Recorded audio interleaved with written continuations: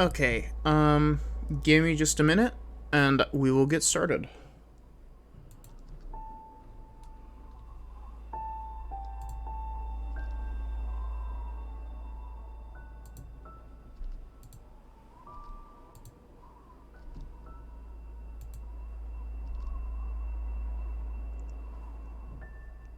Okay.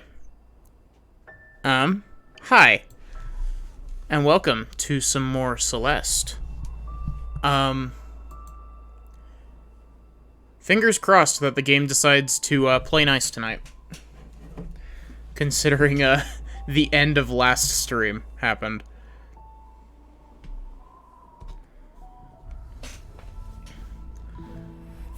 So yeah, we ended in 7C.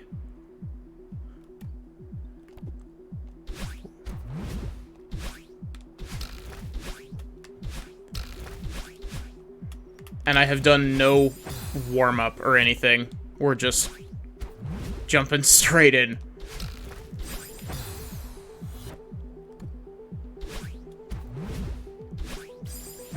So yeah, I think I've been stuck on this for, I want to say, about an hour.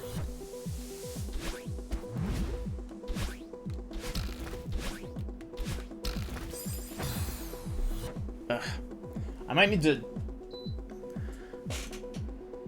I really hope that that doesn't come through too loudly, but I'm going to run my heater for a bit, because it is currently negative 10 degrees outside. So, that's fun, as you can imagine.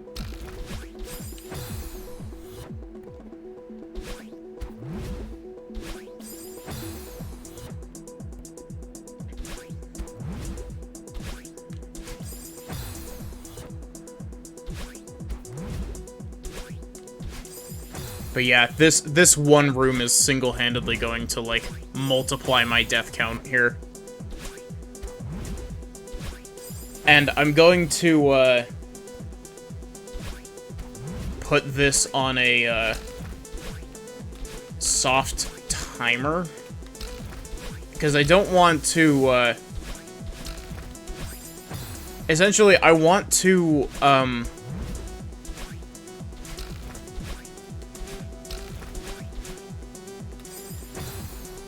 how do I phrase this? I don't want to be stuck on this level all stream, is basically what I want to say.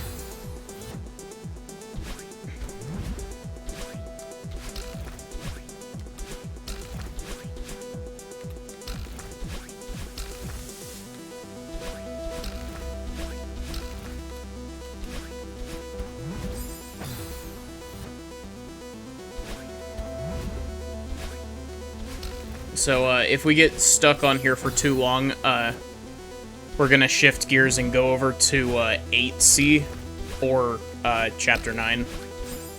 One of the two.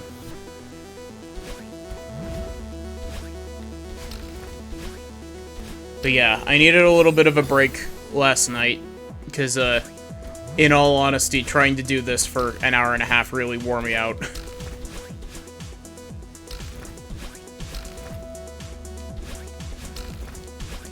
But, I'm back, and I'm ready to chill.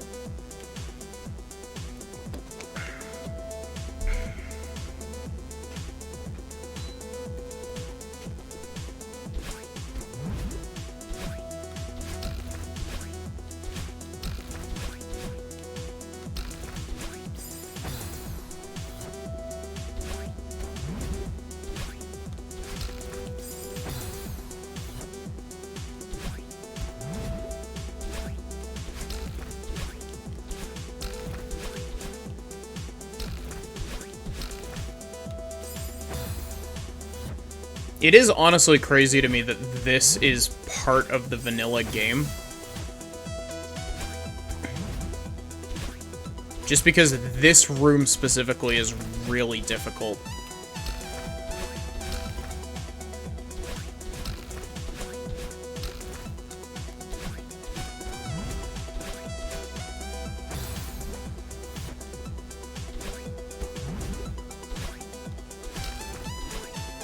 But now my fingers don't hurt actively playing the game, so...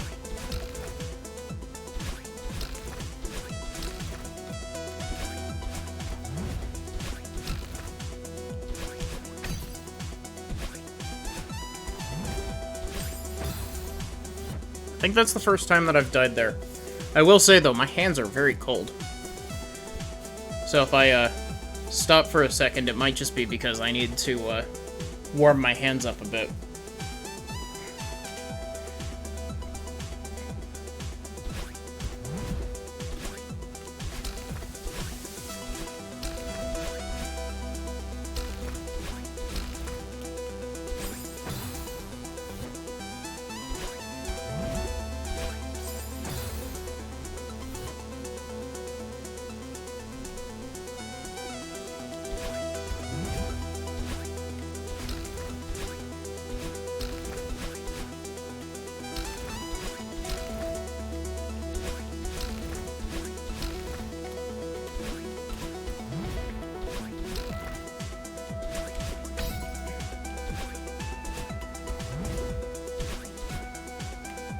Oh, that was unfortunate. I completely overshot that on my own.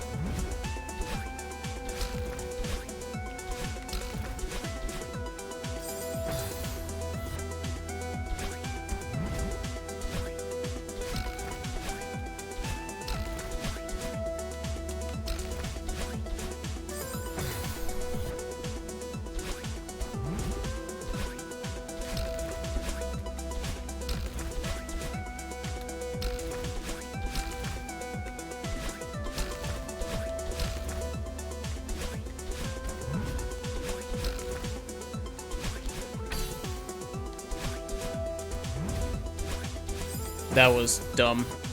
I guess I could go under there, but...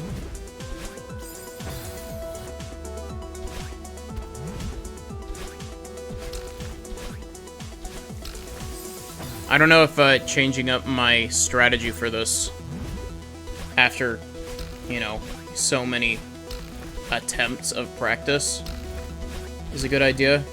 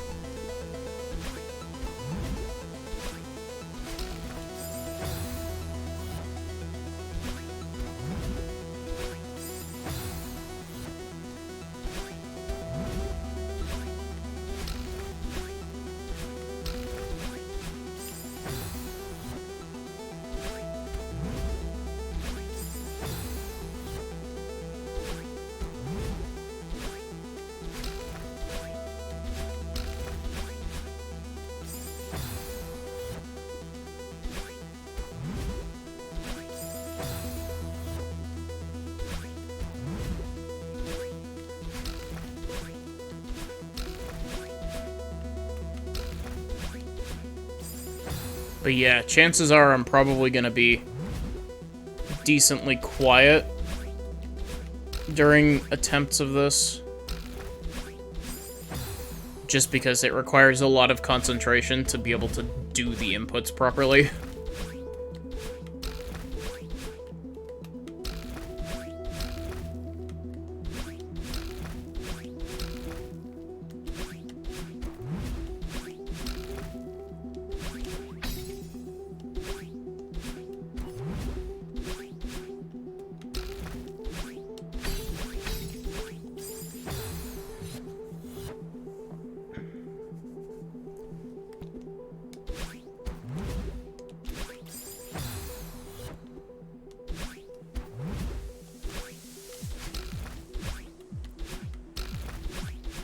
But yeah, I think I definitely, with last stream, I definitely hit the point, like, where I wasn't getting any better at what I was doing.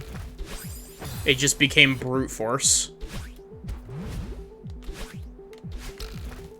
So...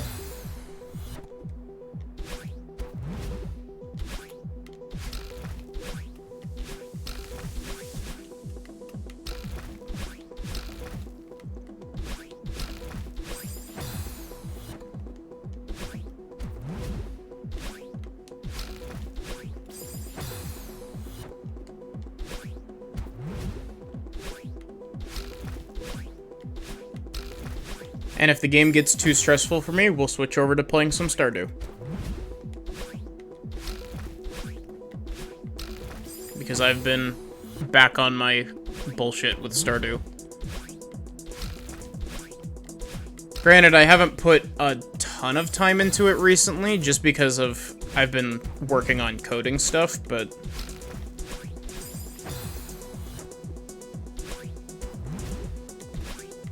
You know, the more I, like, zoom out and look at it, the more I am just becoming the stereotypical trans girl, aren't I?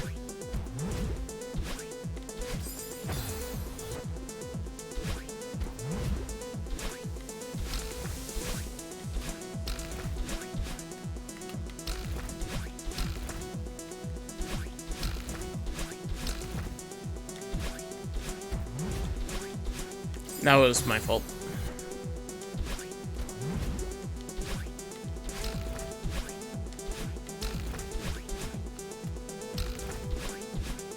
But yeah, I also think a big part of why I wasn't able to do this last stream is just because, like, gosh, after playing all of the other Seasides, getting walled so hard by one room, it just absolutely crushed my morale.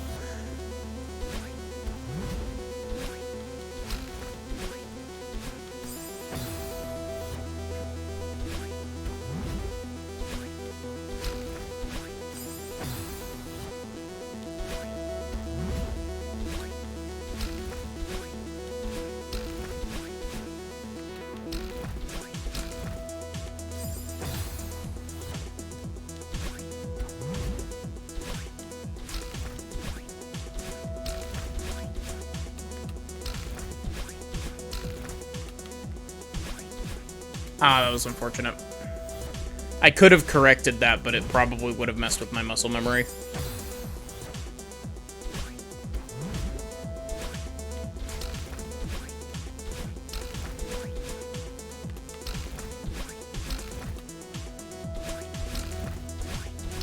Honestly, a big part of this is just having the confidence that you're doing the right inputs.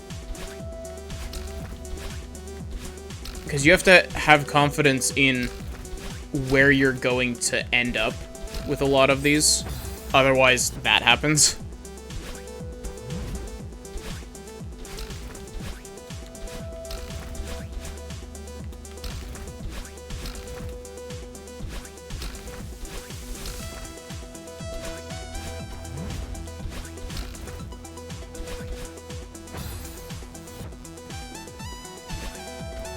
Hey, Kritiga, how are you doing?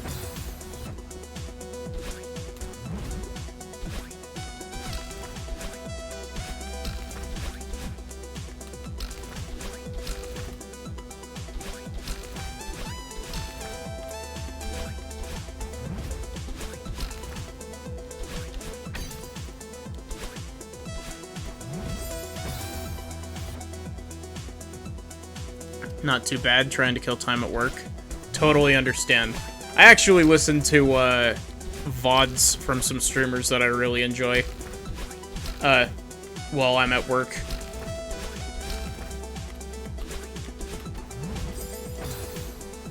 It helps me focus a lot, actually.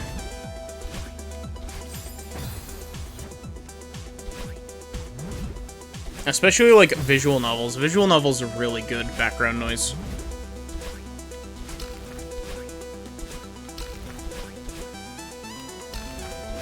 And video essays.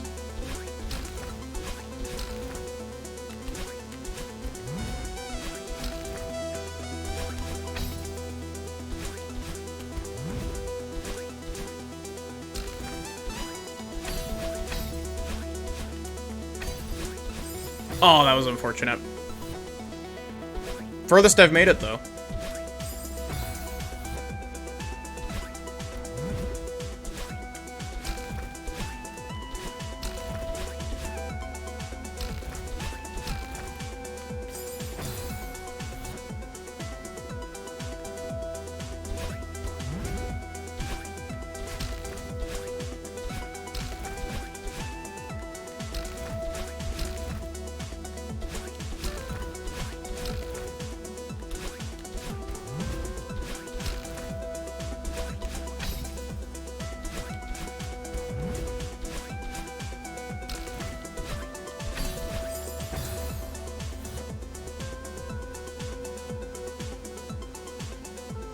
Used to do podcasts, but stuck behind a desk for the foreseeable future, so you need stuff to do.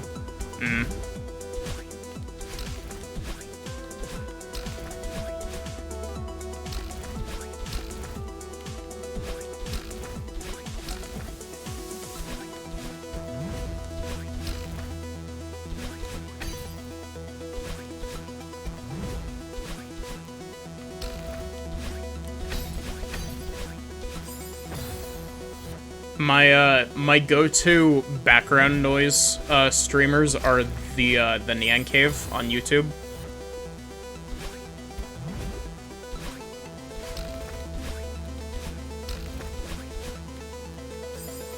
Their stuff is really good.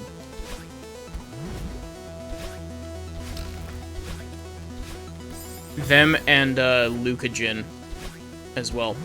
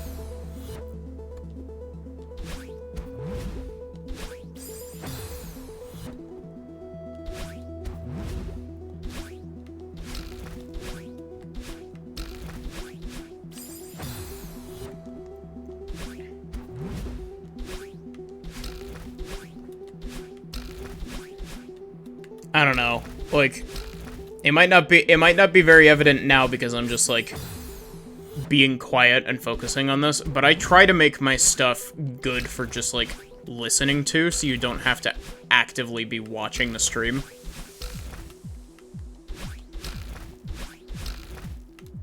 Because it's the kind of content that I consume, so I understand, like,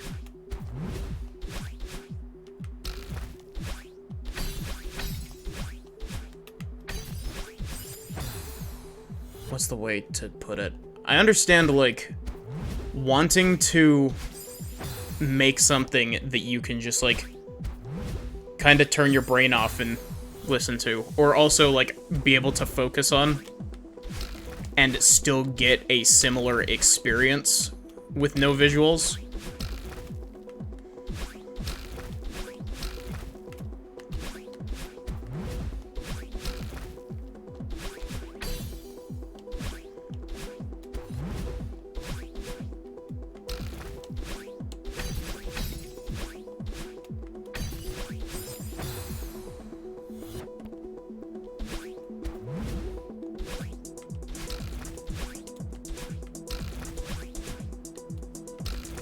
I'm very surprised I made it over that spike wall.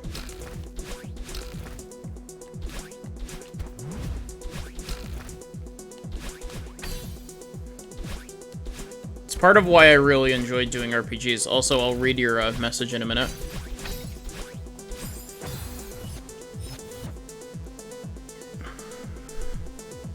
Try the same, but either hyper-focus on talking or gameplay. Same sometimes. It's part of the reason that I really enjoy doing RPGs, is that, especially RPGs that don't have any voiceovers, is that, you know, you can give somebody the experience of this RPG just by voicing over these characters.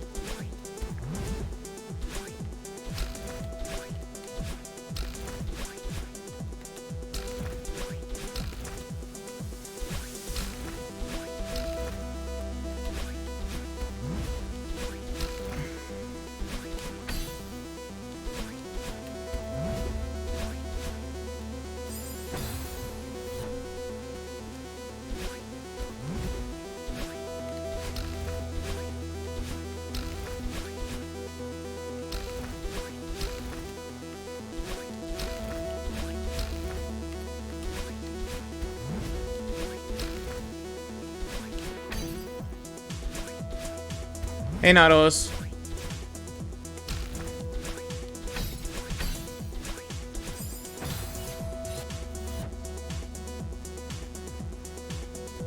RPGs are just older games with no VA, then you get to VA.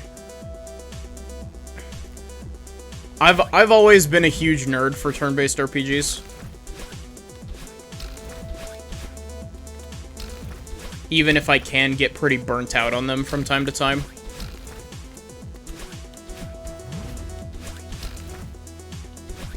I really want to stream the Persona games at some point. And when I say the Persona games, I mean more than just P3 through 5. I mean, like, P1 and 2 as well.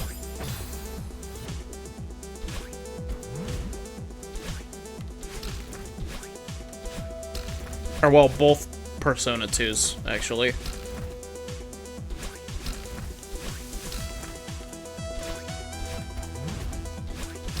Do you like the new emote, Nautilus?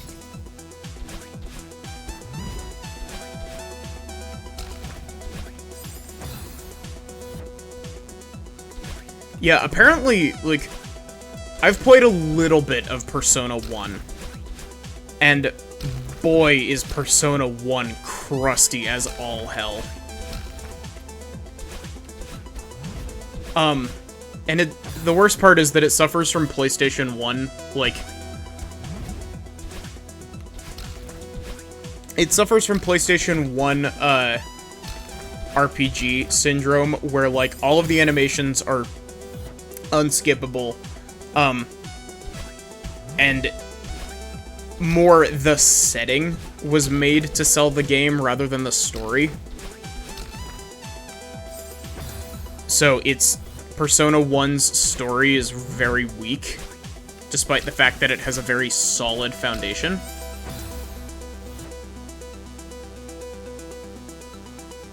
Don't like RPGs, especially JRPGs, as you find it to be min-maxing. Yeah, that's fair. Okay.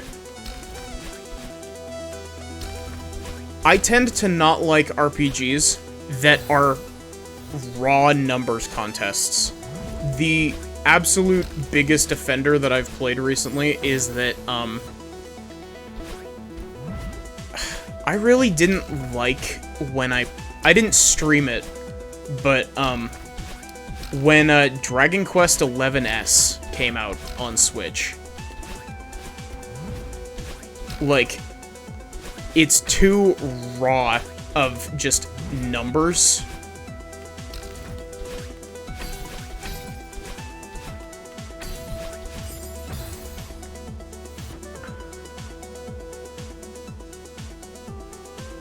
Have some games that have min-maxing, but JRPGs are on another level. Yeah.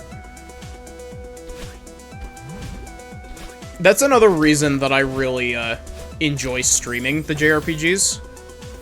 Is that, you know, if you don't like the gameplay, you can literally just skip to the story. Because JRPGs have, historically, very good stories.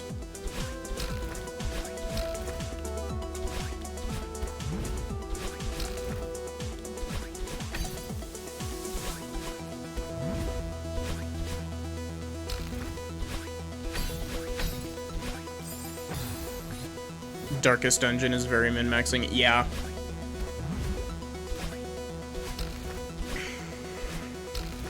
Honestly, Darkest Dungeon is, like, stupid min-maxing. It's like, you have to min-max every little thing to even stand a chance in Darkest Dungeon.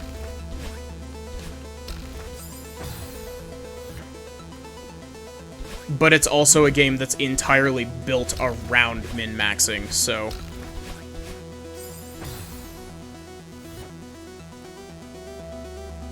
Oh, holy shit, Kritiga. Problem is that you need to min-max, and that's why you're on Chapter 5 of Fire Emblem Three Houses with most of your characters at level 30 plus. That's insane. Normal and lower, you can get away with a lot. Hmm.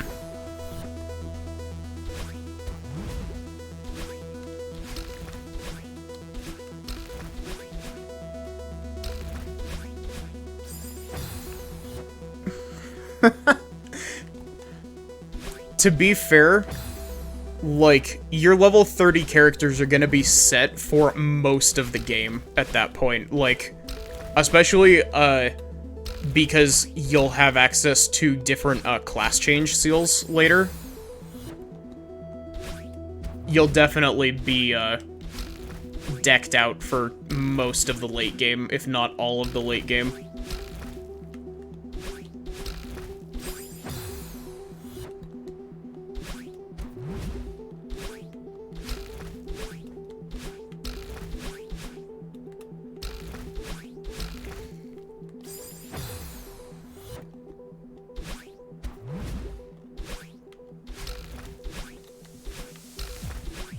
I'm curious, Critiga, what, routes have you done for Three Houses?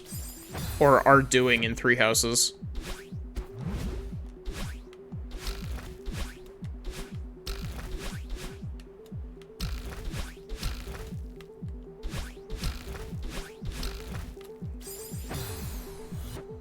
Black Eagles. When they give everyone... they give you the ability to make everyone every class, Monkey Brain says do it. Yeah, fair. Especially, if you actually cap their class levels in Three Houses, you can pull skills off of those classes. So you can make some really busted units with, cross-class skills doing that.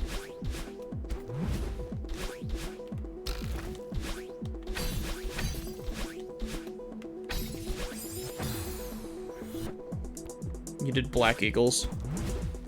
Is that what you're working on? I assume. Because the only route that I've actually finished is Golden Deer, and honestly, I think that Golden Deer is probably best saved for last.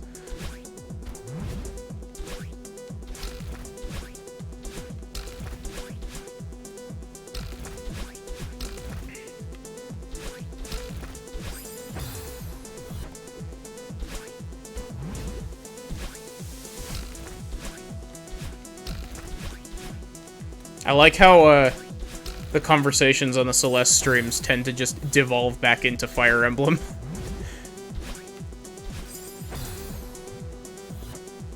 Never beat the game. Furthest you got was Chapter 8 in a previous playthrough, then you got some other game. Fair. Honestly, if that's the way that you play, Fire Emblem games, you might actually get, music is very dope. God-Shattering Star slaps. There's a reason that I sent it in the Discord the other day, is because I wanted Jimbles and Spoods to hear it. And Rona asked as well.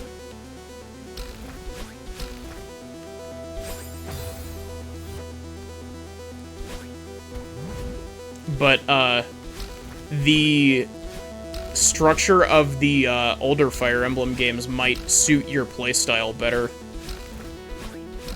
Critiga.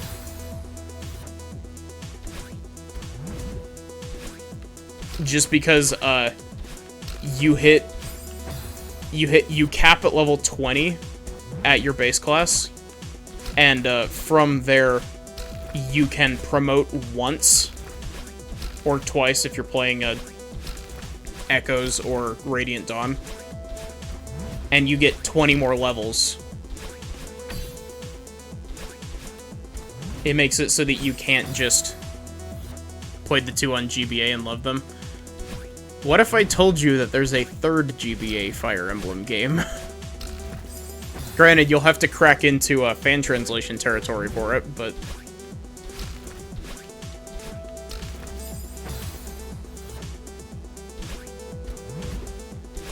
Fire Emblem 6 is, in fact, a game that exists.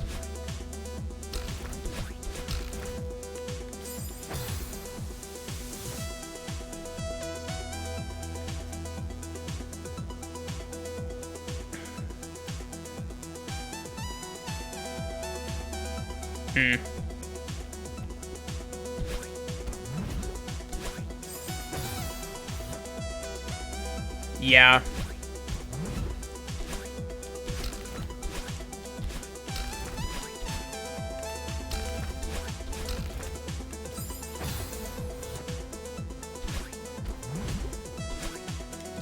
Also, Nautilus, I don't know if you answered the question. Do you like the comfy emote?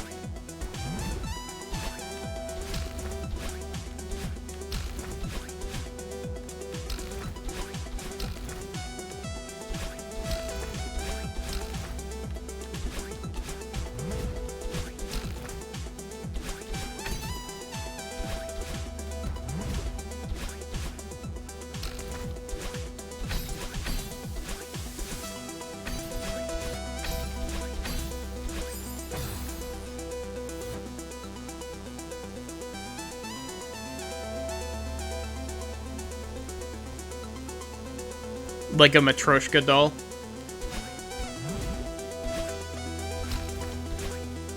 I can see that. It's supposed to be based off the, there's an emote of,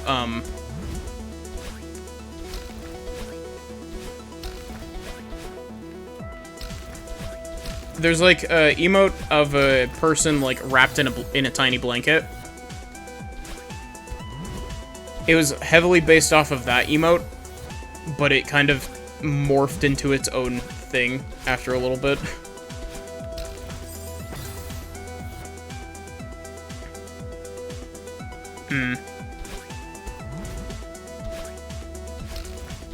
I don't know. I'm not entirely sure that that's going to be the version of that emote that stays, or if I'm gonna make a different one.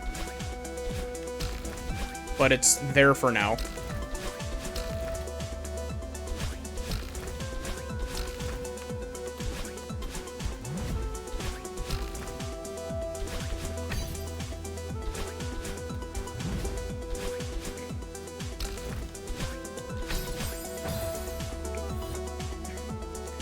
But yeah, also, Kritiga, Binding Blade is actually the, it's Fire Emblem 6, but, Fire Emblem 7, the one with, Eliwood, Lyn, and Hector, is actually a prequel to Fire Emblem 7.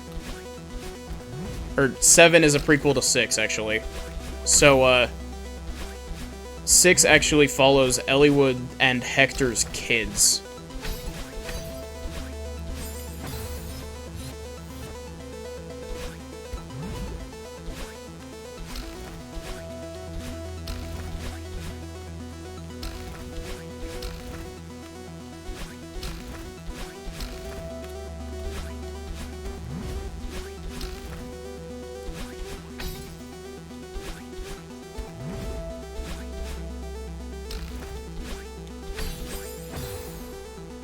Yeah, Eliwood is Roy's dad.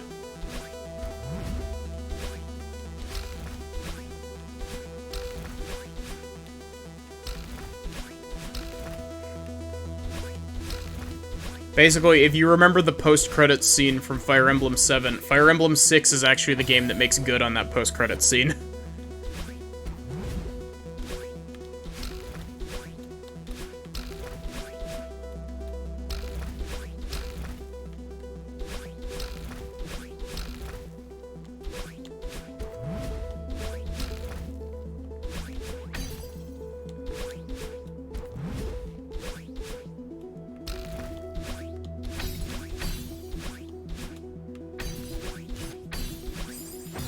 That was unfortunate. But yeah, I haven't actually finished Binding Blade. Just because, like, because it's a precursor to Fire Emblem 7 mechanically, it feels a bit, it feels more unpolished. I actually went off on a tirade about this last episode of Celeste, but you know, it was an earlier game. It's just really weird seeing the Game Boy art style, the Game Boy Advance Fire Emblem art style, with a slightly less, polished game.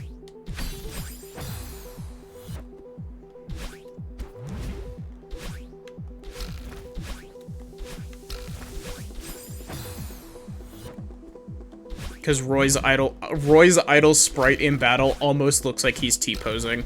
Or, it's more like A-posing, I guess.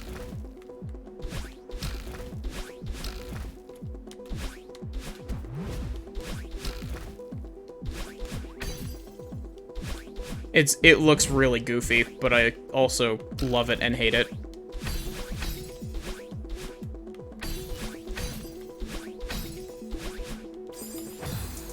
Roy asserting dominance. Yeah, exactly. Okay, question. How close am I getting?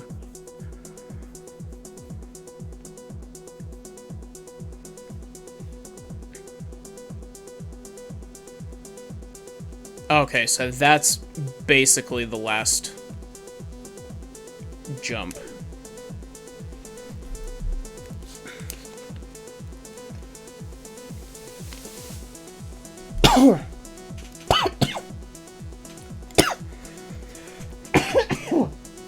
Don't mind me, I just swallowed that incorrectly.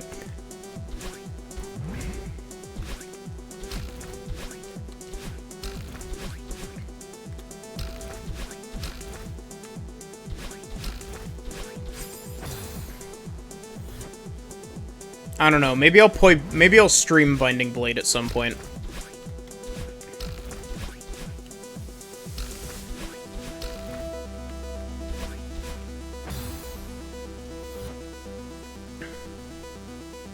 Get home and got some strawberries to collect.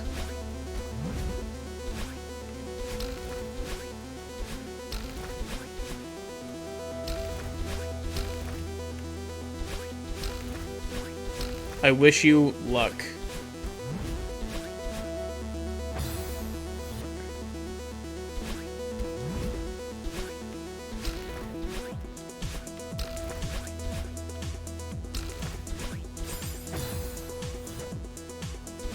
Only 27 to go. I hope that they're not, like, all in Summit or whatever. I'm glad that they let you, basically, you can pop into level segments, and then as soon as you have the strawberry banked, you can immediately leave.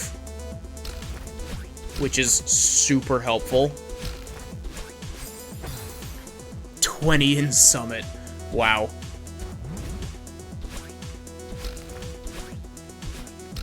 Honestly, I'm probably pretty close to... Actually, no, I probably am missing more.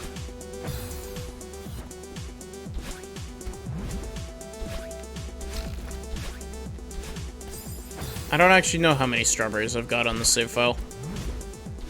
I've done the 175 strawberries once. But...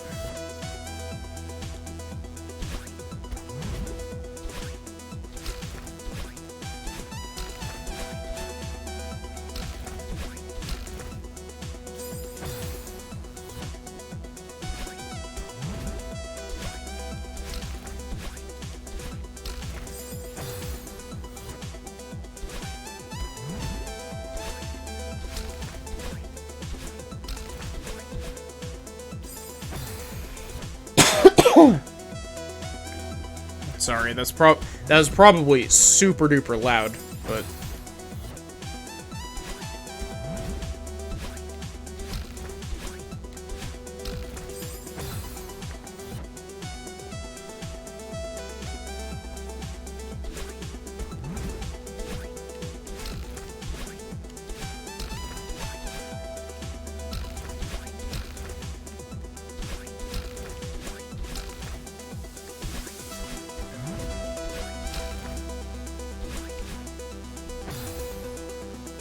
Nah, this isn't a first playthrough.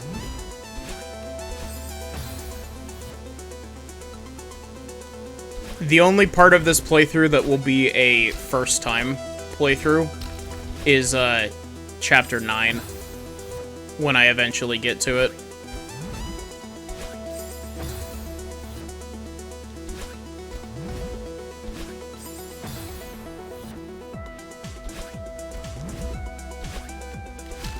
But yeah, this game helped me figure out I was trans, so this is the game that I got my name from.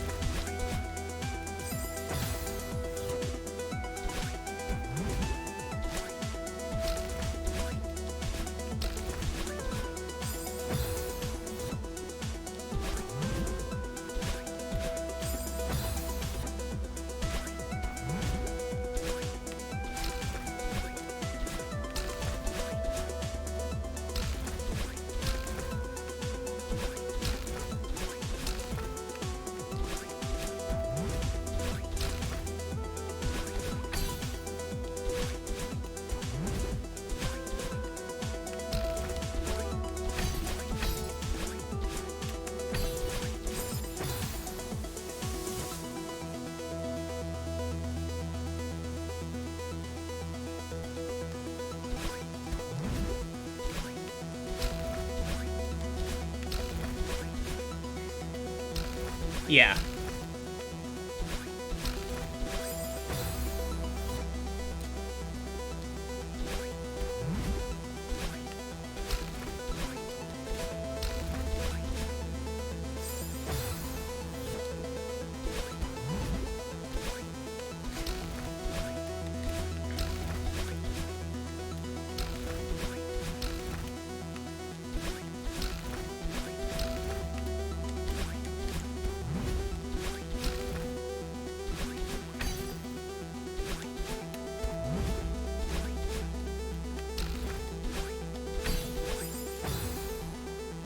One of my favorite, like, memes in just, like, in a large portion of the trans community is, like, there's a small handful of games that are almost a near universal experience for a lot of people.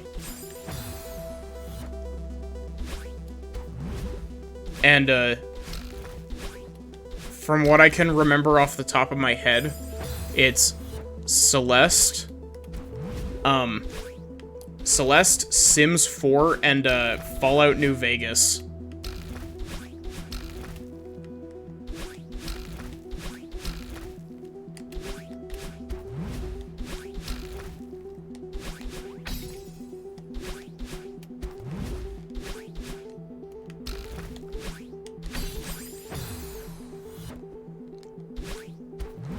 I've never been a big fan of The Sims, so I've never actually played any of the Sims games. And, I have played a grand total of 20 minutes of Fallout New Vegas.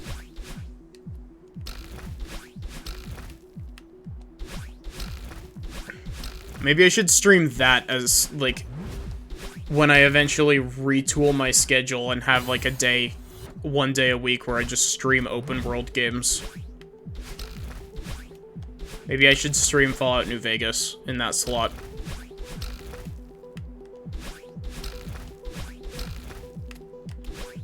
Unless it's like the PC port of Fallout 3 where it just is completely incompatible with OBS for some reason.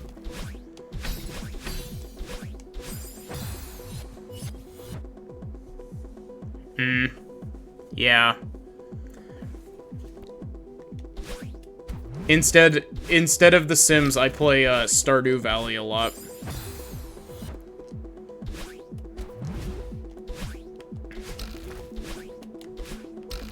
Granted, I'm not one of those people that has like 400 hours in Stardew Valley, but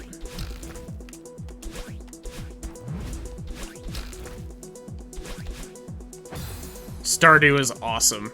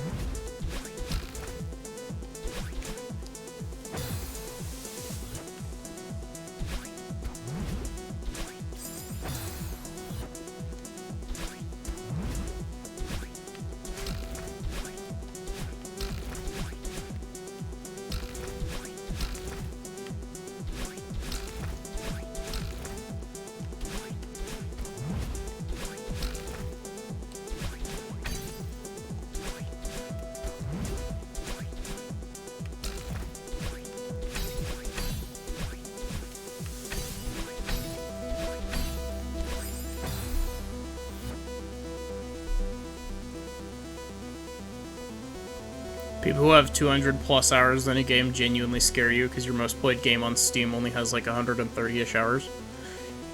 Okay, I have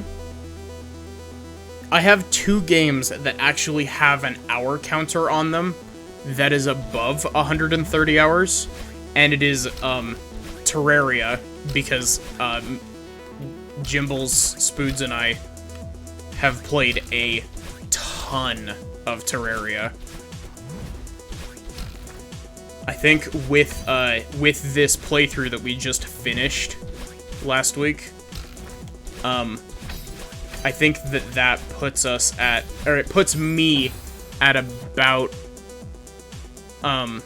I think I'm at about 190 on Terraria, and I think I'm at about 120 on, Risk of Rain 2.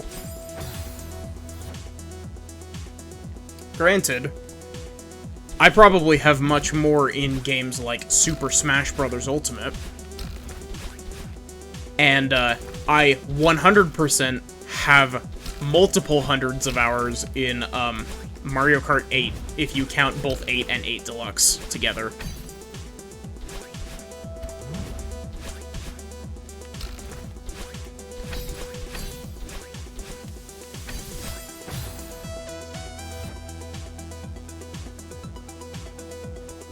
I think I've got about 50 hours in Elden Ring, but I also haven't finished Elden Ring yet.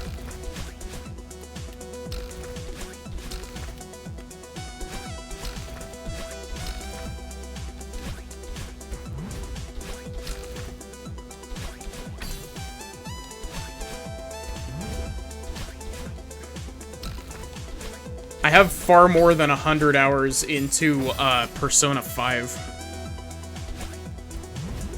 My first playthrough was 98 hours. And I remember that number specifically because it was on the top save of my save file for forever. And then I did a second playthrough. I never did finish Royal, though, which is one of the reasons that I want to stream through, P5R.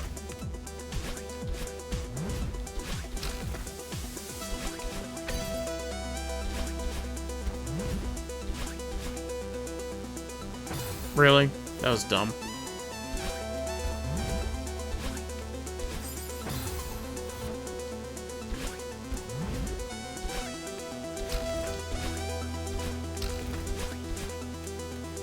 I know for a fact that I have about 120 hours in Breath of the Wild.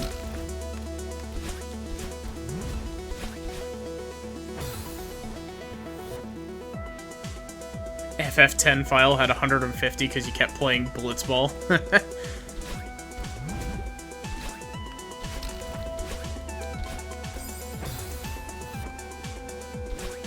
I've never actually played FF10, despite me growing up on a PlayStation 2.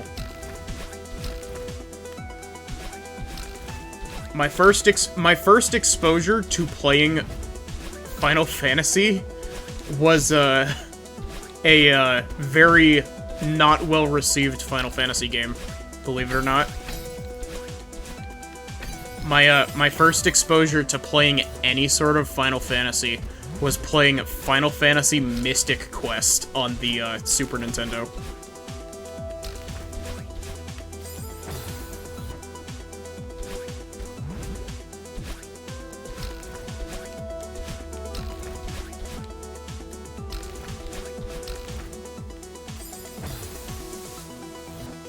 And then afterwards was playing a little teeny tiny bit of Final Fantasy VI on the Game Boy Advance. But I have never, to this day, finished a Final Fantasy game. Unless you count, like, beating Bravely Default 1. But Bravely Default 1, I didn't even get the good ending. So, honestly, Square Enix games, I don't really finish.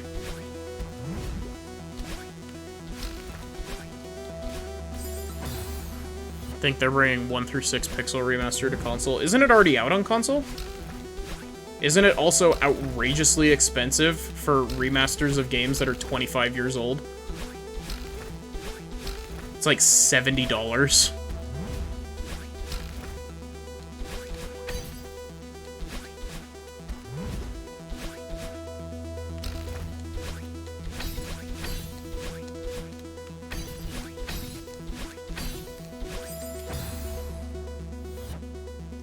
It's on PC and mobile for sure. You don't know about console?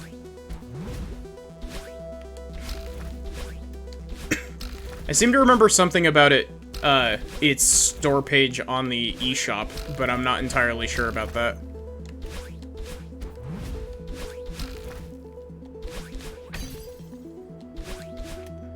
I don't know, if I want to play FF6, I'll play the, I'll play it on my SNES Classic. Or on an actual SNES cartridge.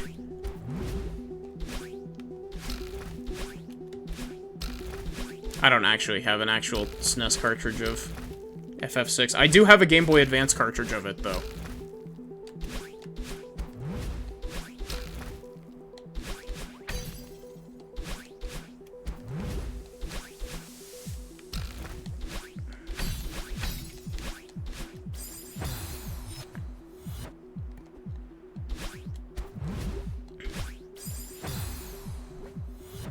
Doesn't look like it's on PSN, so you don't think it's on console yet.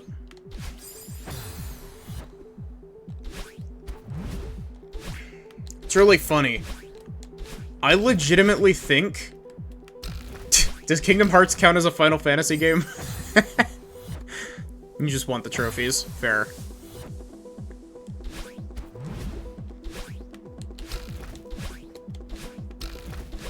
Honestly, Kingdom Hearts is more Disney than Final Fantasy.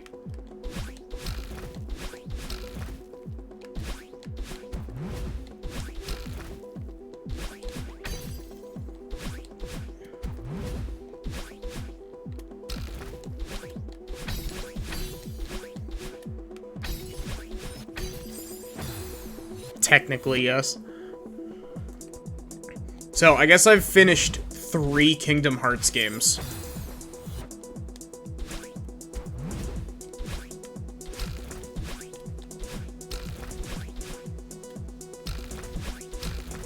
Because I finished Kingdom Hearts 1, I finished Re-Chain of Memories when I streamed it a little bit back. Which I'm still in awe that I actually managed to finish that game.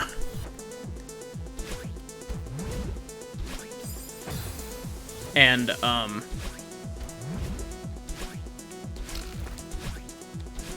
I finished Kingdom Hearts 2 casually a couple years back.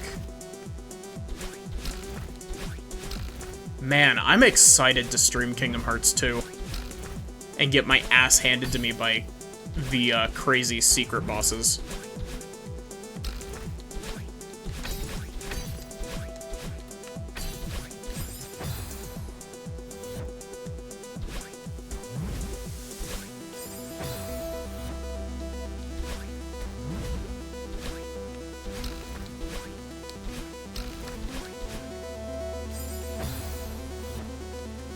But, other than those, or other than the Kingdom Hearts games, I think that the only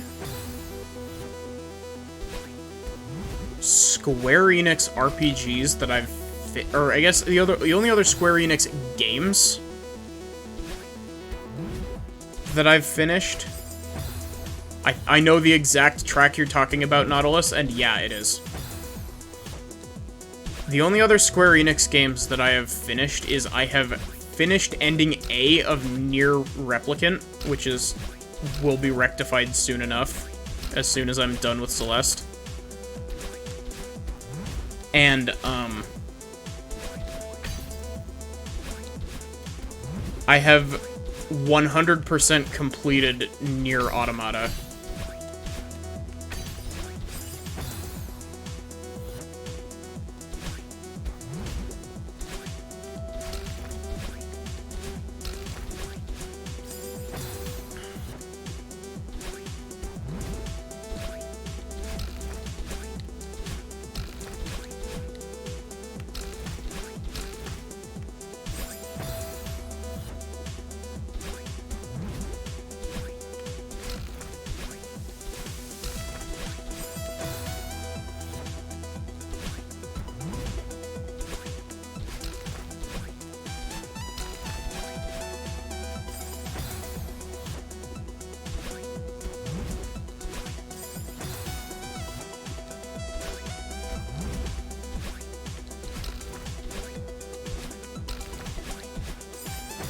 Got a low bounce, sad.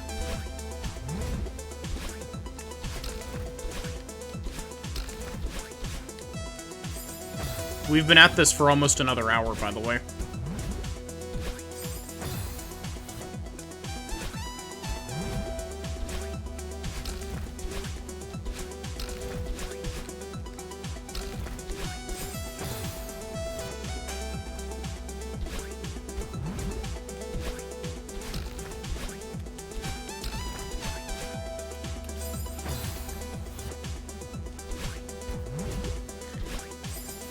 Honestly, though, once I do, Kingdom Hearts 2 and do its final bosses, or secret bosses, I guess, I'm not entirely sure that I want to do the secret boss in, Birth by Sleep. Because apparently that fight is, like, actually unbalanced.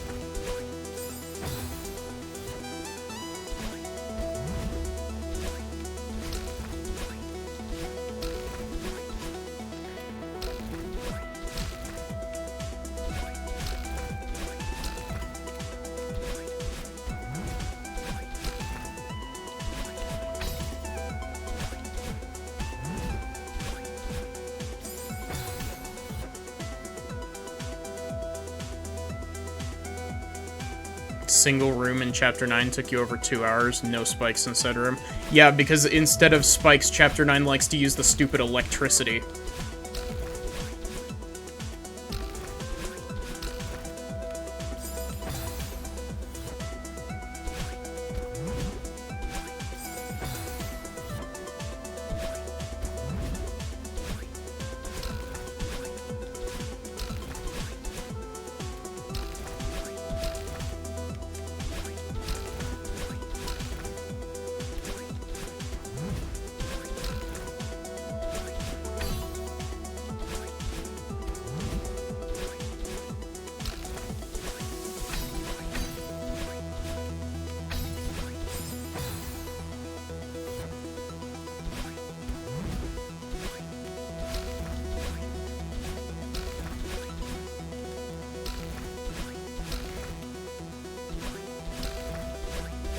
Also, Kritiga, isn't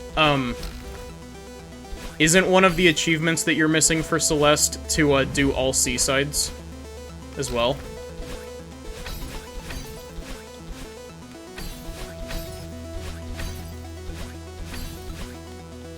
Yes! Finally!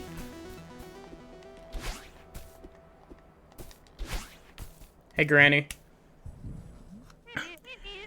It's hard to believe that it's over, isn't it? Funny how we get attached to the struggle. Promise me that you'll take care of yourself, okay?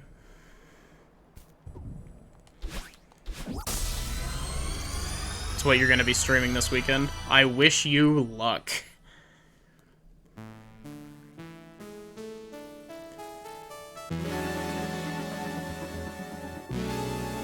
Okay. 2 hours, 45 minutes, 54 seconds. Let's see what that appalling death count is.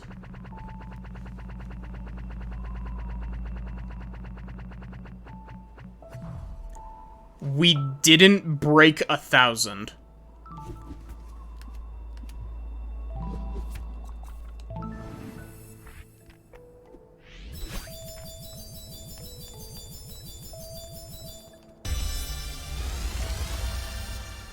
Okay, teach me how to do hypers.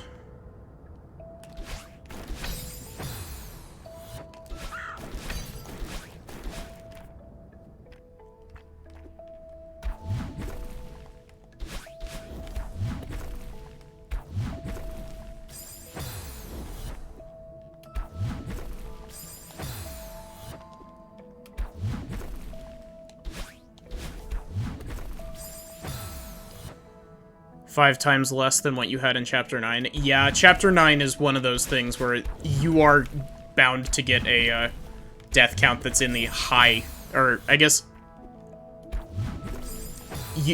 you will be lucky to make it out of Chapter 9 with, like, less than 5,000 deaths, if not more than that. How much room is there in this room? Yes, the room here is made of room.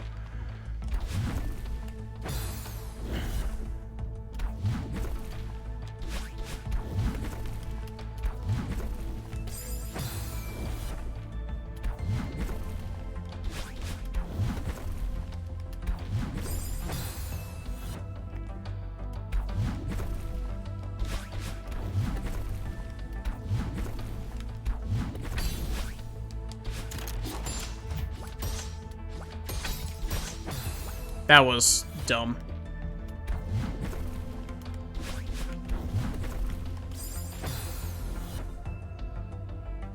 If you got under 5K, then you'd stream Seasides.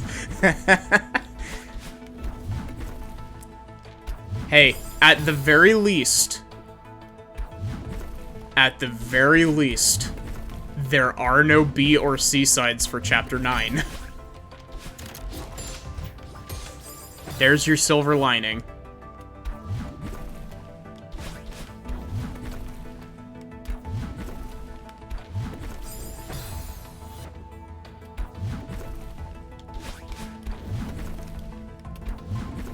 At least, not any official ones. There are mods for it.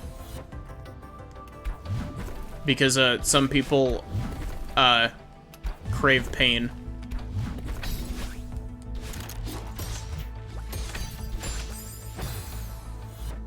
It's the only silver lining. I mean, that and you get to play more Celeste. Nope, not doing mods. I will say, if you want to do mods, at some point, do the, spring collab. There we go.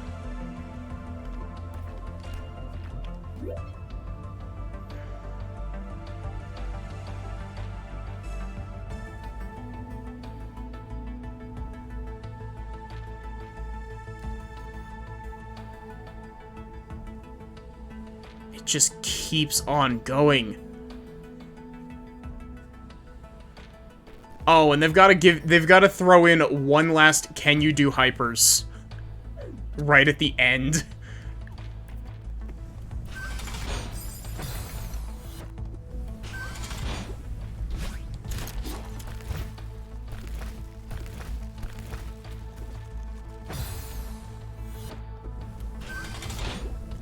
But yeah, the Spring Collab mod pack is a very good mod pack to learn modded Celeste with.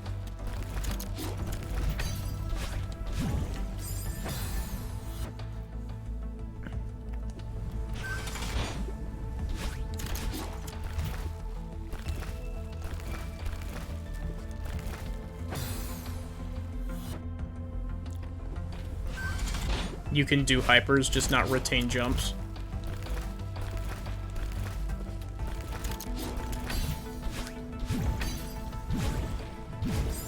Why did you do down diagonal? That was not what I pressed.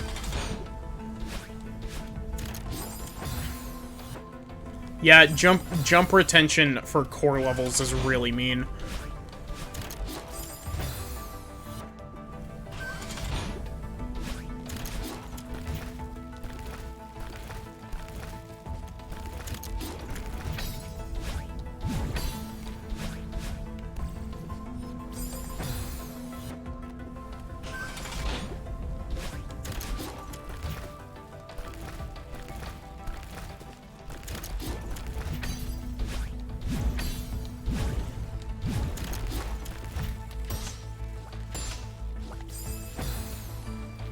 This still looks incredibly fun. I mean, I'm having more fun with this than I was, Summit Seaside so far. But that's subject to change.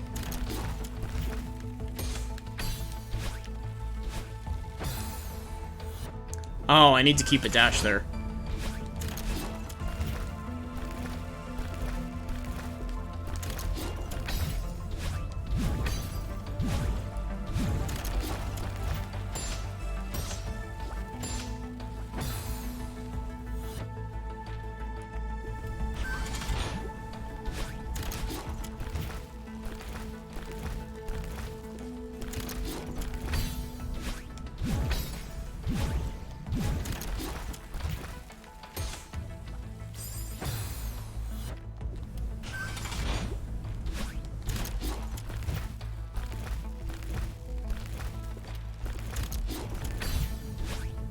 But yeah, I mean, if we get stuck for too long, I'll probably move on to trying to do some stuff in Chapter 9.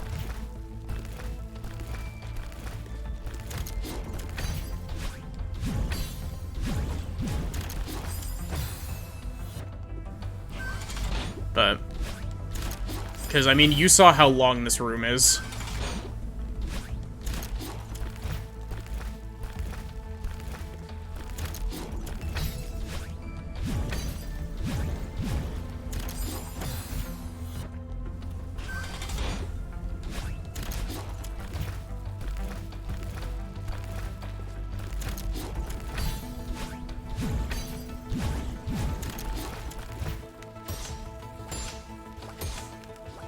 Dang it.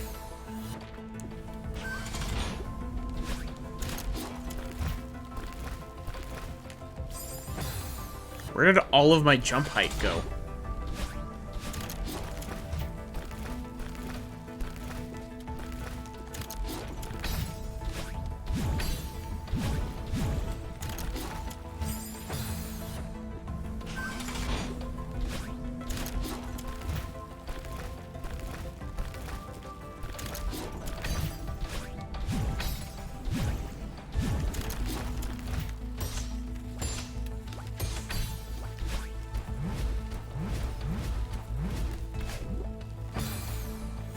Wait, do I need to try to do a hyper onto that?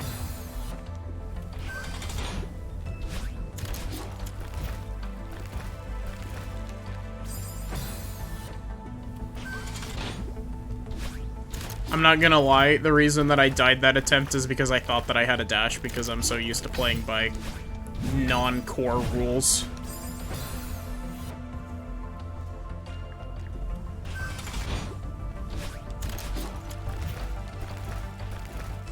I'm used to using Tasha's Cauldron of Everything. I don't actually know if Tasha's counts as core rules or not. It might.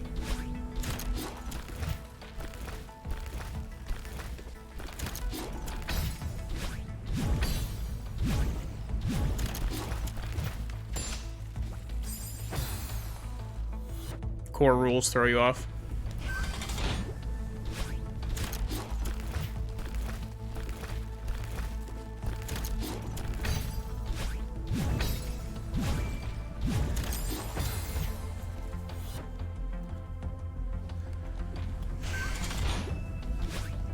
Honestly, though, with the quality of life improvements that, like, Tasha's Cauldron of Everything has over base D&D 5e rules, like...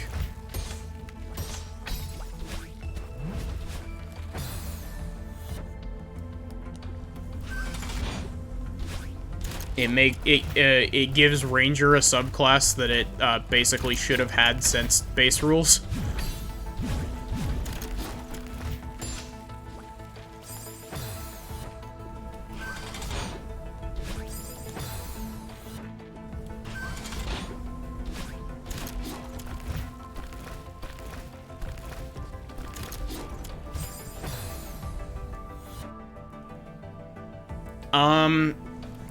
I think that Tasha's, added in the non-Eberron version of Artificer. Because Eberron was the first thing that had the 5th edition Artificer rules in it. But, I'm not sure if Tasha's was the thing that brought it to the rest of it.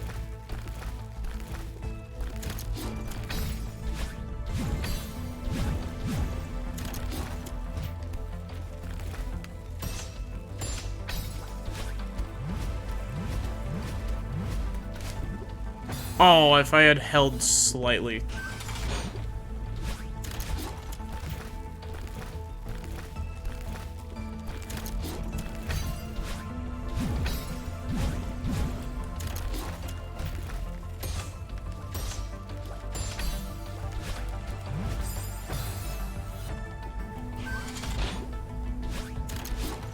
I don't know. I'm a nerd. I like me my D&D.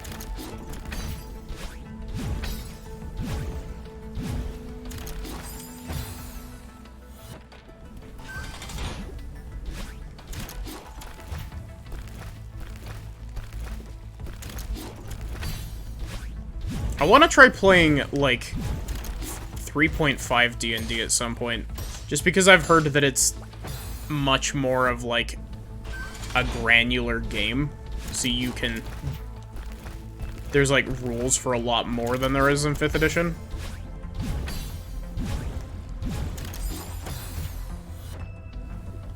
You like writing your own campaigns? I've wanted to. It's just a matter of, like... I haven't had the motivation to. Or, well... I haven't had the motivation to try to, get people's schedules to line up.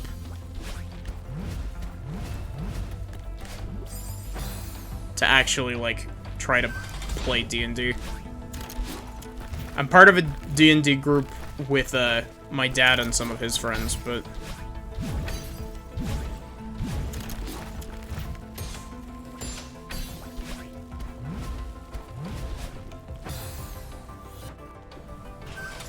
Instead I'm turning my, my campaign ideas stubs into a game.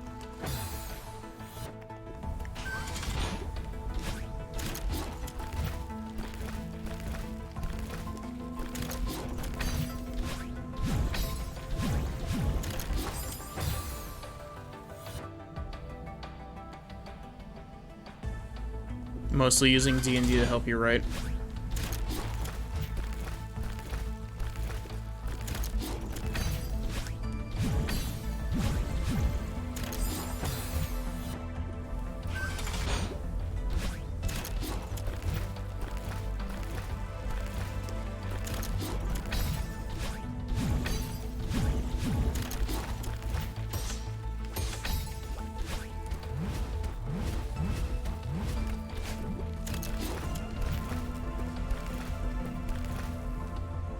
What?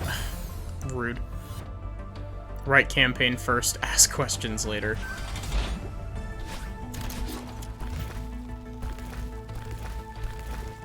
See, I guess my ideas wouldn't really work as well in an actual D&D setting, I guess.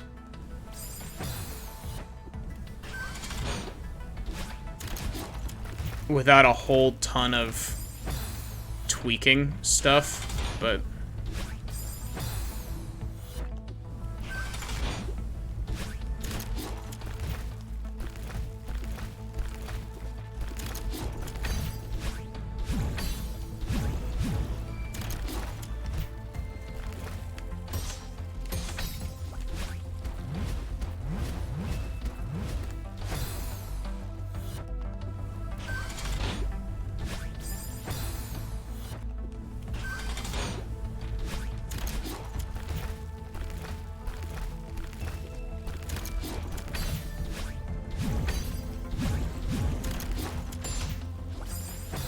Wow, what was that?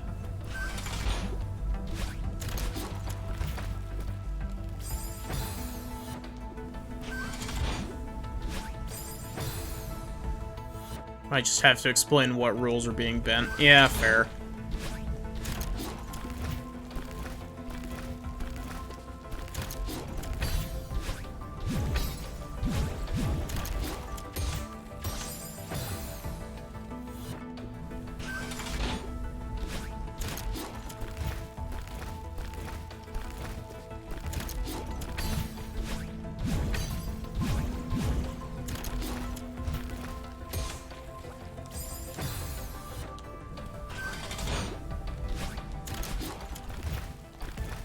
They really went all out on making these rooms absolutely, like,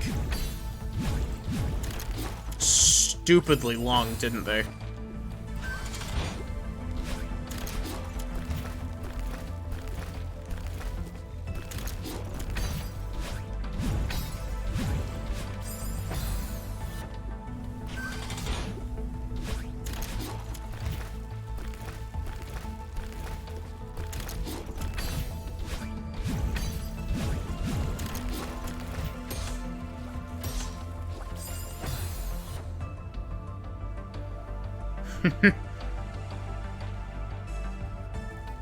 I mean, if it works, it works. Though I don't know why you would replace a... Like, I can understand, swapping out, the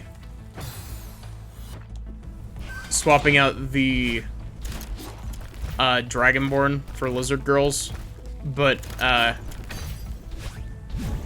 to me anyway, it would make more sense if you replaced the Tabaxi with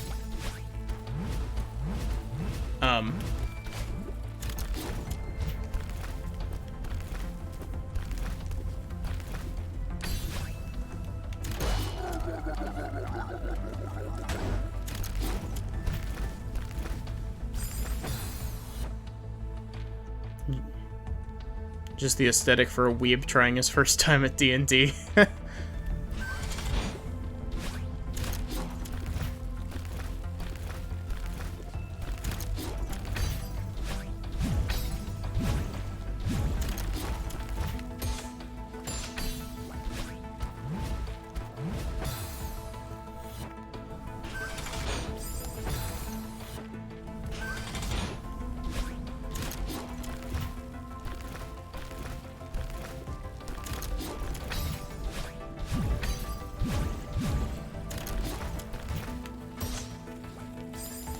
Where did all of my jump distance go?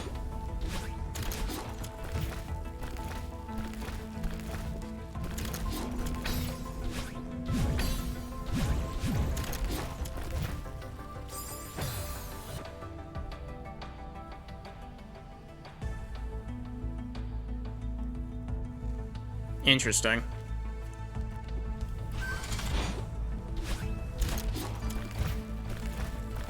Gosh, like, my first D&D character that I actually got to, like, finish a campaign with was a tiefling bard. And that character was a ton of fun to play.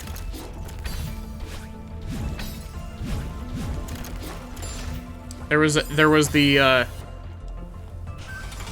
a time where with our homebrew rules, I think that the actual term for them is hero points, which essentially you use to add 1 to a die roll. Like, your DM gives it out for, like, you know, staying in character or whatever.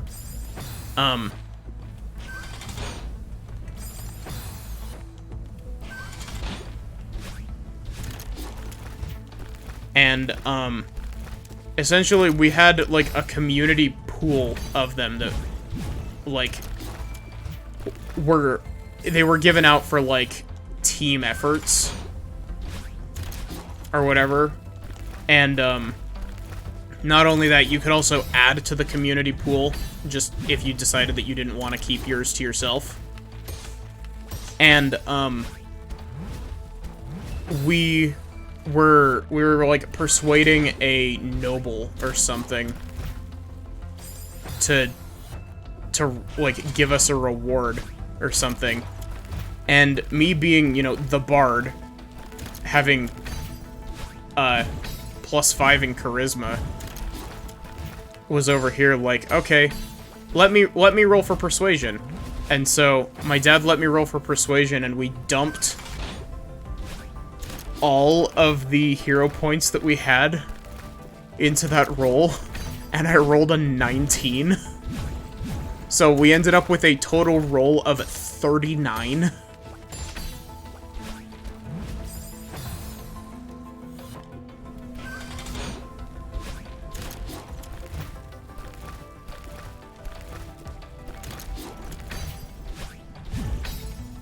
And these were, like, level 4 characters, might I add.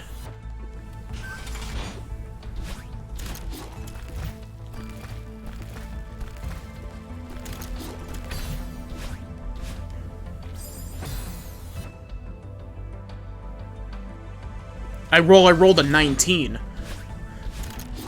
It would have just been a 40 if I had... Hero points are a lot of fun. DM inspiration, which is basically just... It functions off of a similar idea, but rather than just adding one, it lets you re-roll any one die roll. That one's good. My personal favorite homebrew rule that we use at that table is a thing called exploding dice. 20 is much cooler than a 19, though. Exploding dice is essentially if you're rolling for damage on something, if you roll the max number that damage die can roll, so if you roll a 4 on a d4 or a 6 on a d6, you re-roll your damage and add to it, and it's also recursive, meaning that if you keep rolling the highest number, you just keep adding.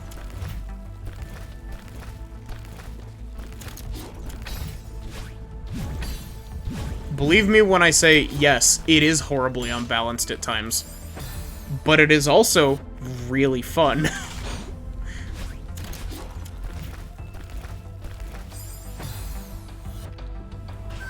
Yeah, except for you don't need to crit to activate exploding dice.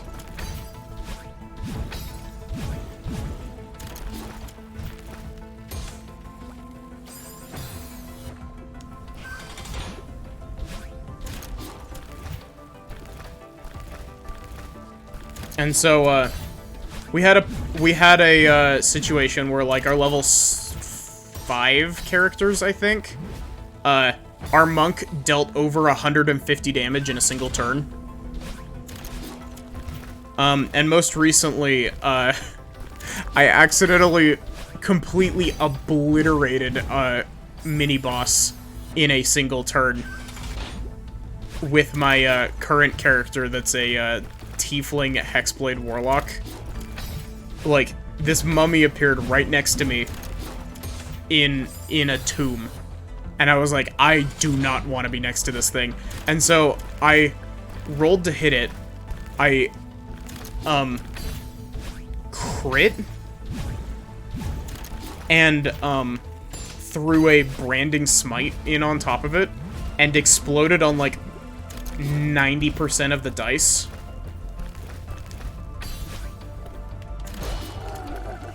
So, essentially, I dealt, like, 50-something damage, I think.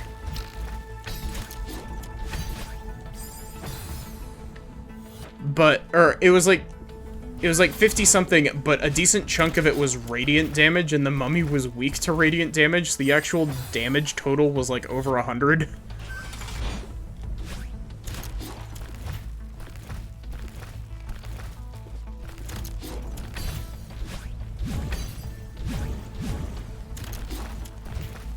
The other really nice thing about, exploding dice is that it makes, low damage dice weapons better. It makes daggers not, like, completely useless. Wow, that's a lot of damage! Yeah, exactly.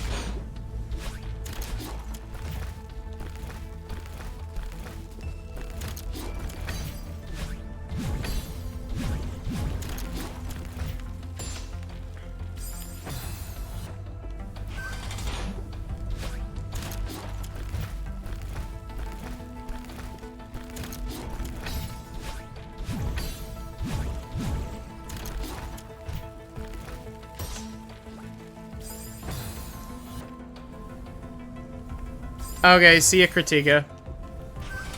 If you're going off to a stream once you get home, good luck on stream.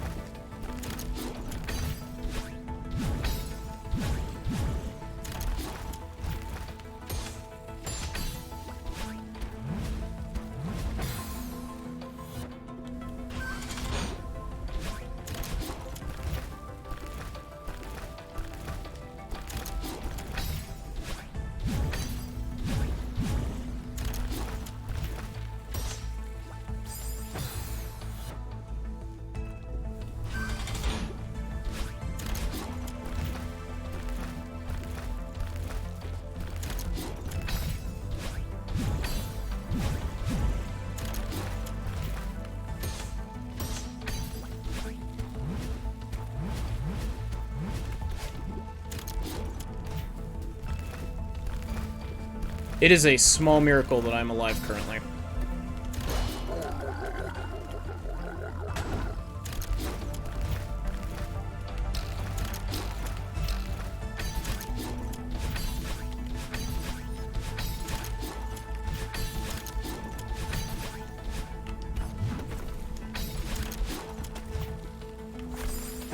Oh, that's the worst. That's the worst way that that could have ended.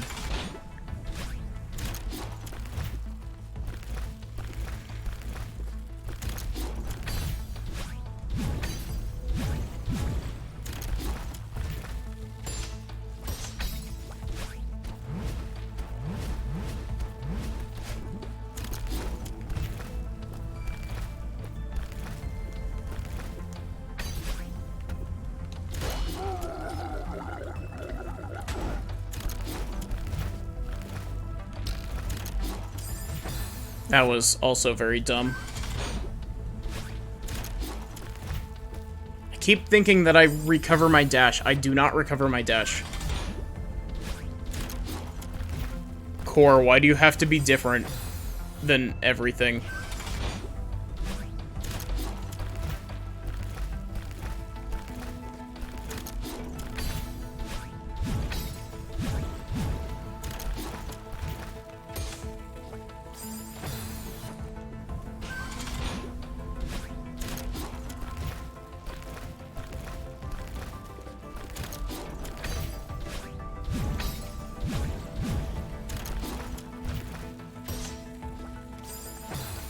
Bumpers, please, please, please work with me.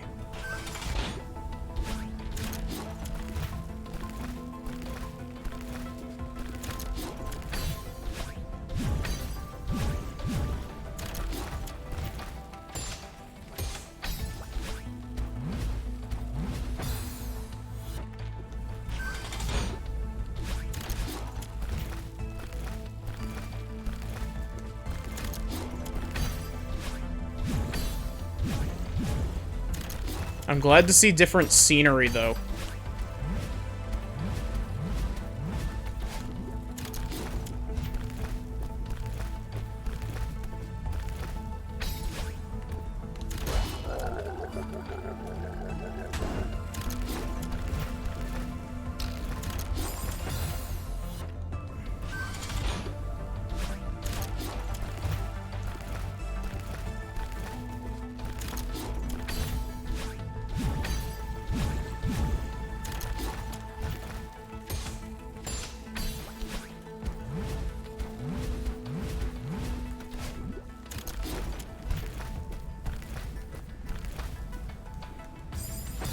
Thanks for not... I swear that that tiny block falls faster than the rest of them.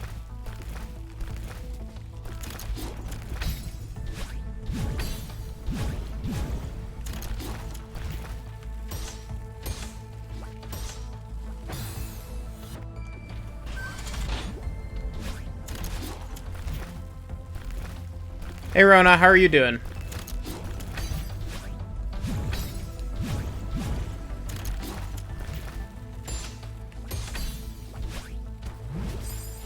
That was dumb. That was muscle memory. We beat the level I got stuck on at the end of last stream. And now we're having fun with this joy of a level. I'm actually not to the point of frustration with this level yet.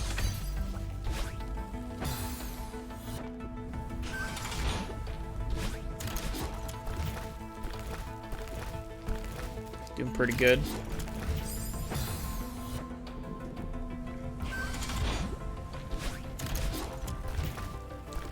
Nice.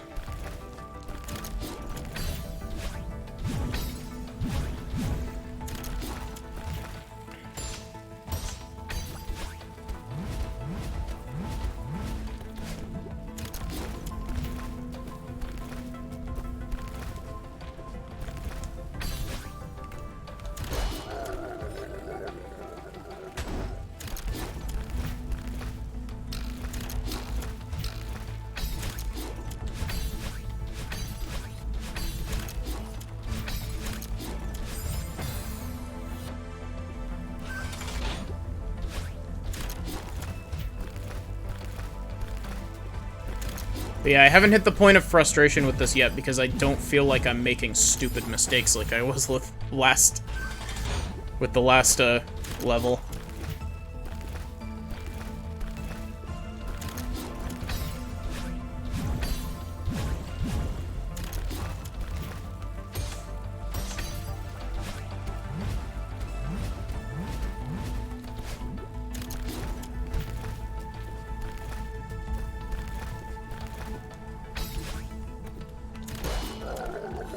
Come on, Kevin. To freedom!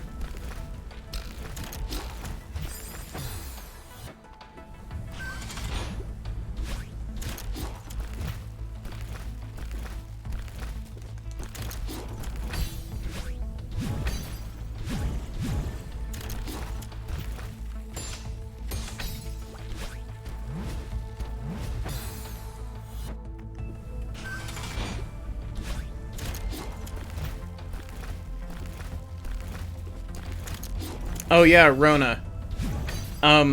You should take a look at the, emotes.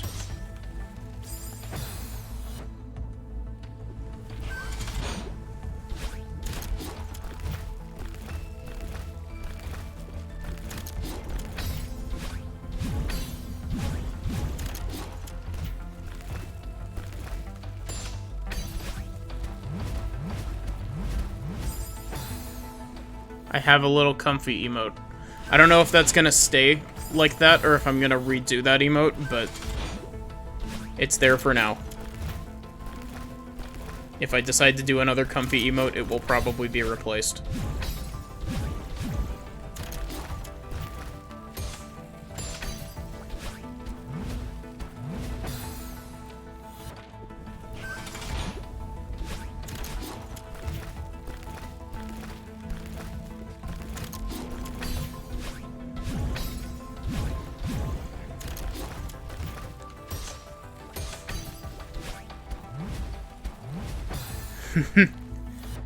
I'm glad that you enjoy it.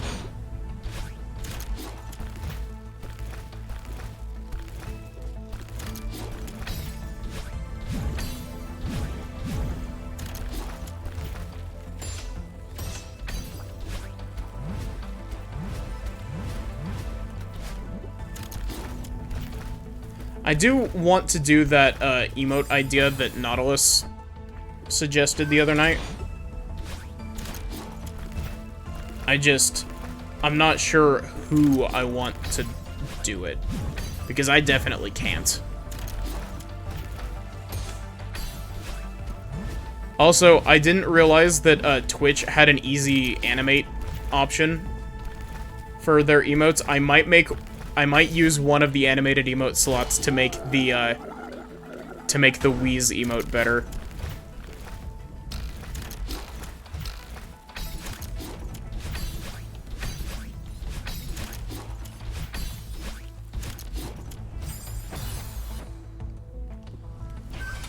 Nautilus's suggestion was, animated blush emote that, is like, I pull my hat down over my face.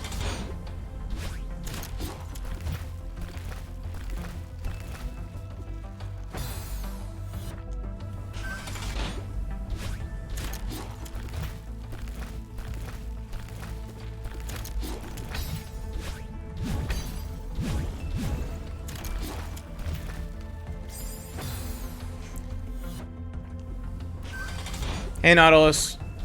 Did you just come in? Or have you been here? Did you go off to get food and I didn't notice because I was focusing?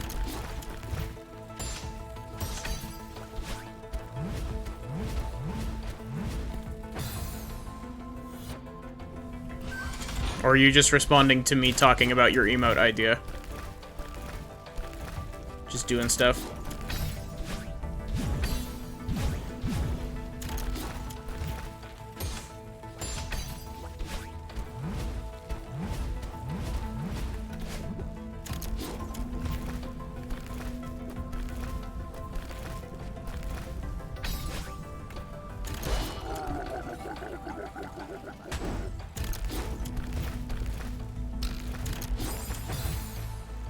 Heard your name, so you looked back in.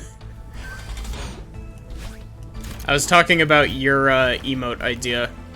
The blushing emote.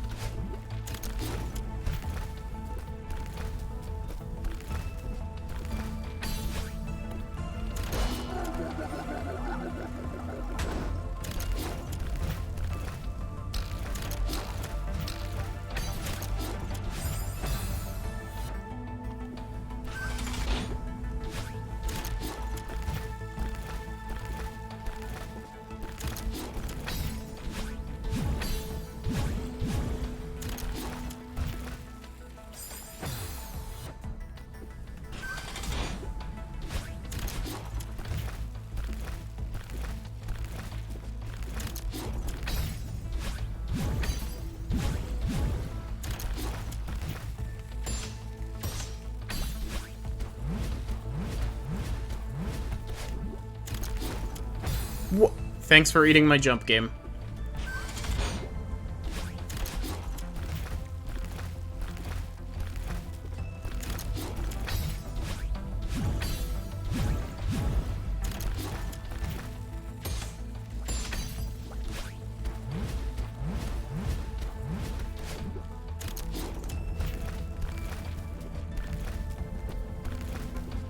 Yeah, look at how fast that block falls.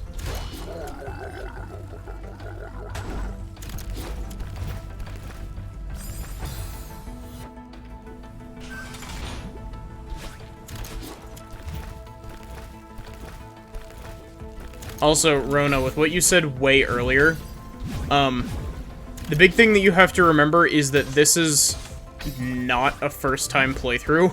I've played through this game a lot.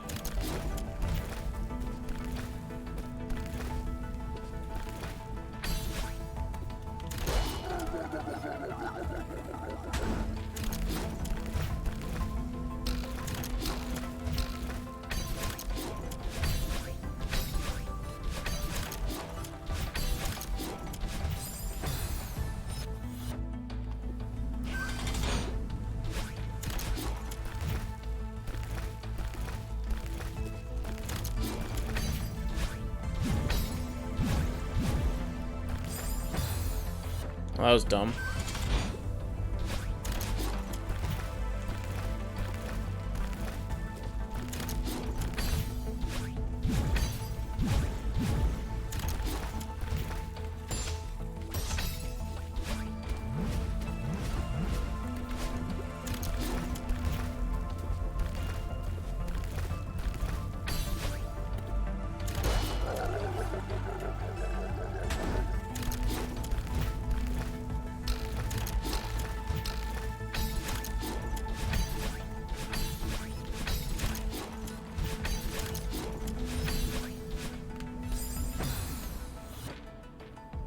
Did I ever play Lion King on the Super Nintendo? No, but I've heard tales of Lion King on the Super Nintendo.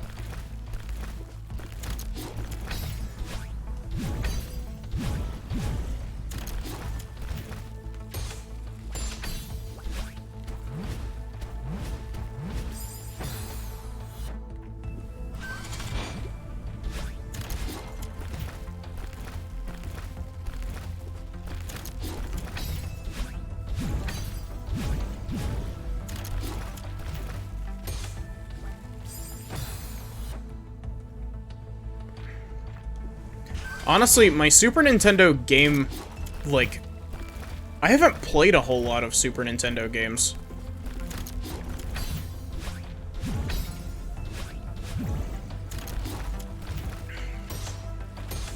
It's like Link to the Past. Can't explain it, but this game gives you the same vibes. Maybe it's just the difficult platforming.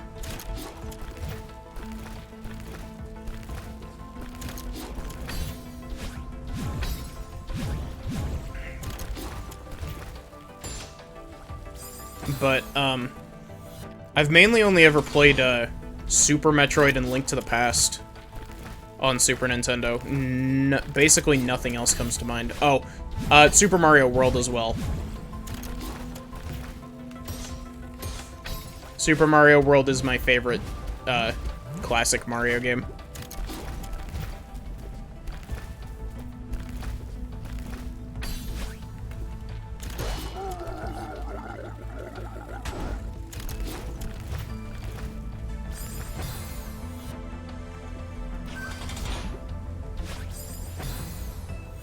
Though Mario 3 is very closely behind that.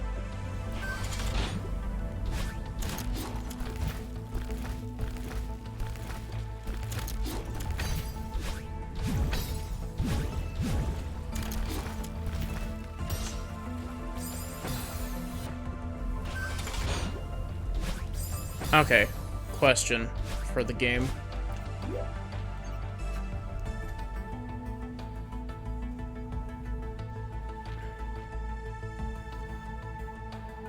Okay, so...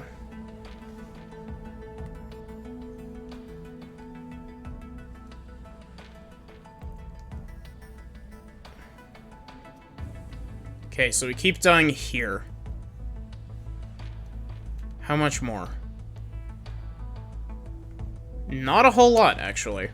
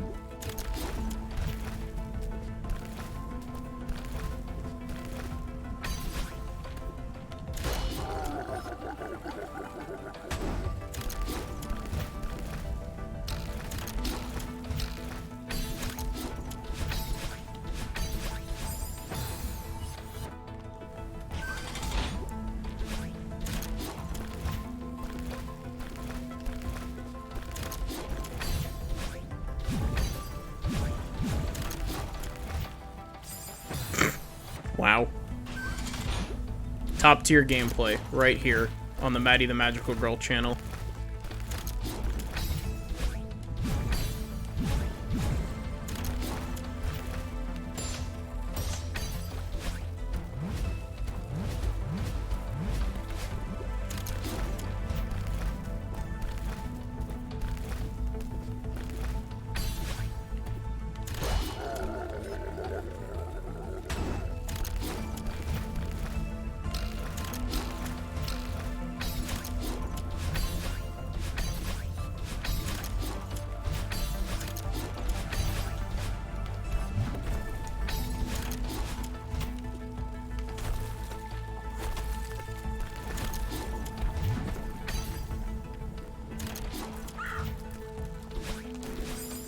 Oh!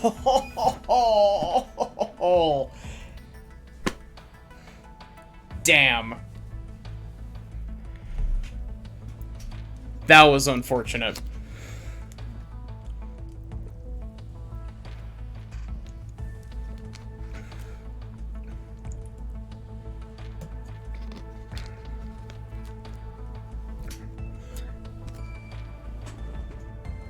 You wanna know the worst part? I can't even blame the game on that one. That one was entirely an input mistake by me. I didn't input my hypers correctly.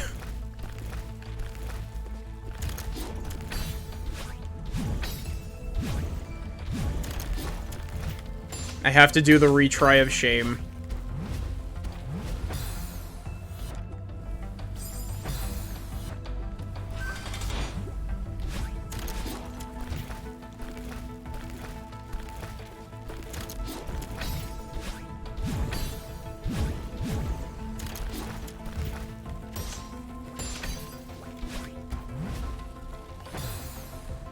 Okay, see you in a bit, Nautilus.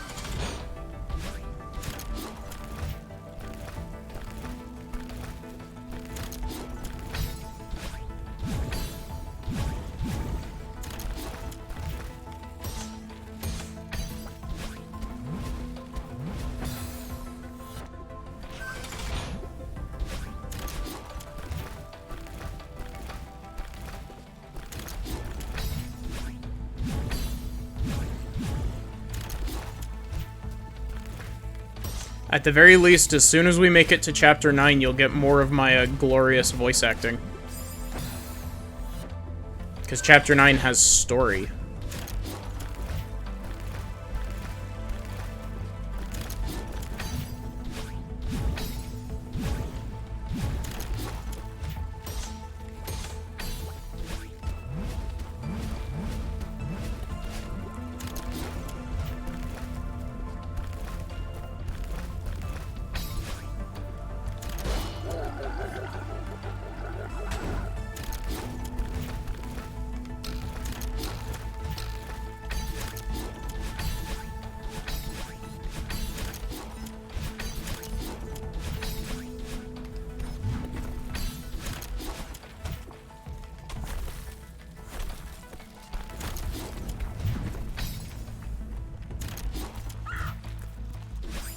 Dang it, I didn't press down diagonal. I just tried to do a straight dash.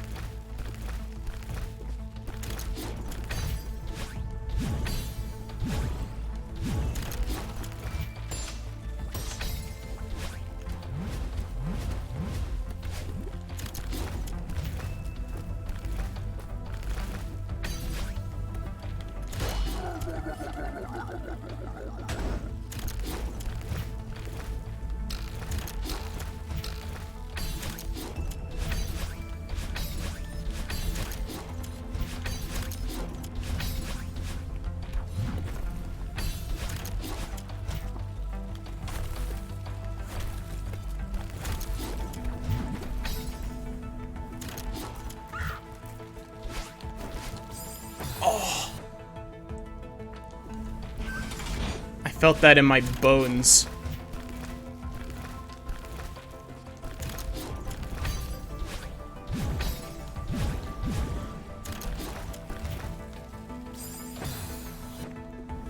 It's really funny. After Summit C, I was really scared of Core C. But honestly, this isn't that bad.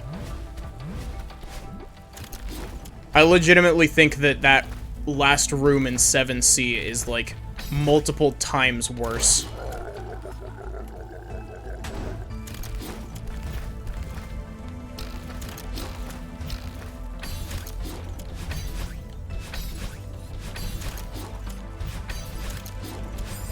That was really unfortunate. I got the cycles off for the lava.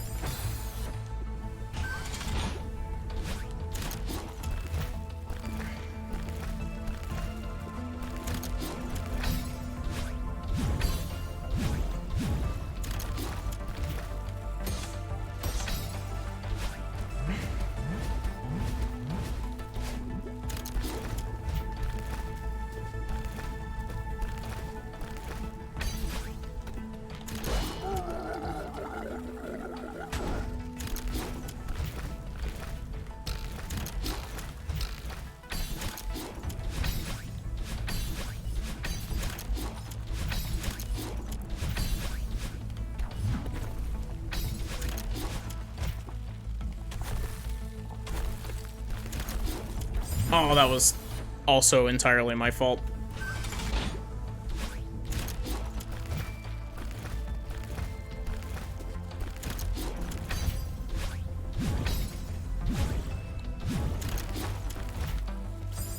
That was very dumb.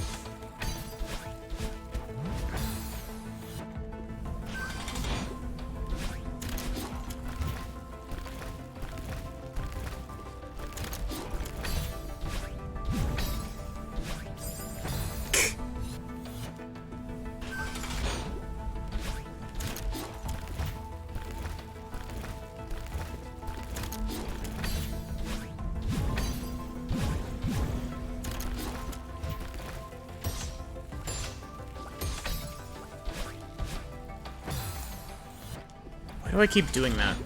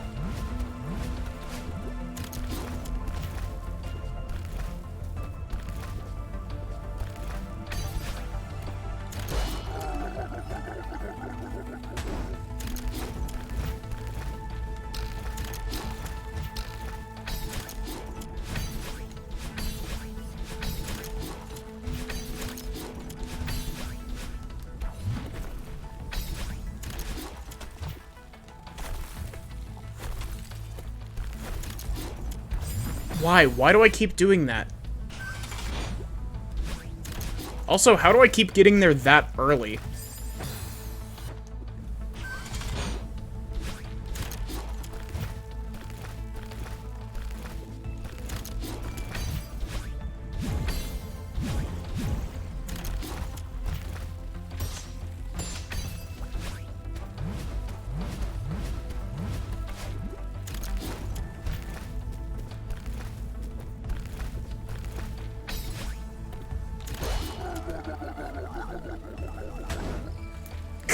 Wow.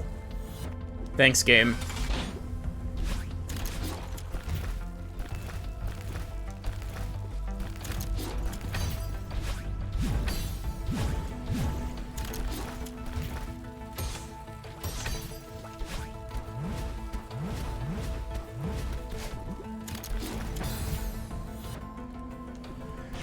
I don't know what's up with that platform, but that platform really likes eating my jumps.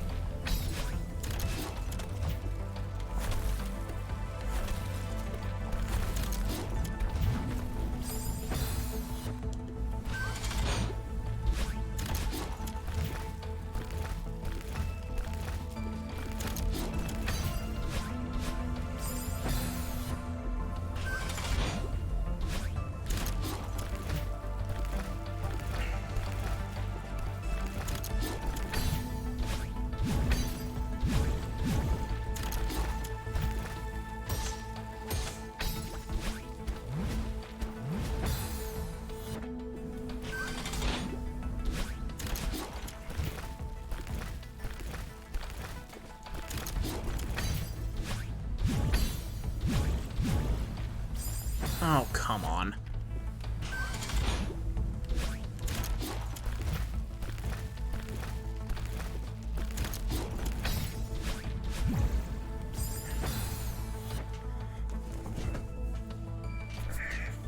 Give me a second. My hand's starting to cramp up a bit.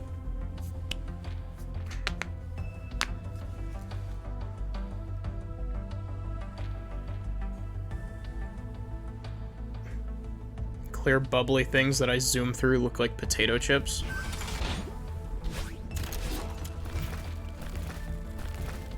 Like the dash crystals, these right here.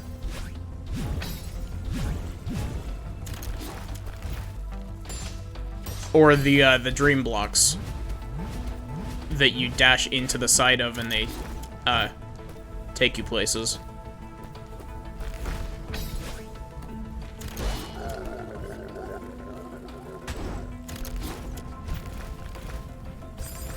Really?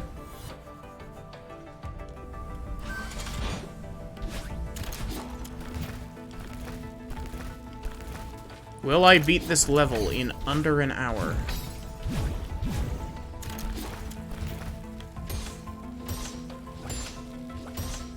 Well, this clearly isn't the attempt.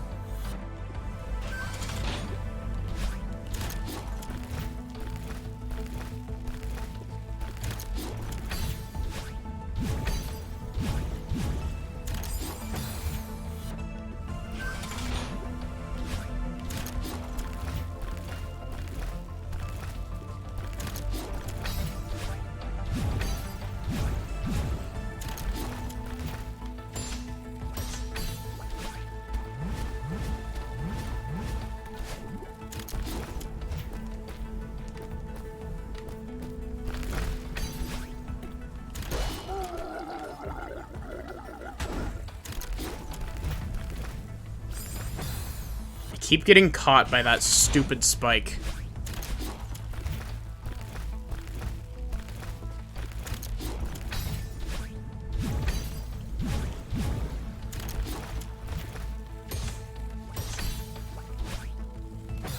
That was just dumb.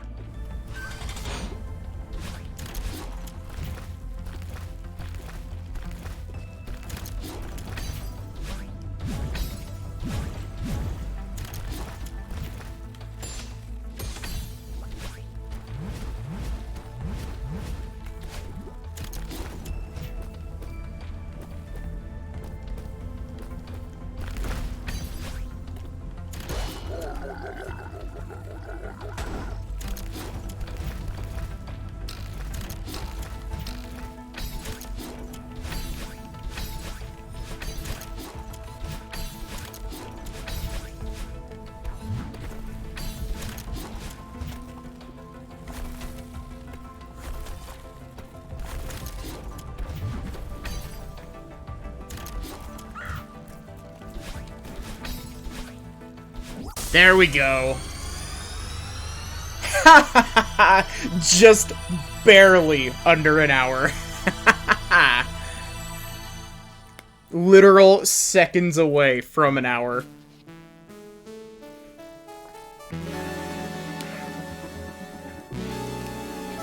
Hey Luna, hey Tepper. How are y'all doing? Also, thanks for the follow, Neko Waifu.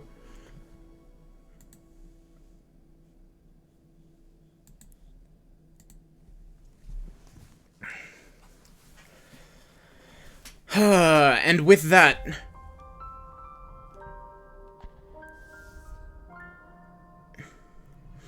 Hey, Kritiga. Yeah. What? Okay. Look at this. 204 deaths on Core Seaside. 996 deaths on Summit Seaside. Excuse me? And now the part that I've been dreading all playthrough.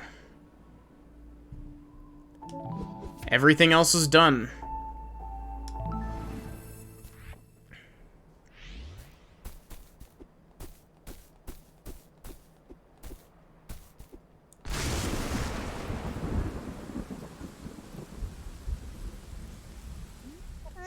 Granny, I can't believe you're gone, you old bat. Well, I guess I can. It sounded like you were saying goodbye in the last letter you sent me. This isn't fair. I need you. You didn't prepare me for any of this. What do you want her to do? Apologize? She's gone. You didn't even go to the funeral. I know, I just couldn't. I fell apart. I'm so sorry, Granny. Sorry won't bring her back. You're right. It was selfish of me to come here.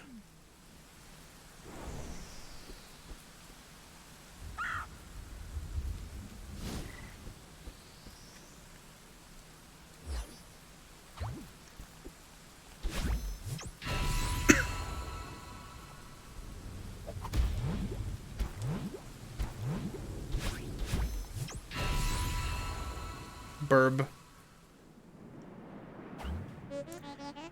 Where are we going, Madeline? We have to follow that bird. It's part of Granny, just like you're a part of me. I thought it was just her pet or something. It has to be more than that. That bird was always looking out for me on the mountain, just like Granny did. Madeline, I hate to say it, but you're in denial. It's just a bird.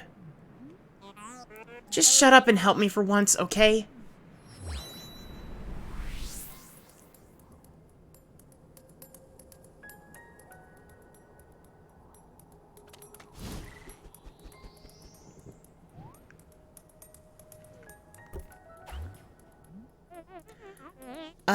We're really high up.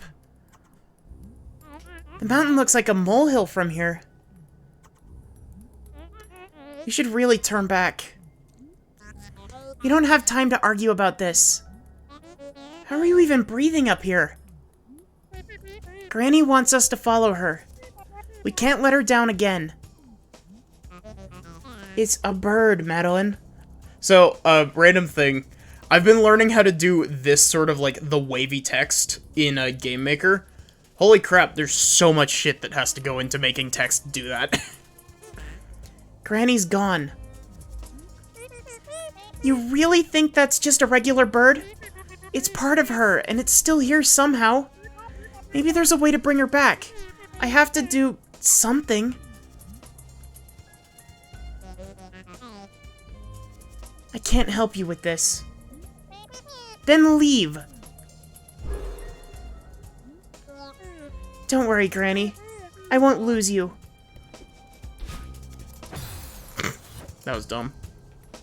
I hate the stupid, the effect on this platform that makes it, like, drop when you stand on it.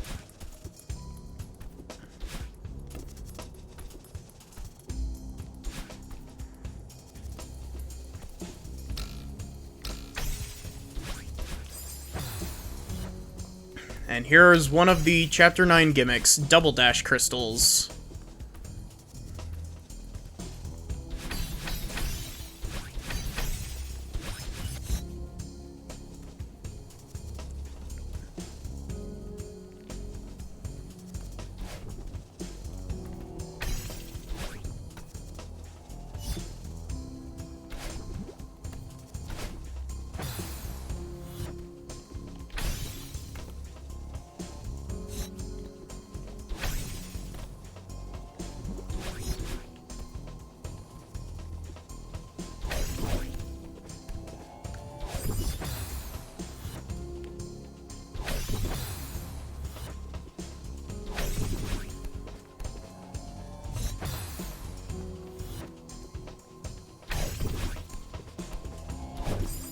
Okay.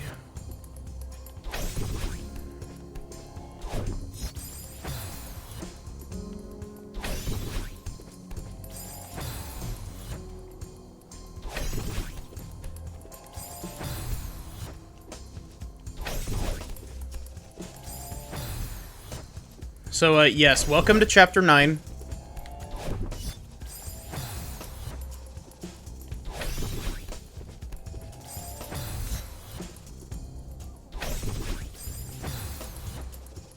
I have played the first half of this chapter.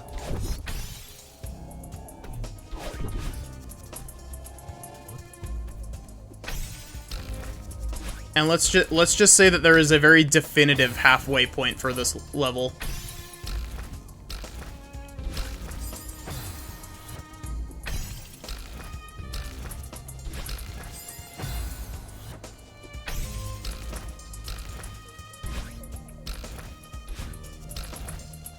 Oh yeah, you need double dashes to get across there.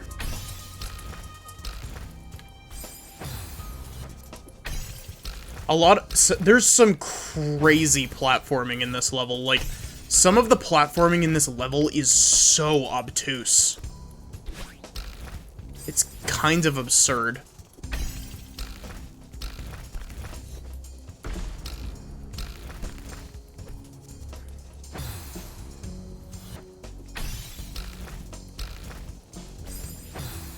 Also, look at this lad in the background right here. Look at him go.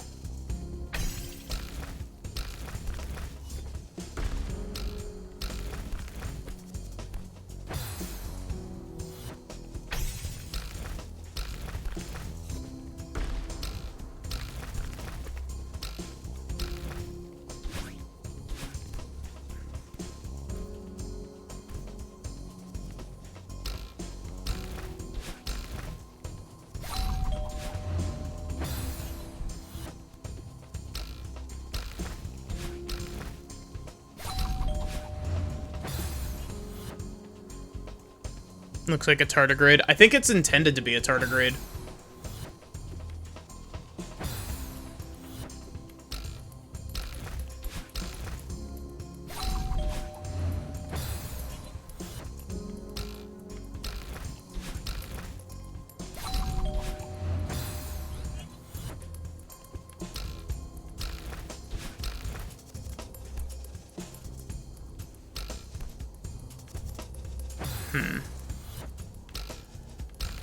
Honestly, in some spaces, Chapter 9 just feels like a puzzle game more than a precision platformer. Well, it's a precision platformer slapped on top of a puzzle game. Oh, this. Ugh.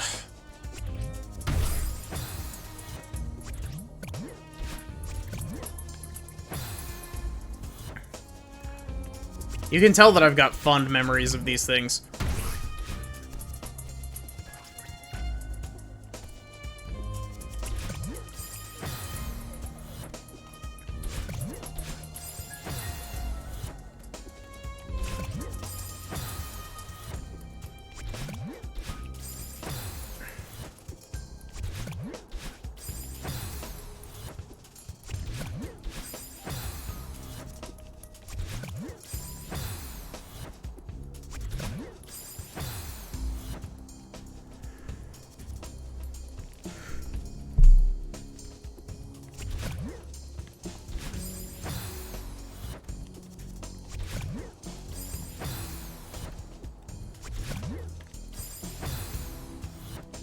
Do you want this anemone to sting you? That's a quote from Finding Nemo, right?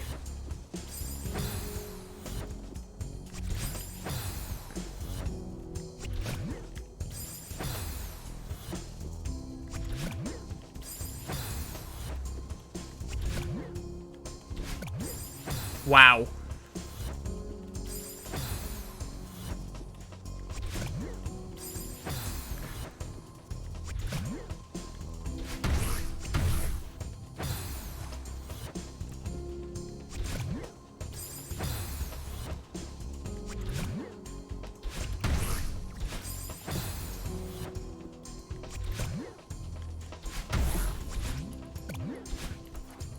That works.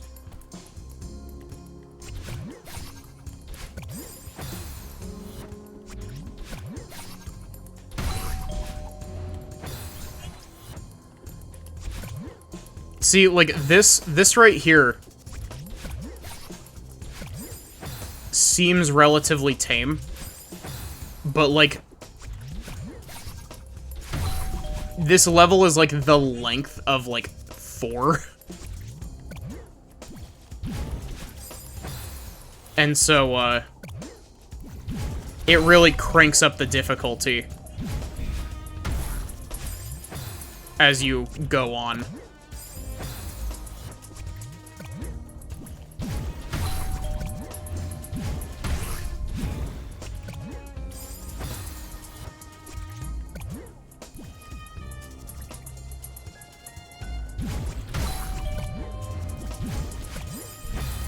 So these are what you were talking about. You were talking about dream blocks when you were talking about bag of chips.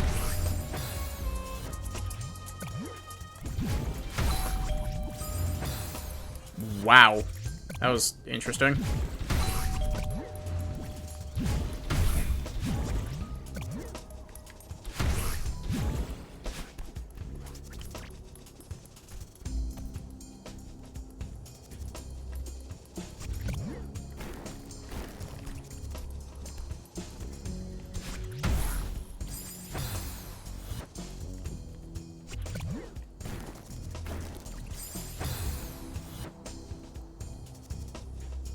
Wait a minute, what?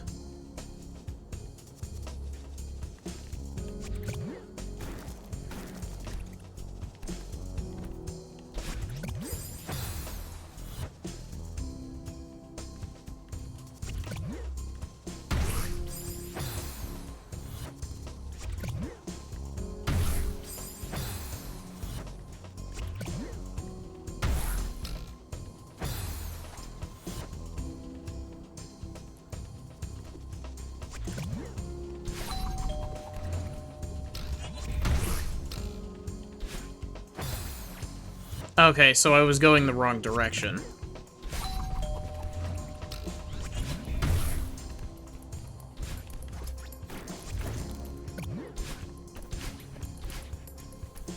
Hey look, those funny electricity blocks I was talking about earlier.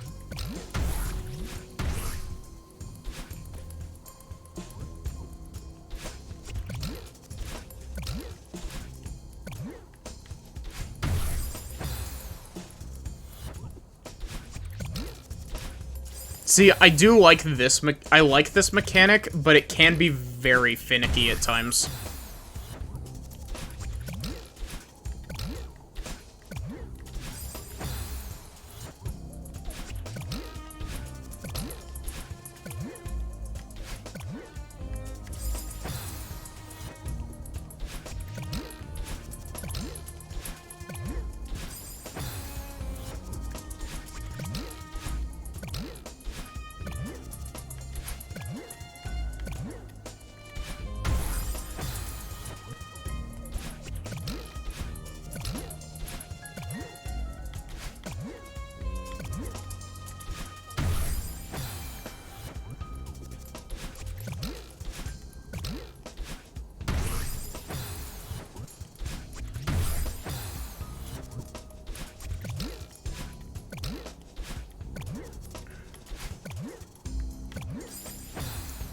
Wow.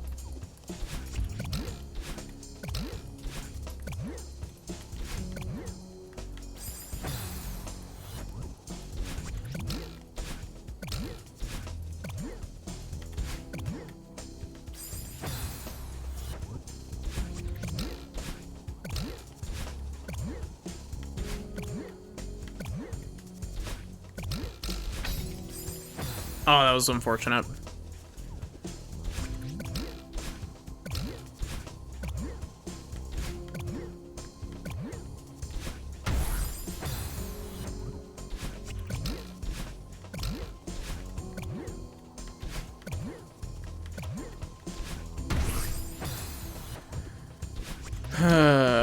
Mr. Pufferfish, please.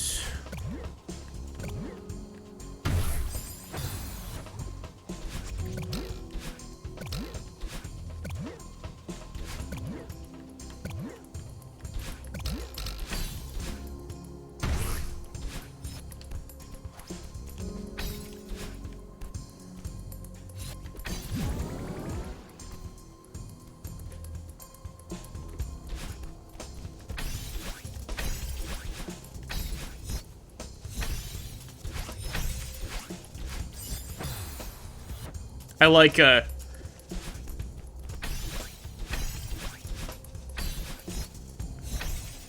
do like these precision dash rooms, but I'm also very bad at them most of the time, so...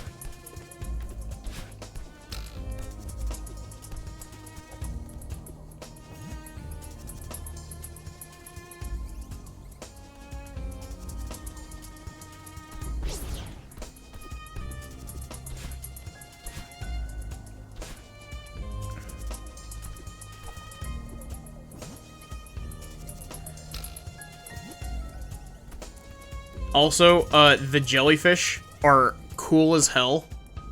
You can do a ton of things with these in mods. Bird Up.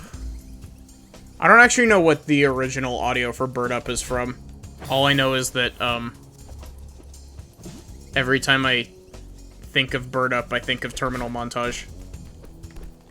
Something about Monster Hunter World.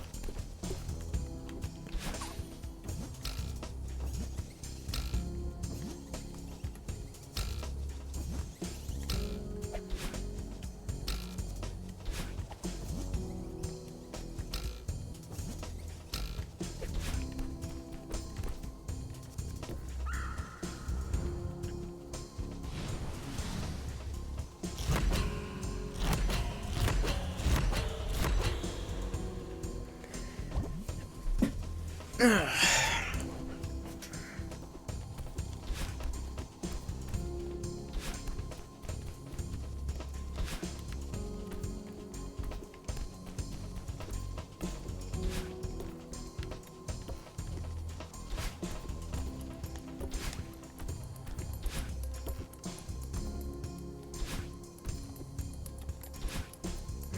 there's nothing down here. Fun.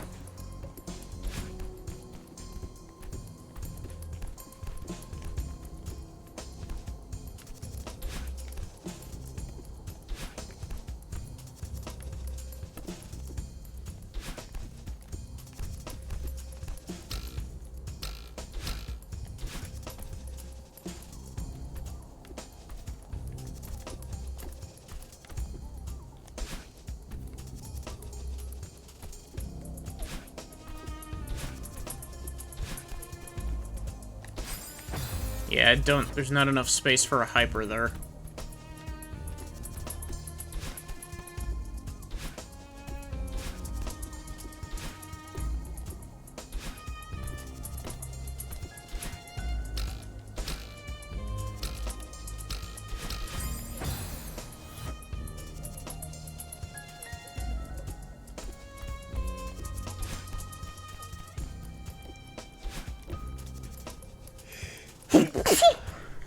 Sam's stuck in the electricity. I don't know what if you're referencing something with that, or...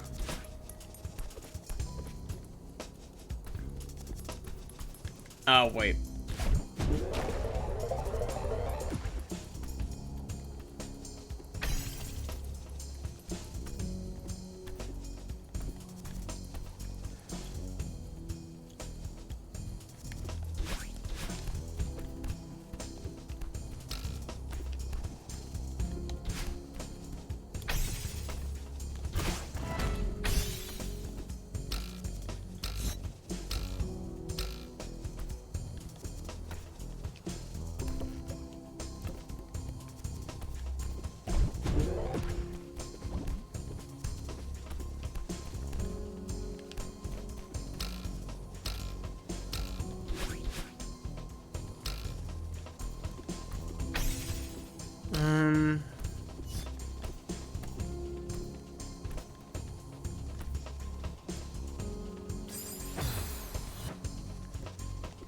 Oh, wait, I think I can go off to the left now.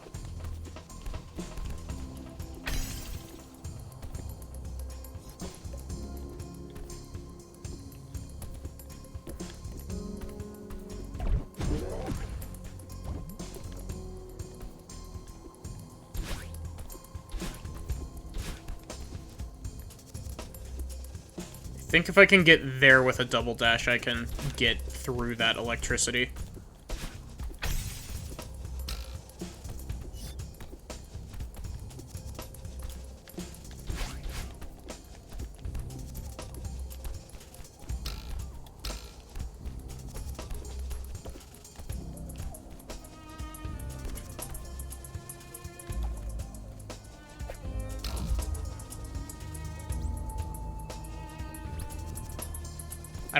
Can I take the jellyfish back down through the loading zone? I can.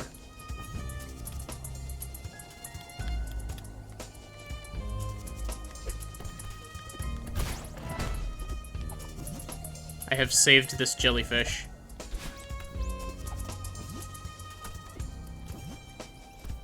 You've named the jellyfish Sam.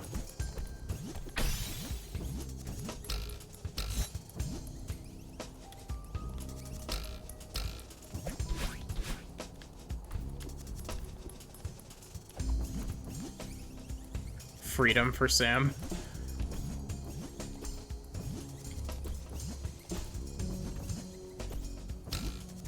That's not what I wanted. I threw him over the thing that would have destroyed him.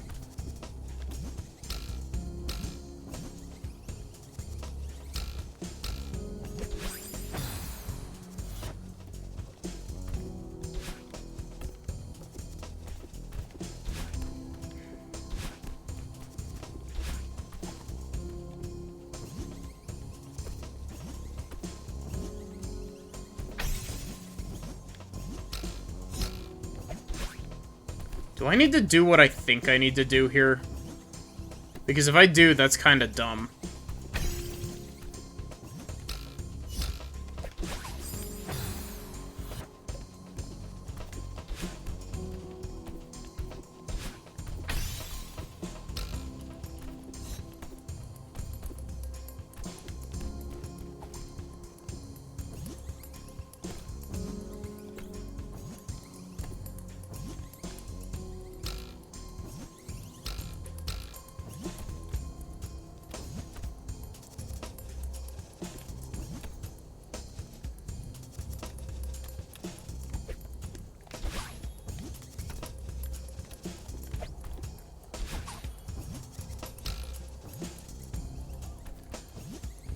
If you can throw it in just the right spot, you could totally just boost up there by dashing up and grabbing the jellyfish.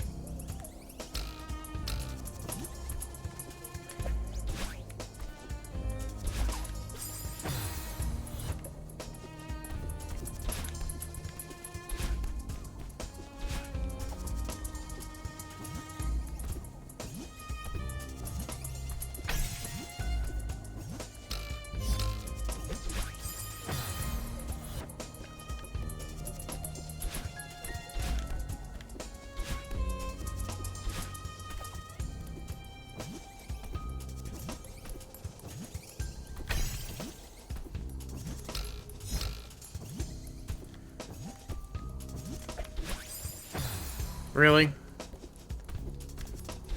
I'm probably trying to do this unintended, but I don't exactly know what the intended method to do this is.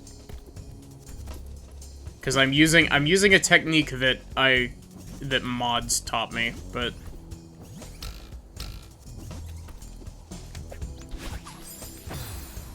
see, that totally would have worked if I was lined up properly.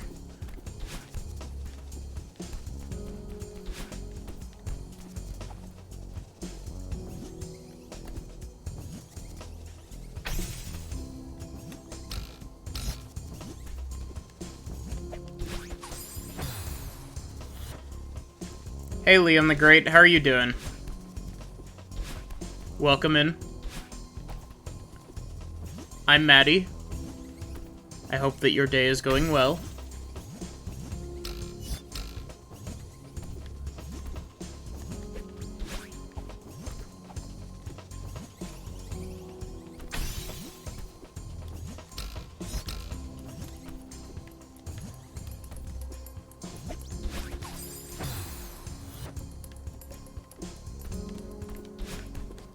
Yeah, this is definitely the, not intended way of doing this.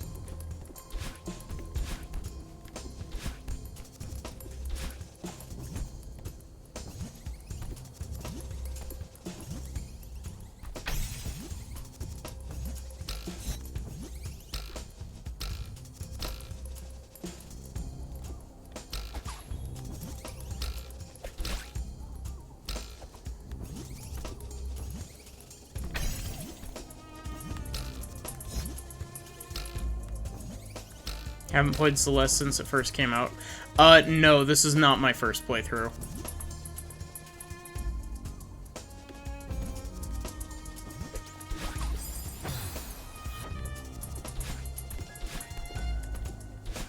Though, I guess, technically, if all things go well, this will be the first time I've ever beaten Chapter 9.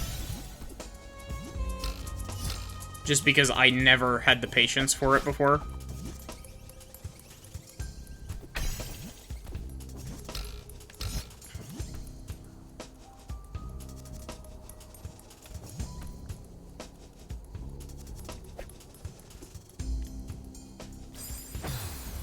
That was dumb.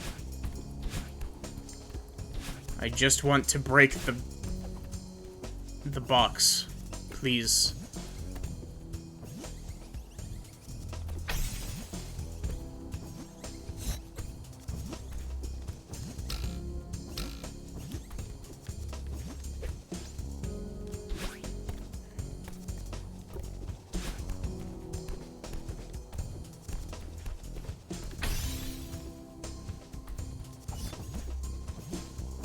But yeah, I played this when it first came out. And And I've basically played it almost yearly since. Just because this game is very special to me.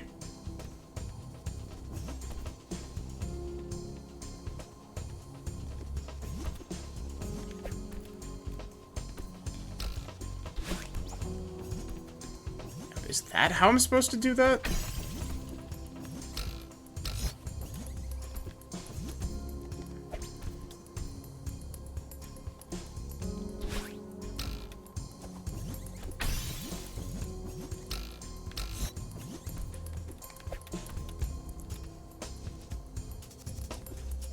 That really didn't...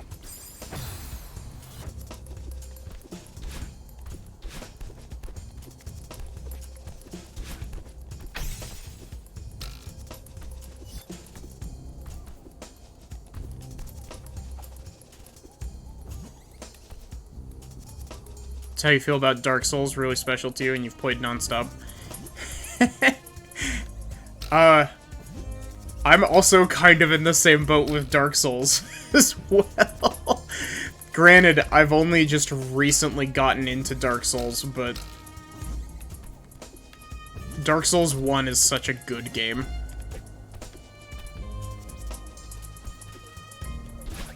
I haven't finished, Elden Ring yet, though, and it's a game that I want to stream at some point.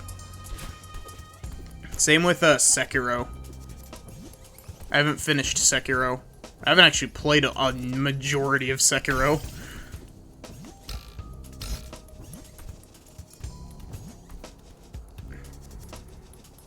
Thanks for the follow, Liam the Great.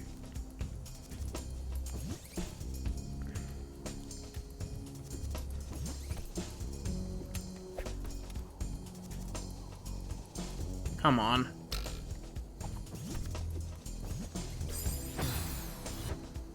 Elden Ring literally just never ends. Yeah, exactly.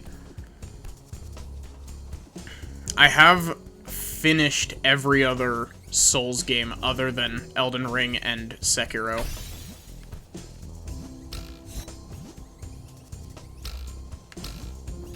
And I only just started, not last year, but the year before in December.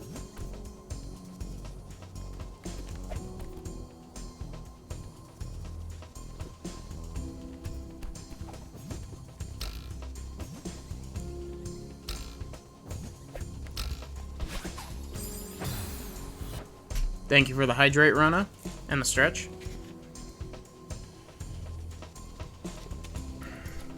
I actually streamed through Bloodborne and Demon Souls.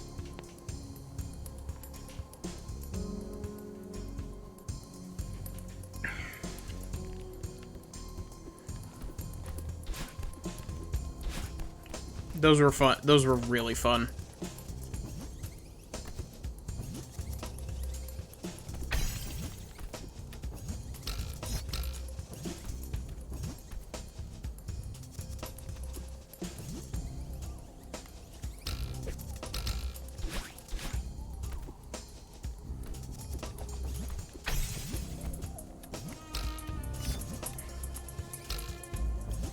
I have not played Nioh, and Code Vein is on my to-stream list.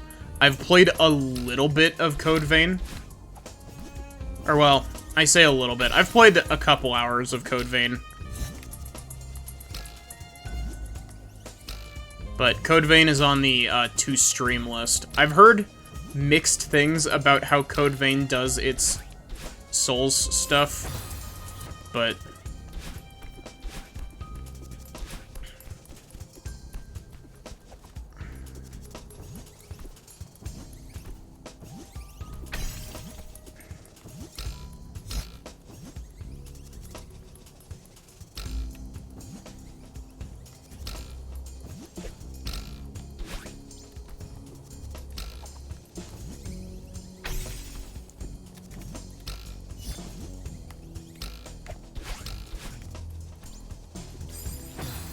Gosh. But yeah, all of the first-party Souls games I've beaten. I've beaten Dark Souls 1 through 3, Demon Souls, and Bloodborne. Other than Elden Ring, and... biggest gripe you have with it is the parry system.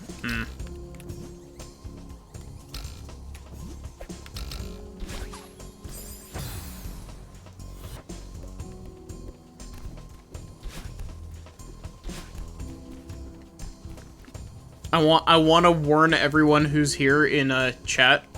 When I play Code Vein, I'm going to spend an hour in the character creator. Like, it is inevitable. That character creator is so good.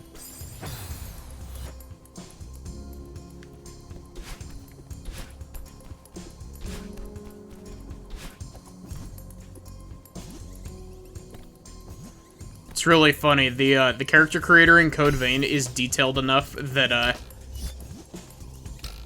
yeah. To be fair, Nautilus, that's basically what I was gonna say as well, is, I'm using Code Vein to basically make a character as a reference image for an art thing I'm trying to do.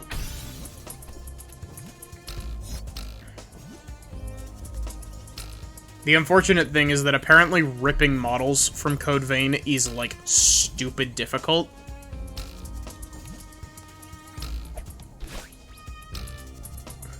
Sad, I got the other jellyfish trapped.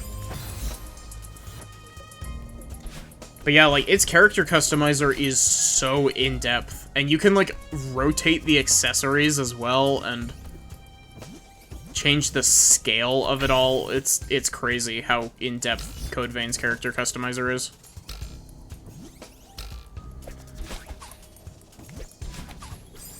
Are you kidding me? Why? Why would you put that there?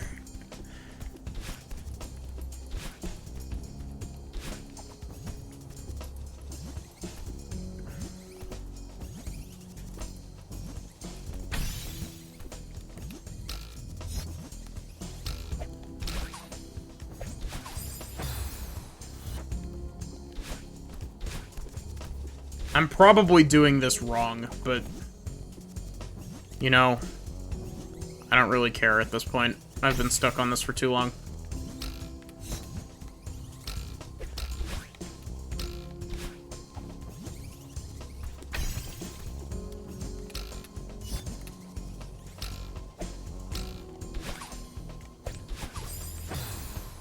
Random thing, I like that there was, unused voices in Code Vein for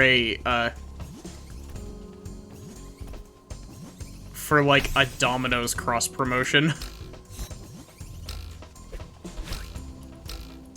So you've got like literal vampires talking about Domino's pizza, and it's really funny.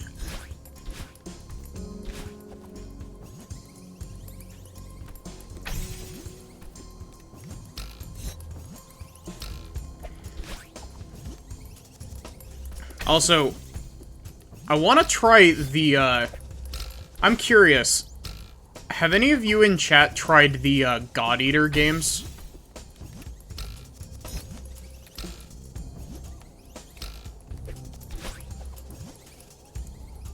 And if so, are they any good?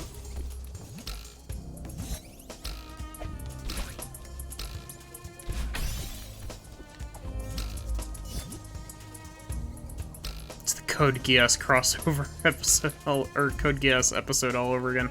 I thought that was just the entire localization of Code Geass. Added Pizza Hut references. Haven't played through 3 yet. Teber, how would you best describe God Eater as, like, a game? Because what little I've seen of it, my brain wants to connect it to, like, Monster Hunter. But I know next to nothing about the God Eater games. Other than God Eater 1 is a PSP game.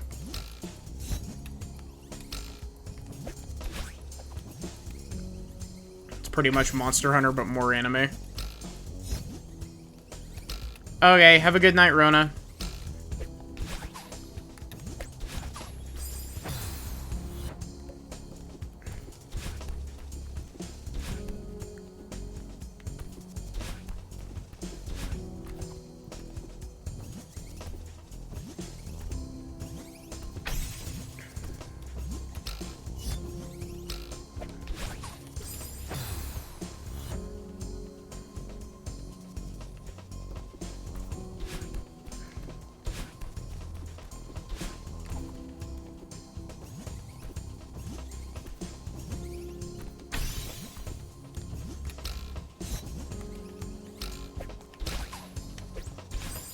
But yeah, Code Vein is on the list of games to play. At some point. Along with Sekiro and eventually Elden Ring as well. Along with the Dark Souls trilogy, because I want to replay the Dark Souls trilogy.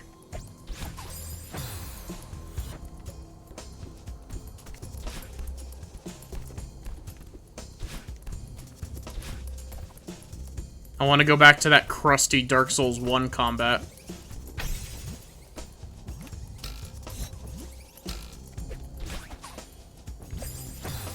Why did I get pushed back when I let go of that?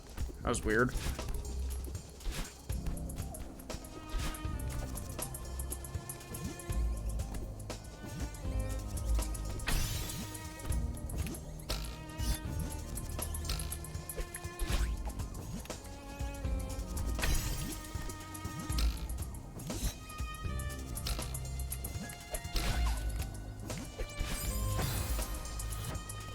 I'm not pulling far enough to the right.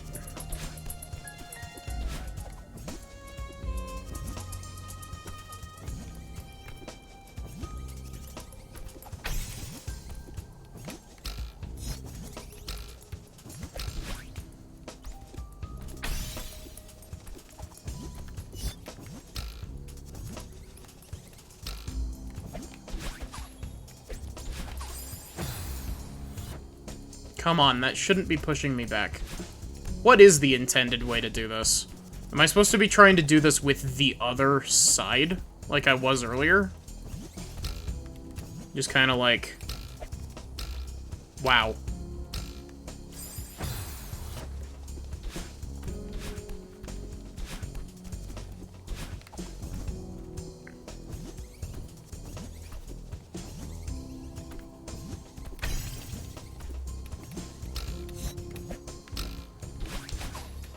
Something like that.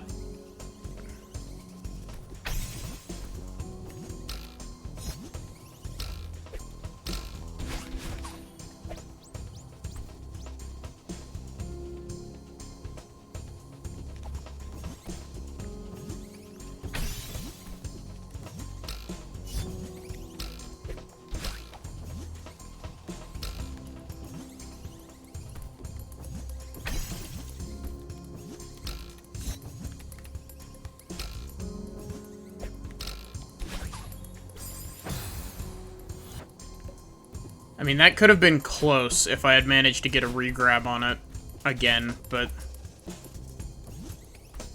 Other side, but don't throw the jellyfish?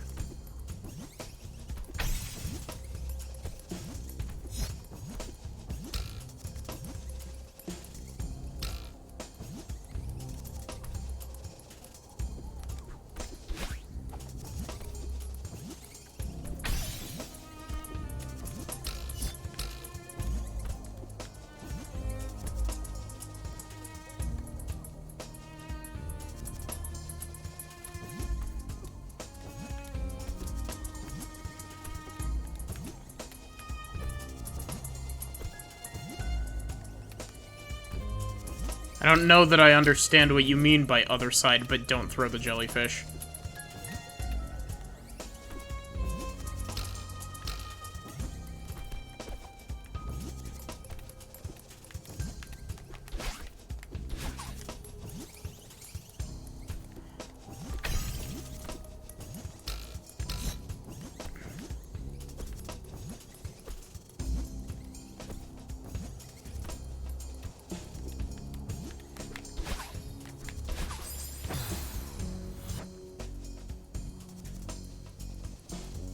Jellyfish helps you line up and double boost straight up. Really? Really? I've been overcomplicating this.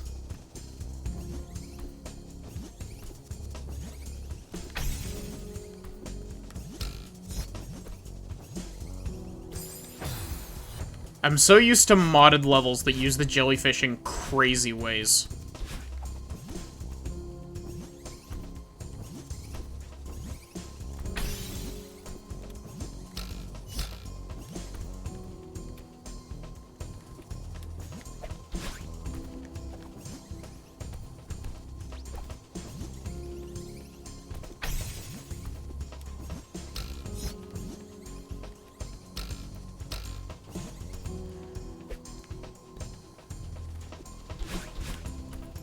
My god. Be gone, electricity.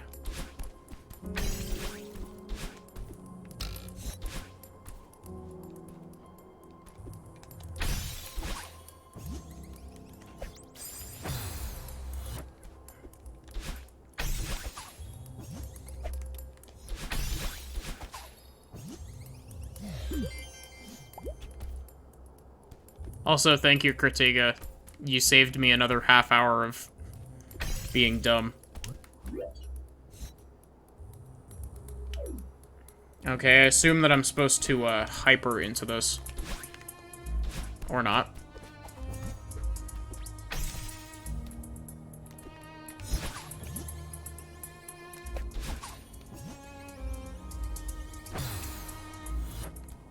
Well, I can do this.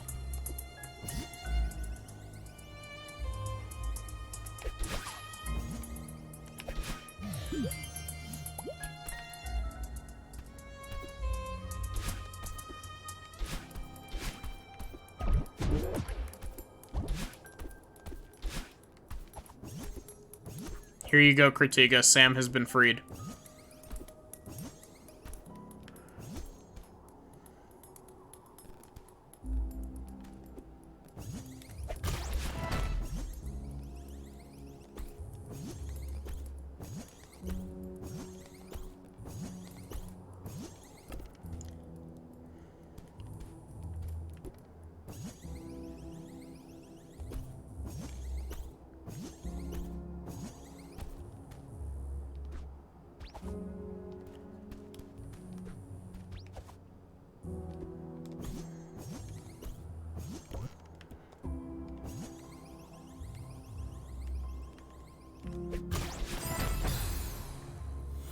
Wait a minute, what?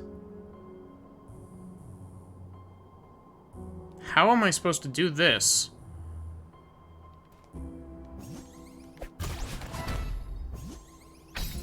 Oh, is this how I'm supposed to do this? Oh, okay.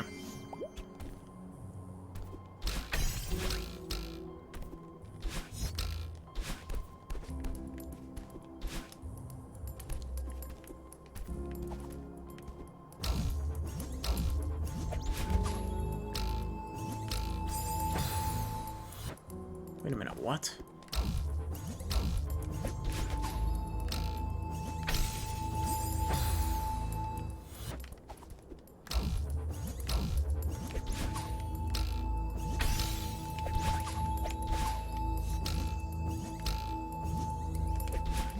There we go.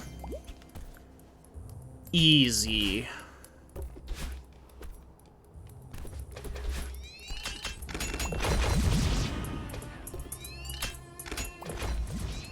Oh, wait, there's another key?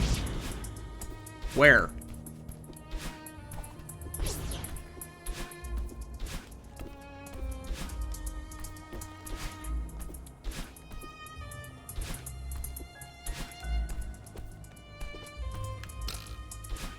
There's not one here.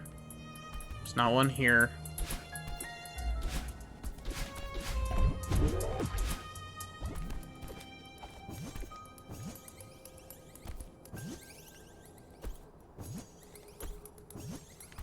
It's hidden.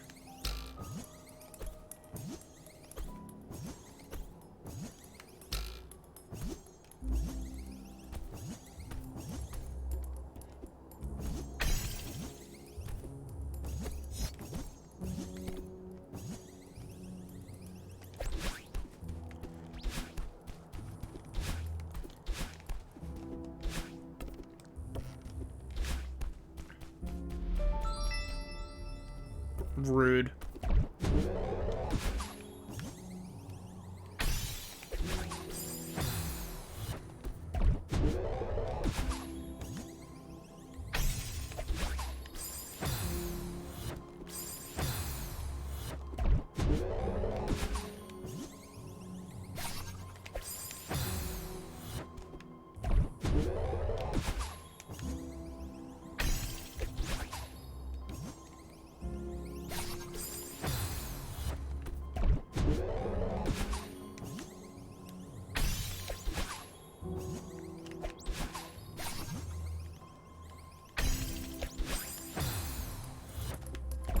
They're really hammering in how to do regrabs here, aren't they?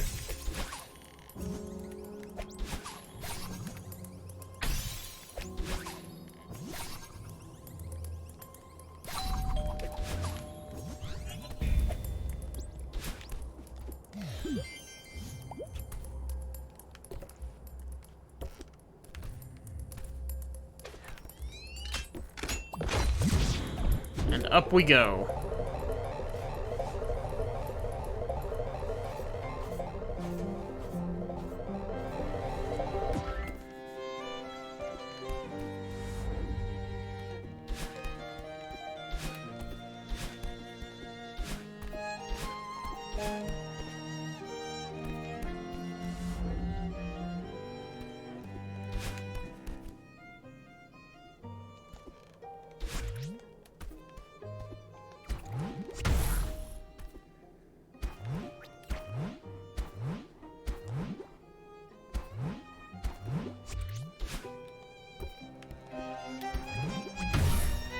Wait, what?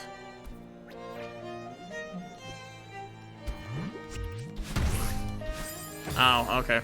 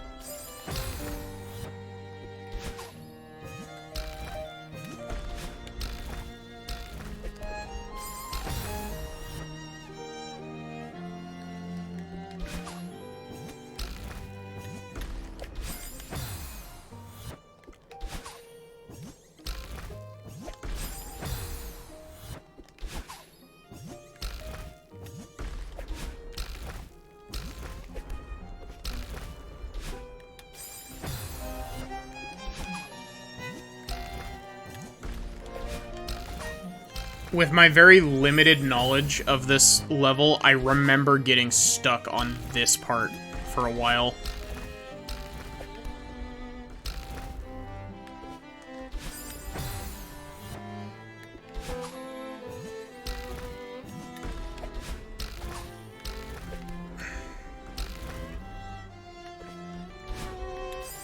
Wow, I went way early.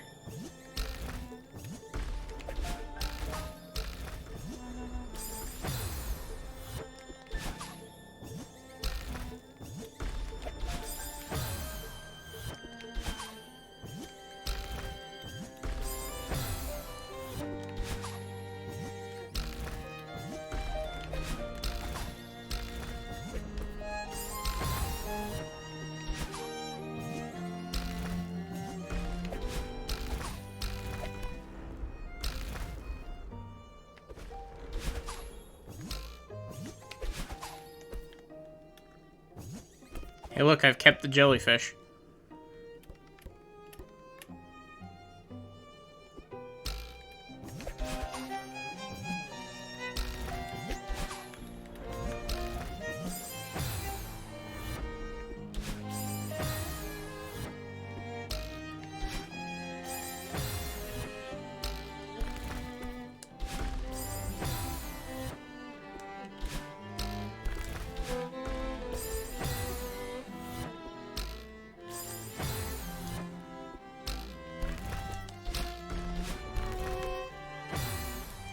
Jeez.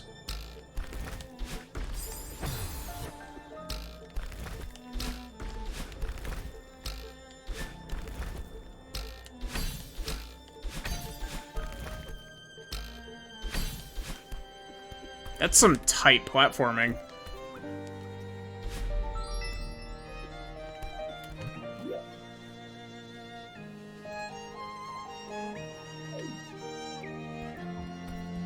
I don't know why you would need binoculars for this, but okay.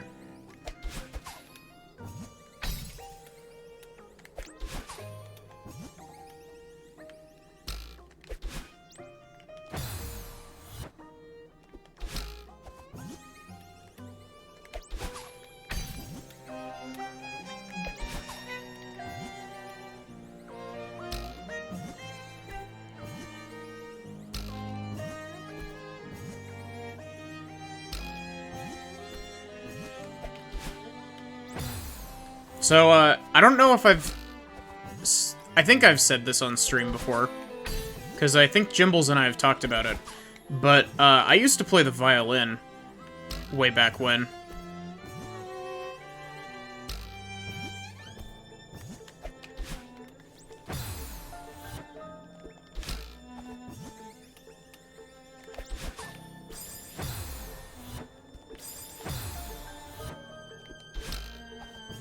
Yeah, like, I've retained a little bit of my ability to, read sheet music in treble clef, but for the most part, I haven't touched an actual I haven't touched a violin in a long time.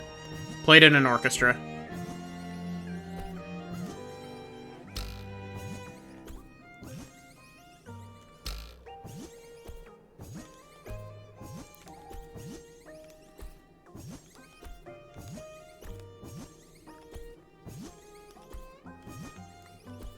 You also play violin in an orchestra?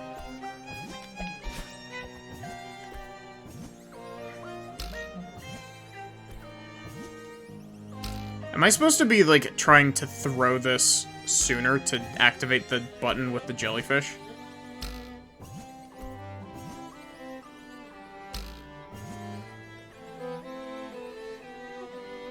Played for, like, 9 years, haven't played in a year or so. I started playing in 6th grade because it was a required, like, thing to have a music class.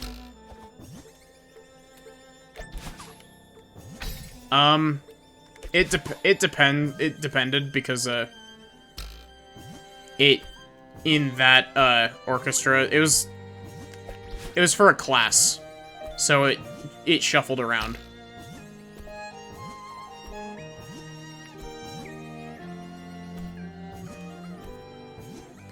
But, playing violin gave me a huge appreciation for, that style of music.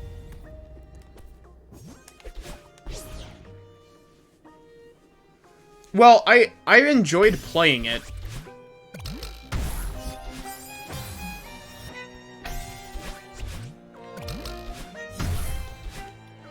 Or are you just talking switching around? Because switching around was a bit of a pain, yes.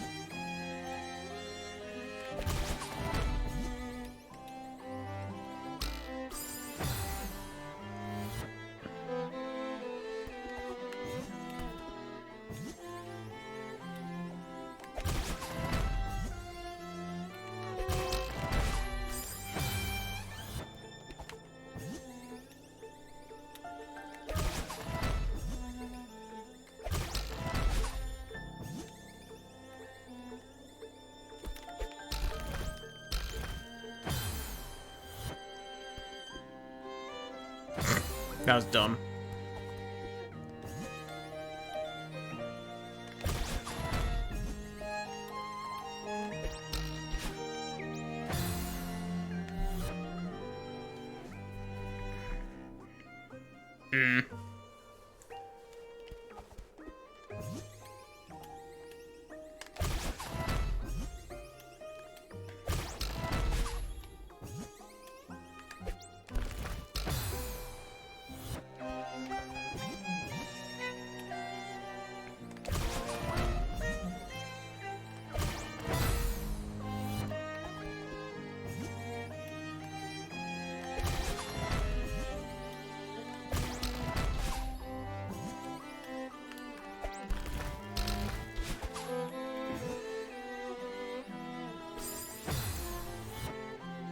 Wait, what?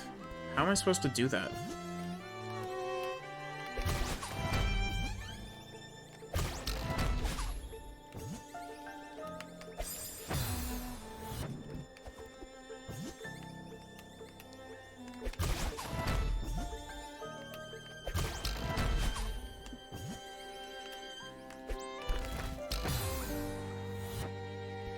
So do I need to let that bounce off?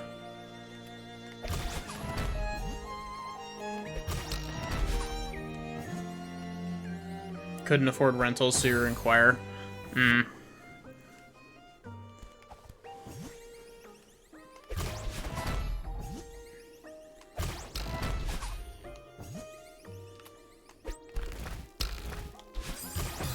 Okay, so I've got a... Yeah, same here. Nautilus.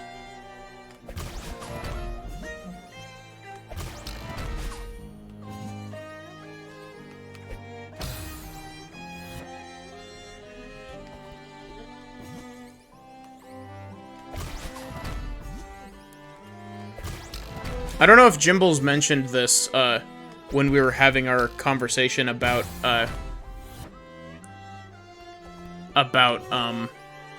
orchestra, but, Jimbles played, cello. I don't know if they still do. I think that they do, because, before they got a music-making program, they were, working with actual instruments, just working on Audacity.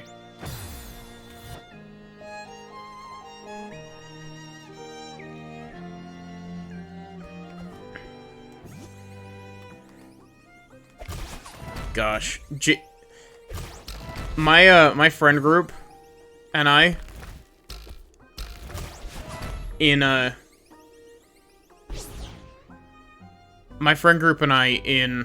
orchestra, our orchestra class was very small.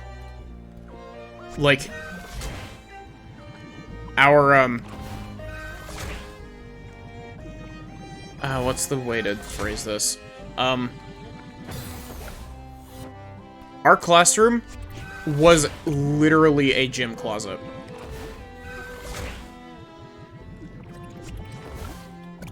In 6th grade.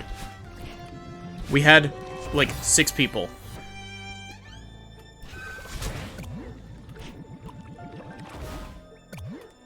Like, you know all those movies that's, like, the whole meme that's, like...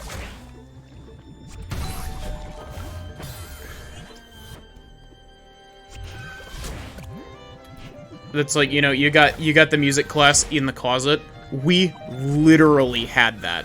Like, no joke. We had class in a gym closet.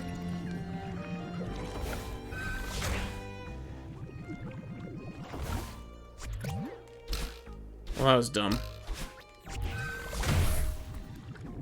It is a small miracle that I am alive.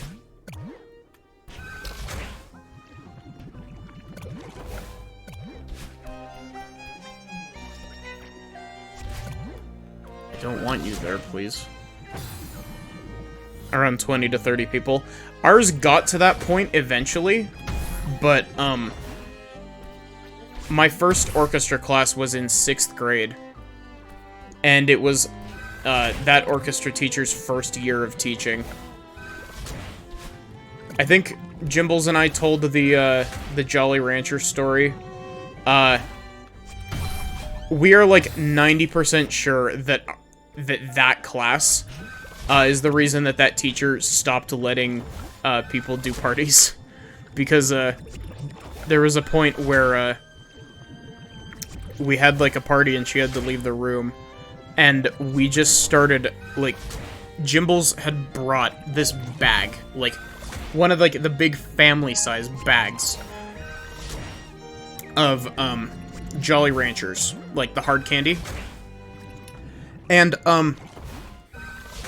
after the teacher left, you know, 6th graders get bored easily.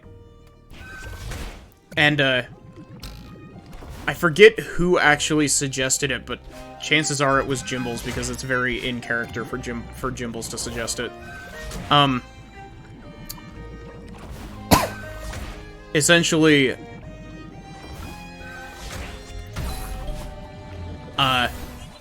Jolly Ranchers got thrown at each other as hard as we could throw them.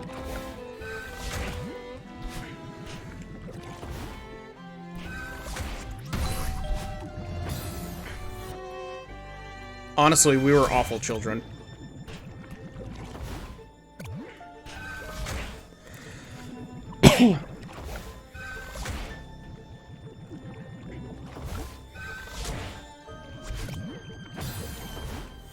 But, like, we were chucking them, like, I don't remember if it started with throwing them at each other, or if it was a, it devolved into throwing them at each other. Because I think we just started by throwing them at the wall as hard as we could. Hate precision on the string. As the Jolly Ranger was intended to be used.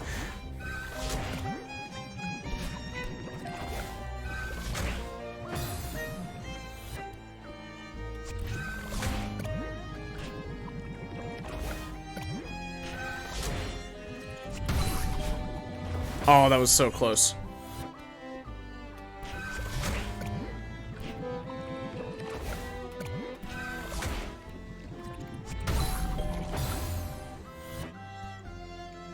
But I very distinctly remember us throwing them at the wall, and like at the time, I don't know if Jimbles still does, but Jimbles had a throwing arm at the time.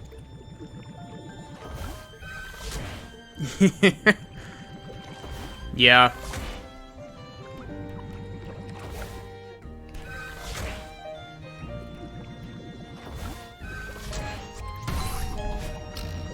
There we go.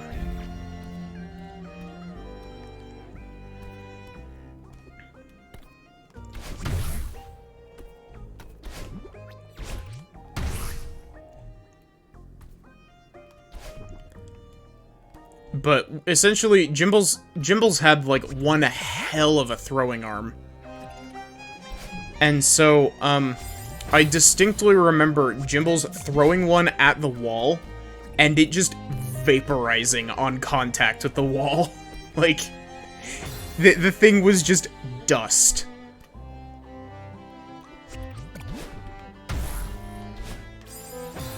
Oh, I'm supposed to go up. Okay.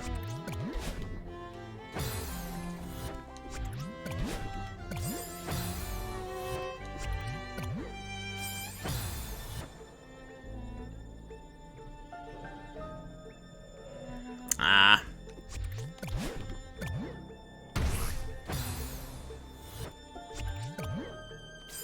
But yeah, like, I don't know,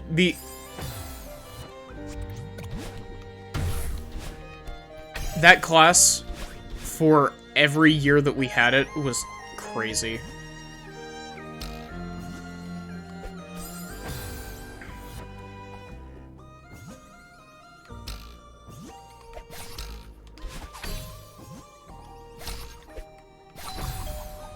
Oh, that was unfortunate.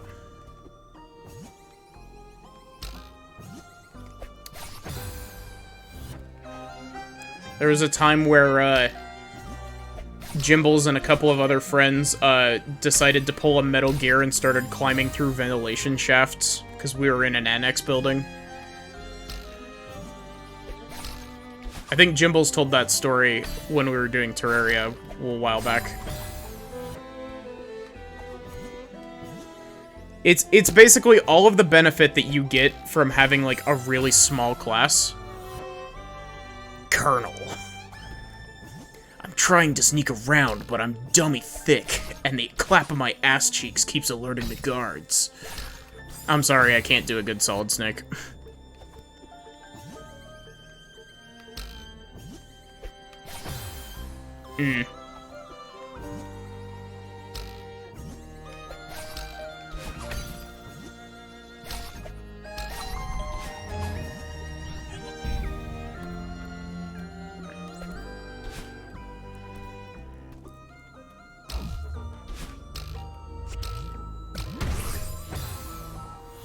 Like the bassoon. I don't know, I actually don't know how good that, that Solid Snake impression was. I also got double bass.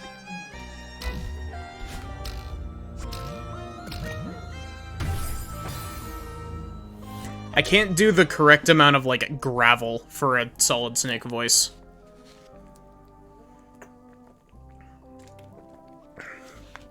David Hayter's voice is, like... It's a very unique... It's like a uniquely gravelly voice. You know what I mean? It's all in the throat.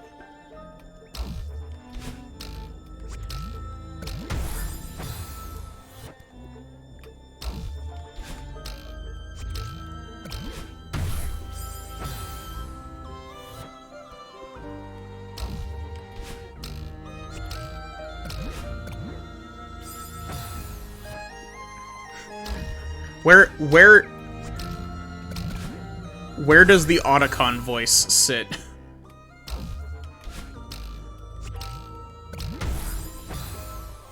Every time, like, I haven't played any of the Metal Gear Solid games, but I want to.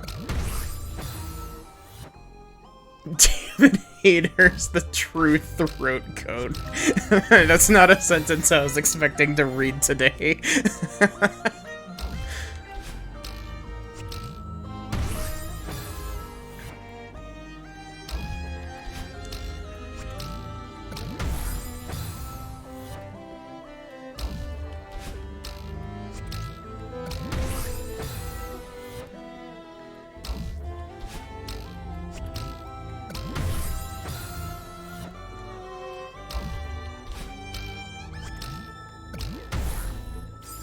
Okay, that's how you're supposed to do that.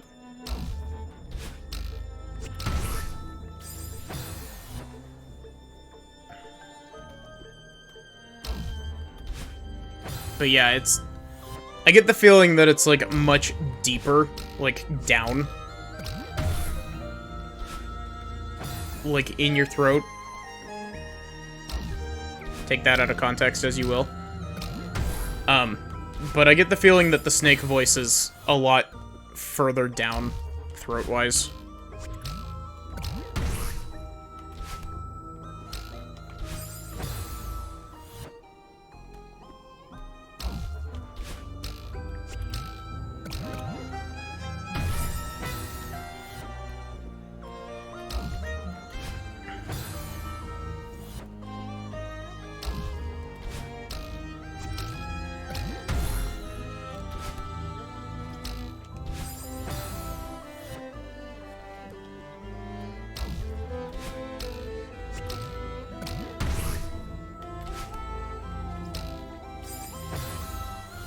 Oh wait, I get my dash back from bouncing on the spring. Screw you, core physics, for messing me up.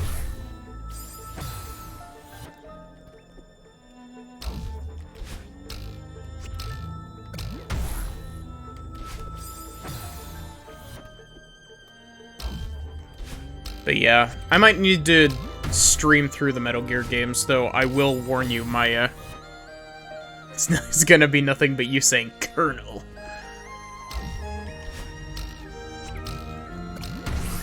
Yeah. Whenever I hear the, there's a specific clip of, Otacon from Metal Gear Solid 1 where he's just like, "What are you fighting for, Snake? What am I fighting for?" Like, what is anyone fighting for? And everyone always memes on it with, Zero from, what is it, Mega Man X7?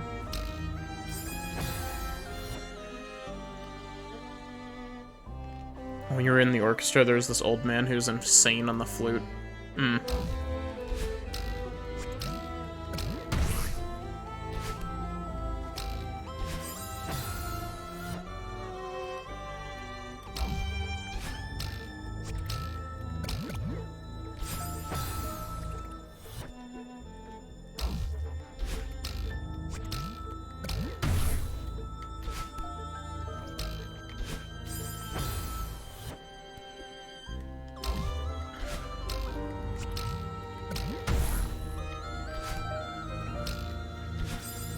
Like, I kind of want to stream the Metal Gear games, but at the same time, I am so bad at stealth games.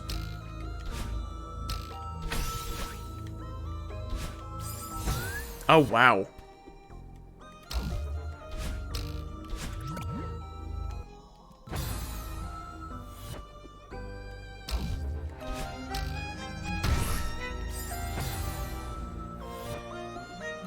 Honestly, it would probably make for good content.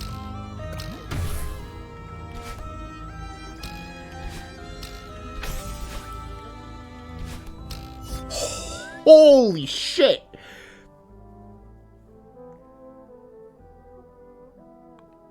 I had no right surviving that.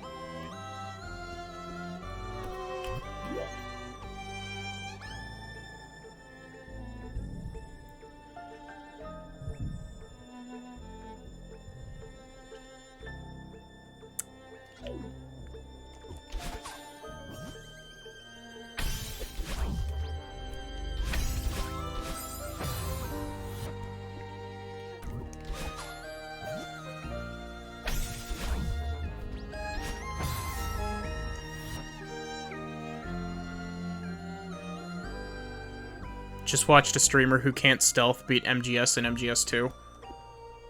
Was it the Nyan Cave, by any chance?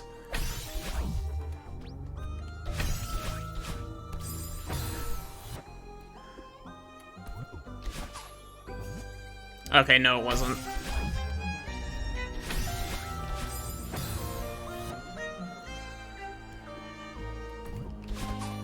Stealth is optional.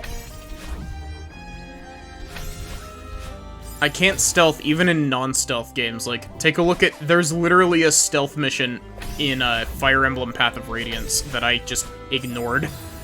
Despite the fact that I would have been rewarded very heavily if I had actually done the stealth for it.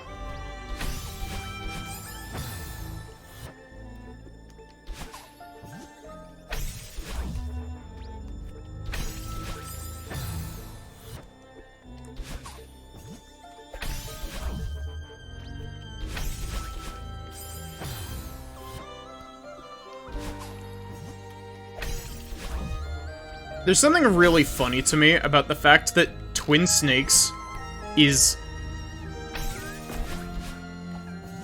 Like, Twin Snakes is basically just a, like, its action movie segments are very Matrix. You won't be noticed if there isn't anyone to notice. Yeah, exactly.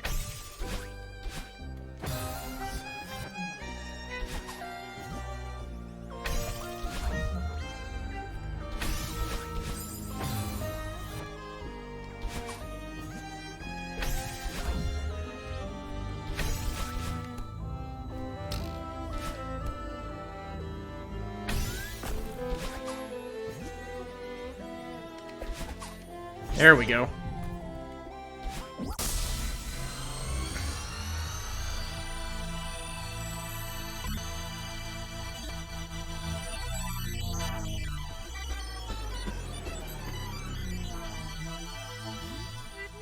Wait, no.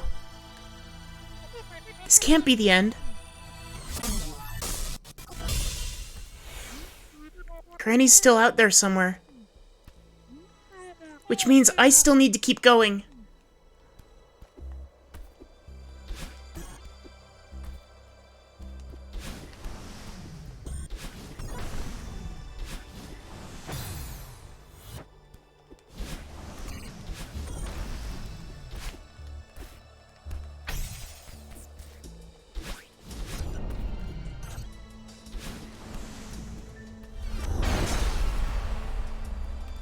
Oh wow, I guess you don't need all of the crystal hearts to do this.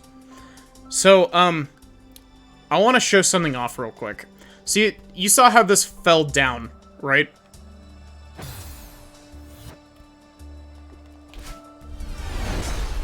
Like that.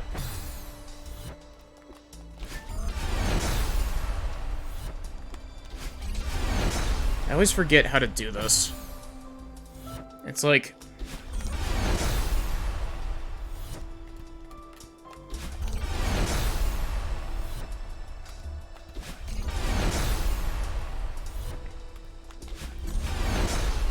So, I do have enough, hearts to open this. But, you can go underneath.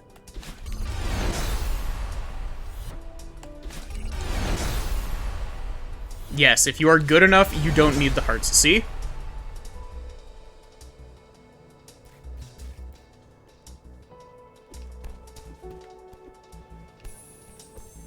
You don't need the hearts to open the heart gate. Because it's like, you do like a little short jump onto the thing here, and then you immediately step off the cliff and do a down diagonal dash jump. I think that this trick is super cool. Like, the fact that this is even possible is really cool to me.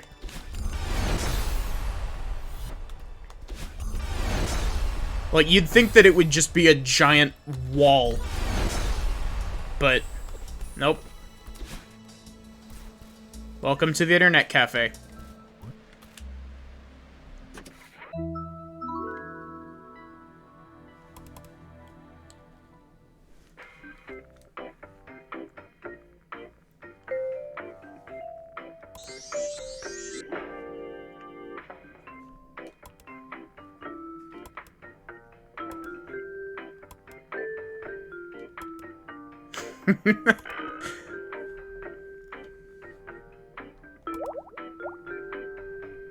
Introducing wave dashing.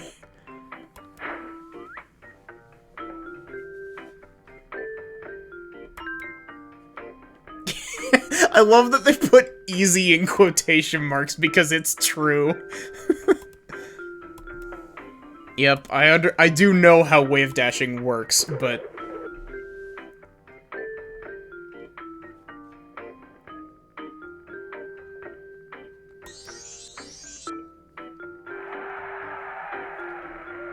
this screams graphic design is my passion. It screams, like, early 2000s PowerPoint to me. I do know how to do this, I'm just not good at it.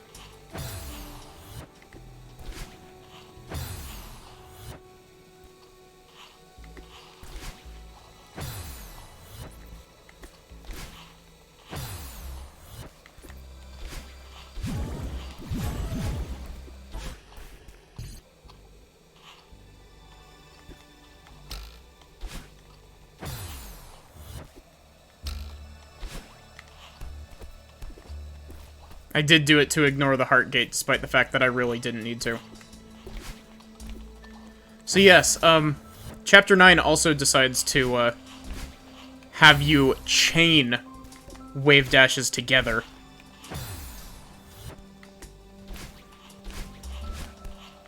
And chain it into a corner boost, no less.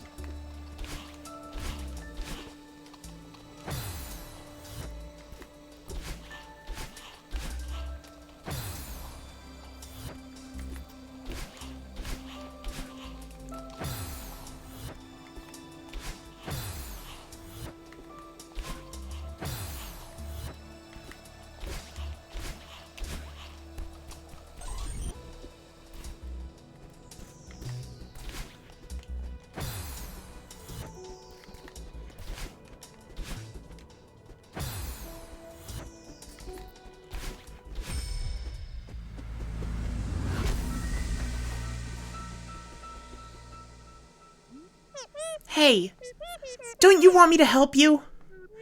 Don't you want to see me again, Granny?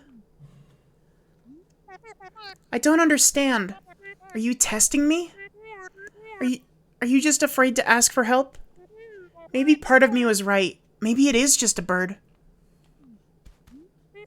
Unless the bird doesn't want me to save Granny. It's trying to stop me, just like part of me.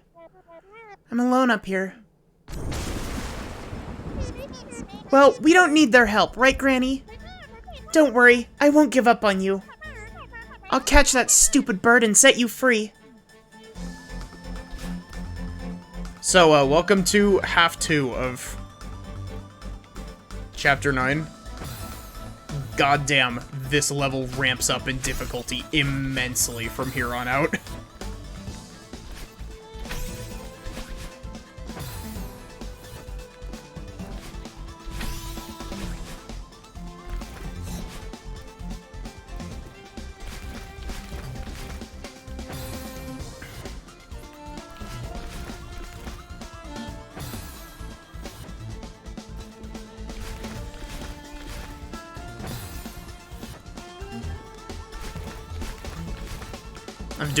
I'm doing this wrong.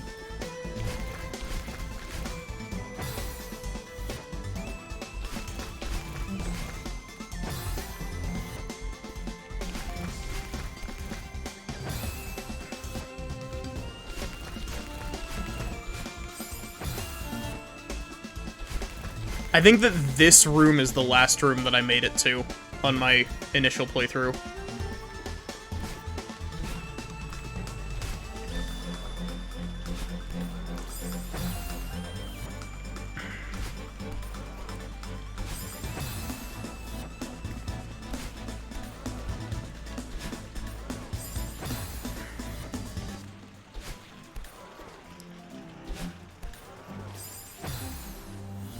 Just from the level design the game's out to get you? Yeah, a little bit. The funniest thing is that, technically speaking, wave dashing initially wasn't even a, technically speaking, wave dashing was a bug.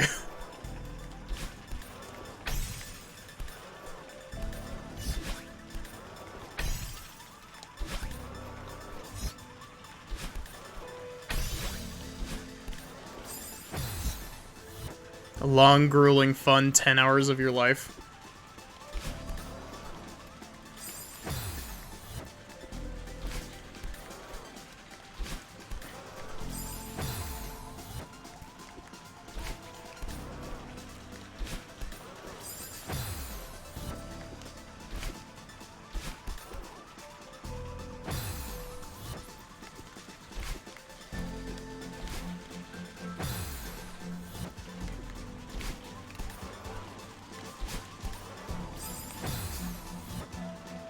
Plus, fixing it would probably do more harm to the game than leaving it. Yeah, fair. Well, technically speaking, it's not, like... It's really weird, because it's not necessarily... It's not code working as unintended. It's more of an exploit than a bug, I guess, because it's using the game's mechanics in an unintended, or originally unintended way.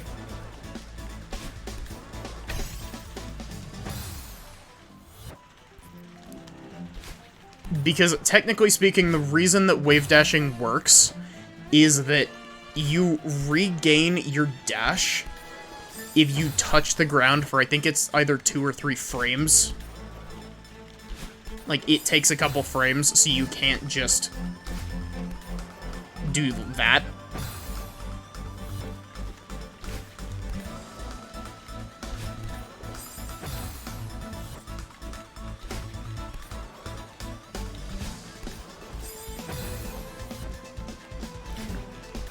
And you keep your momentum when you hit the ground, so it's a combination of that and just barely touching the ground for long enough to get yourself the,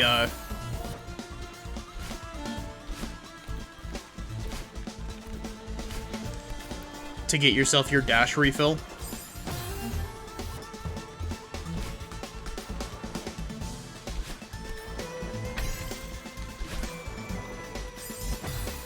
Wow. Game teaching you how to speedrun itself? Yeah, a little bit.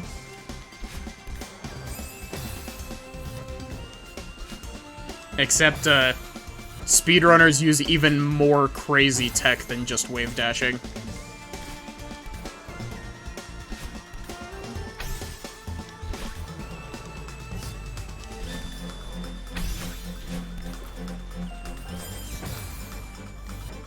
Oh, wait, what?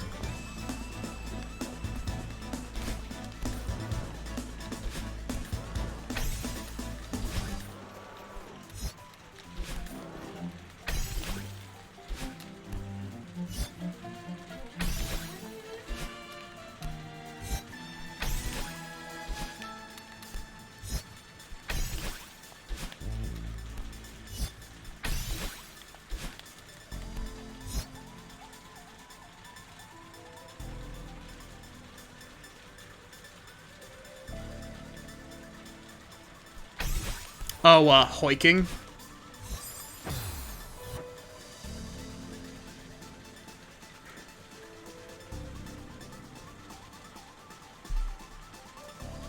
Oh, wait, no. Are you talking about the, Oh, yeah. You make the block a triangle and then run at it while holding down diagonal and it lets you clip through? Yeah, that's called hoiking, if I'm not mistaken.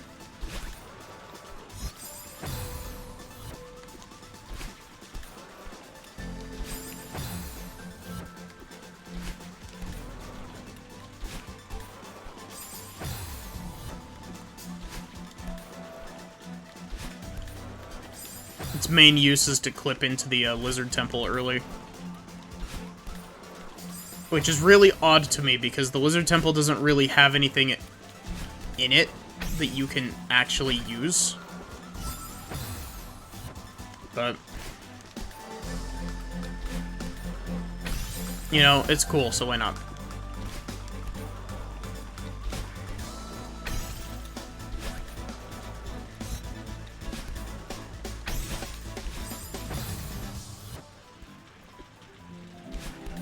Why did I do that?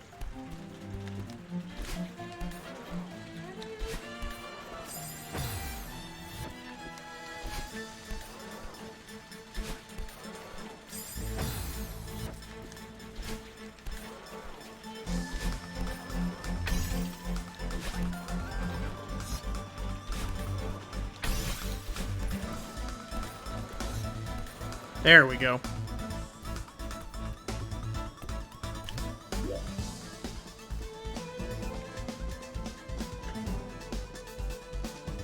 Don't like it when games patch stuff that's really unnecessary. Yeah, like, I hate it when games patch bugs that, like, made the game more fun to play.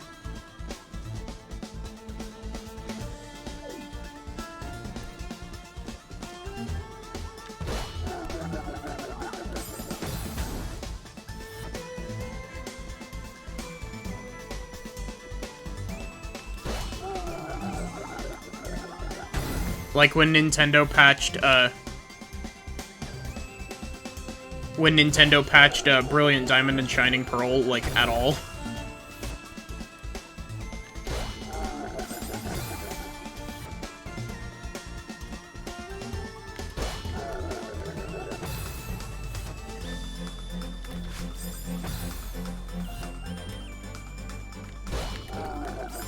Gosh, this room is gonna be painful.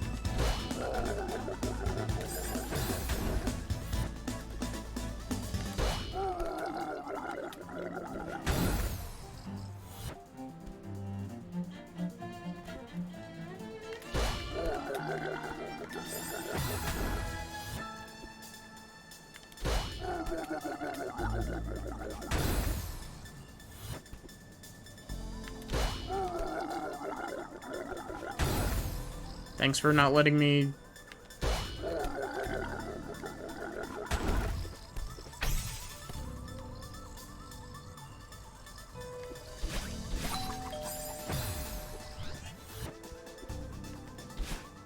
That was dumb.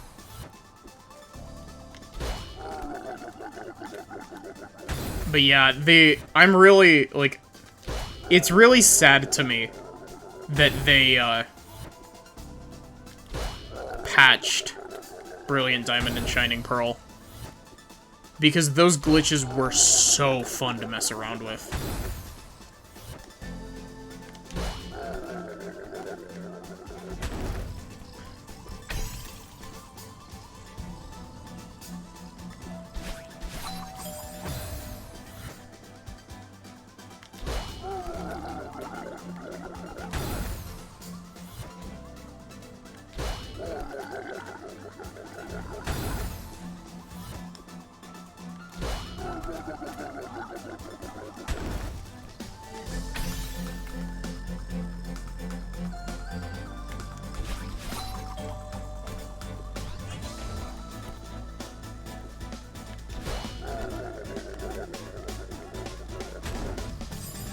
Really, game? I didn't even press right. Or left, not right.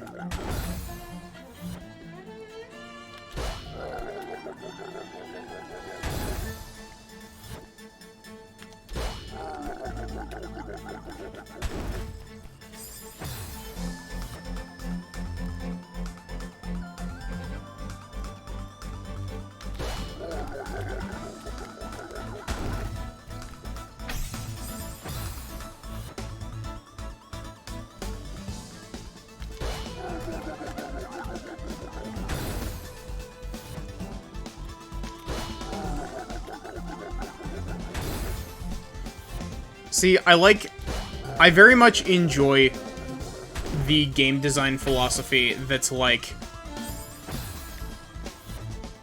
if it isn't game-breaking, it doesn't need to be fixed.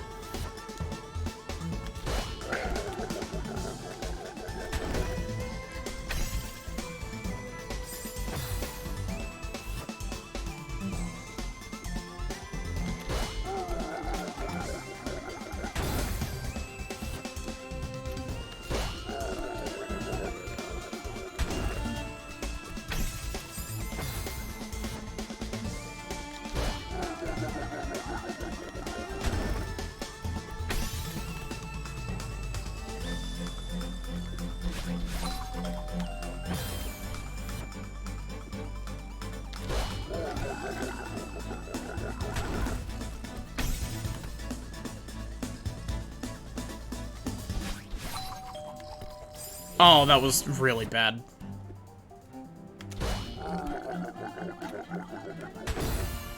That was dumb.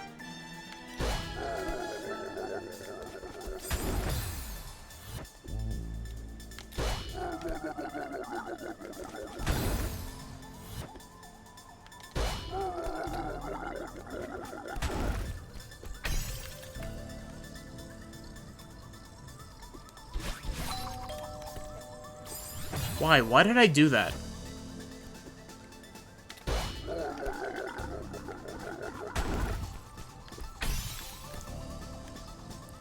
Well, I might be fucked, but...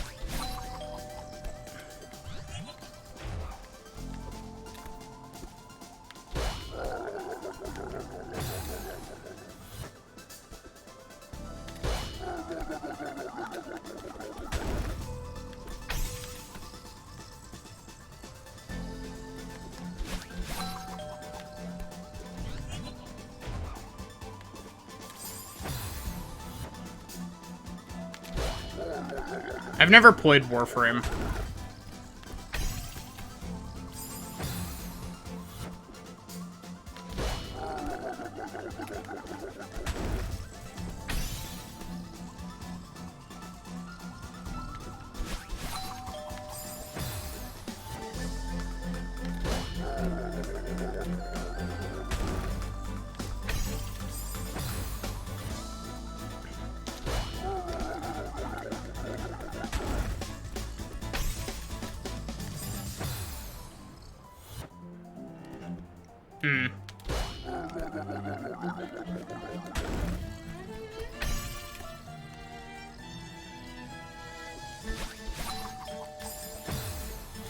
Why did I jump so early there?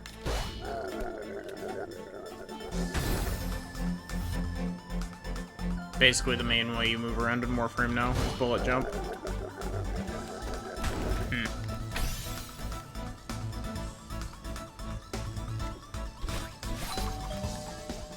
Oh, that would have been so good.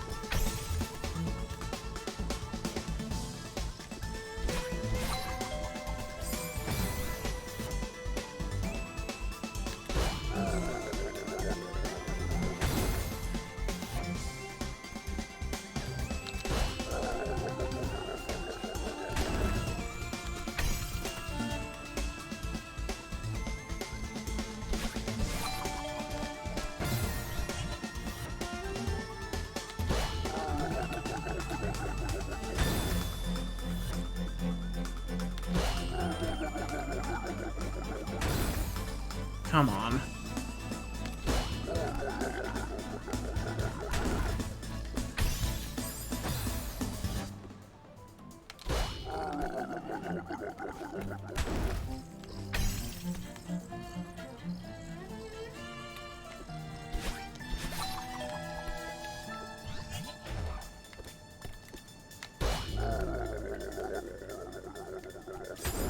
Oh, that still just kills you. Thanks, game.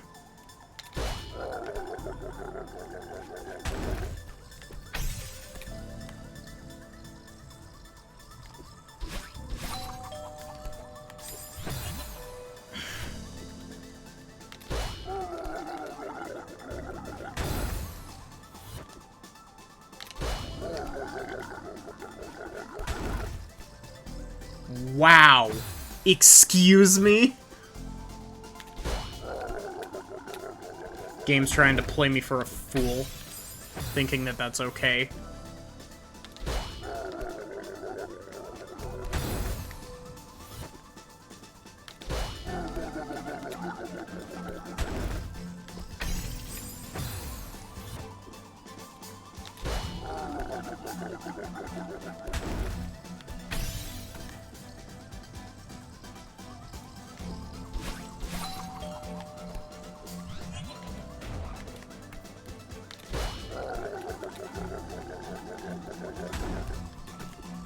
There we go.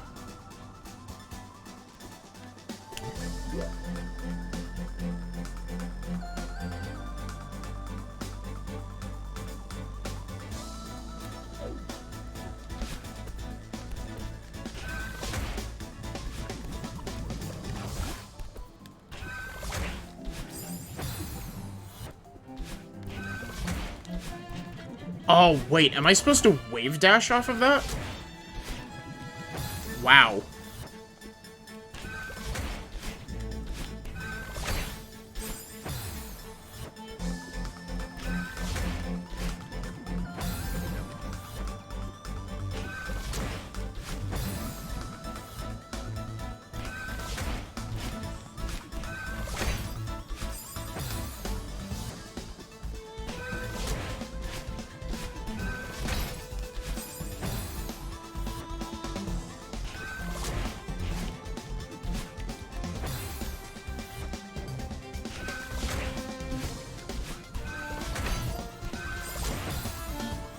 Oh, wow.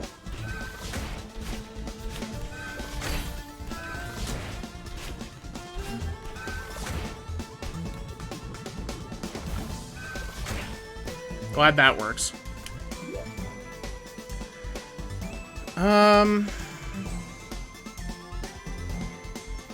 What's the catch?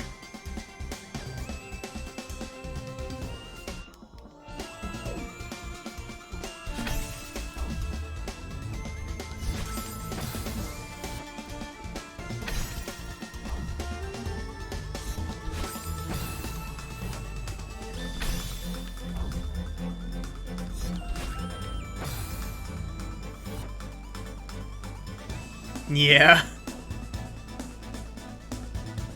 Oh, wait, do I have to try to wall bounce off of this moving block?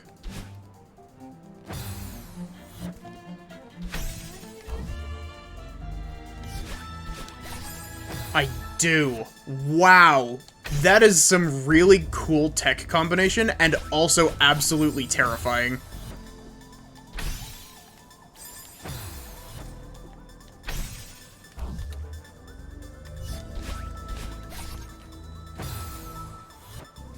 Wait. Maybe I'm not supposed to do that?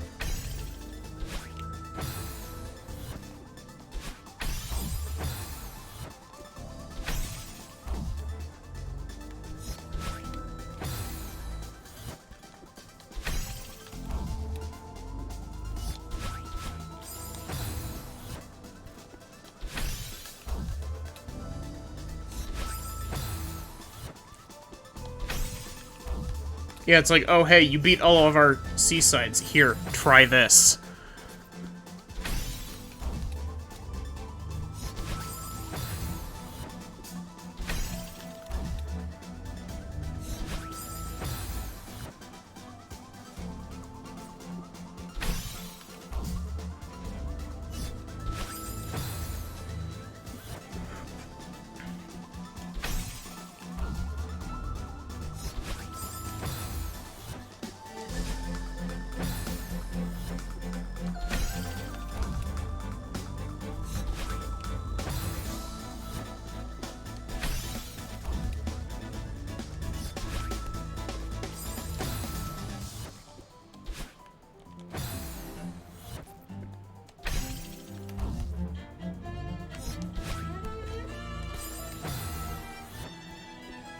Please don't tell me it's something like that.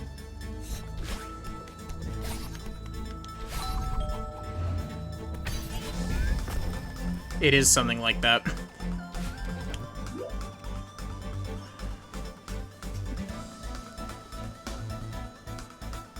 So, Kratiga, did this take you 4 hours total?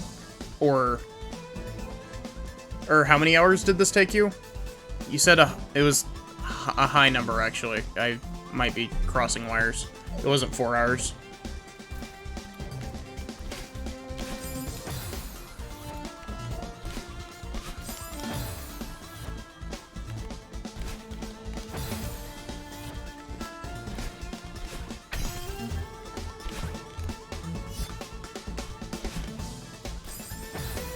Chapter 9 took you 10 hours.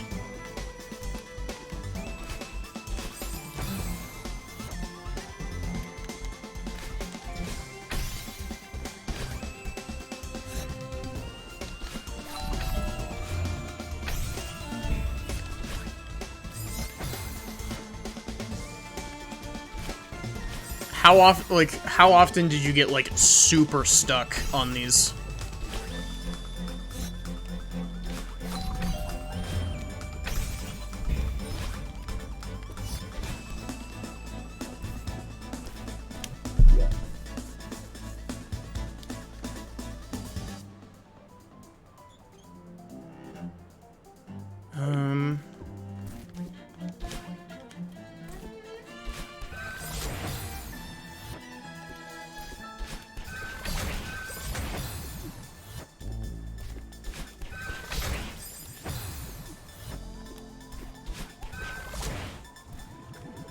Had a couple screens that took you an hour or more.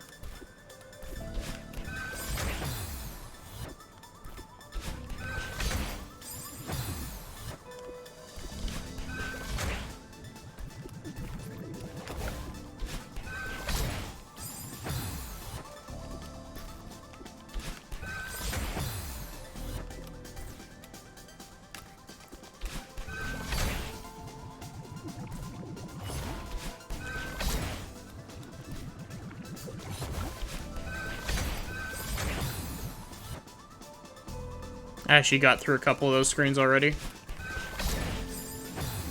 How in the world am I supposed to trigger this without dying immediately? That's evil.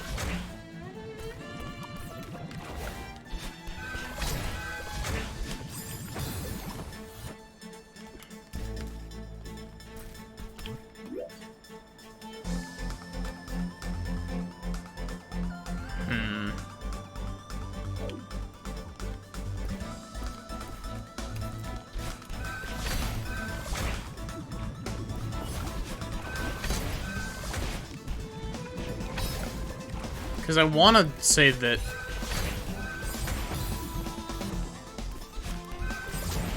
I want to say that you could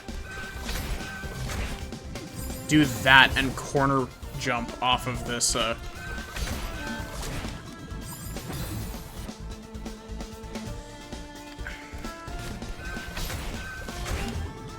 that.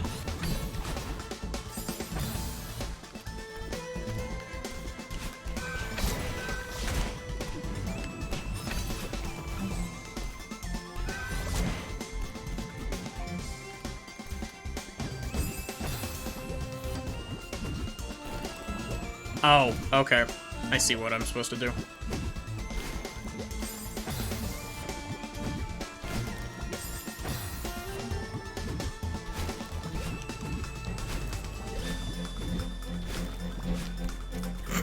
Wow. I had no right to do any of that easily. Holy shit.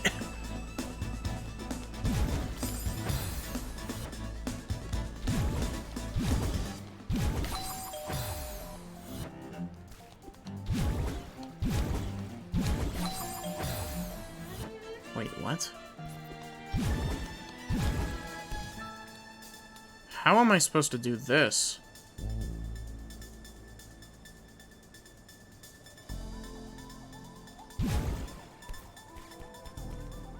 Because I can't do it like that.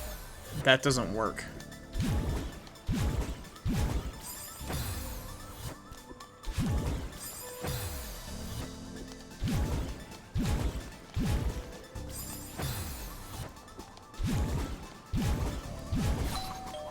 Oh, wow. You have to start holding back immediately on that.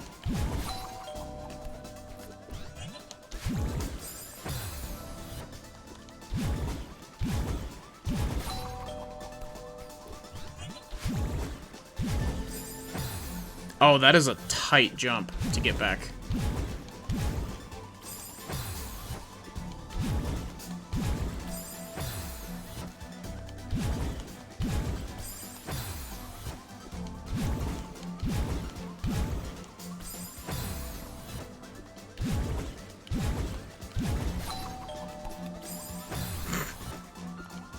Well, that was dumb.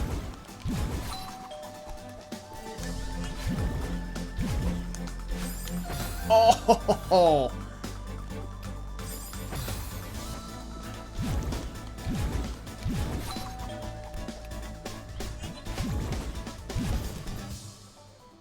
The hell? That was bizarre. I think I clipped the very top corner of it, so that's why it didn't kill me. Going through the dream block diagonally.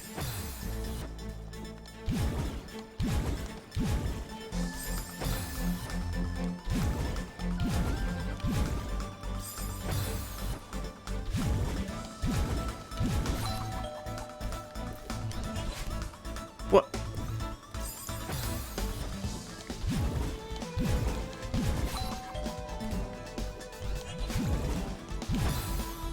I did that. I died that time.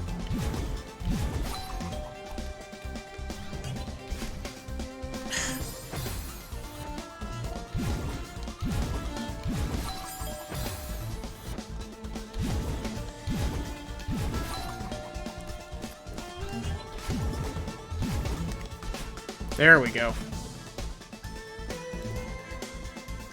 Oh no. What do you mean, cycle-based platforming?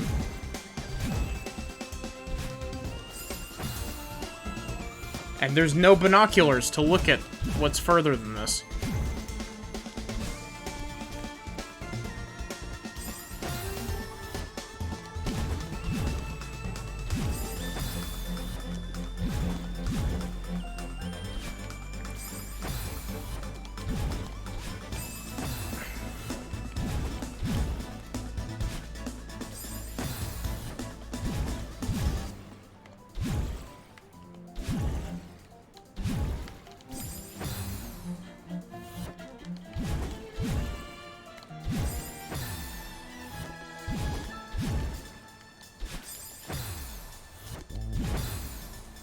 Well, that was dumb.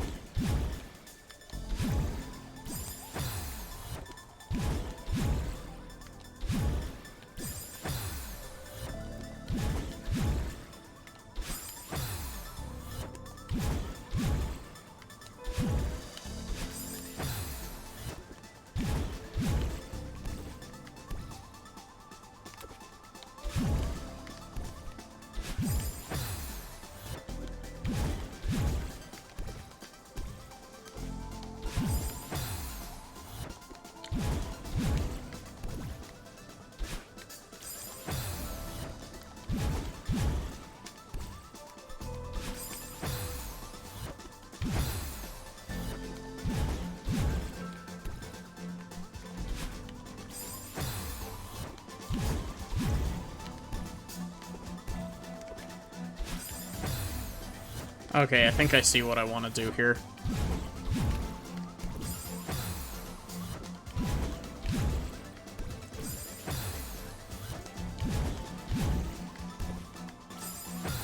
What?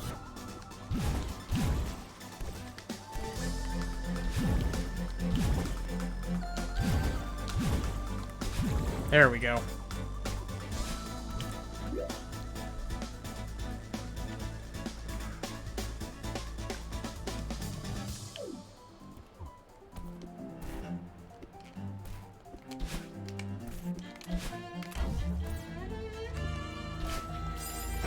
Oh, okay.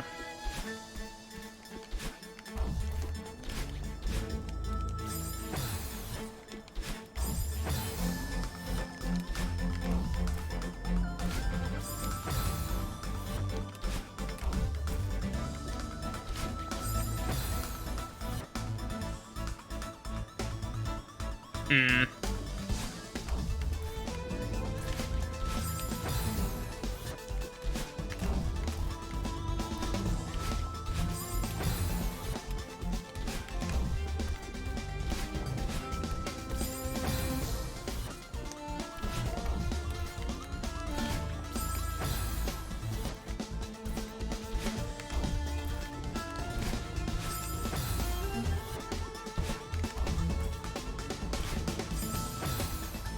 But at least you'll feel better afterward.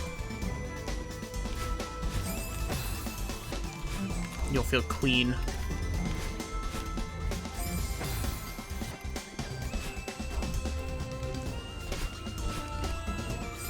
What the hell am I supposed to do here?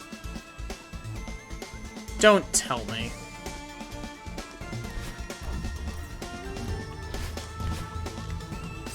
My God.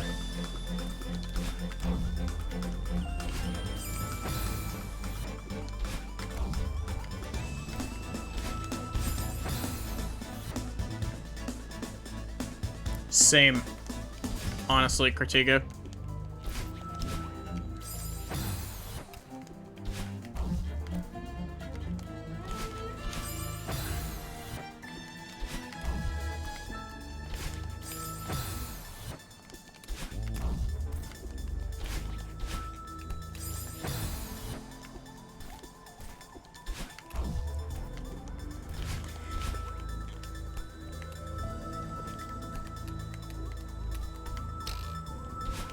I went too early. I was supposed to wait and then corner jump.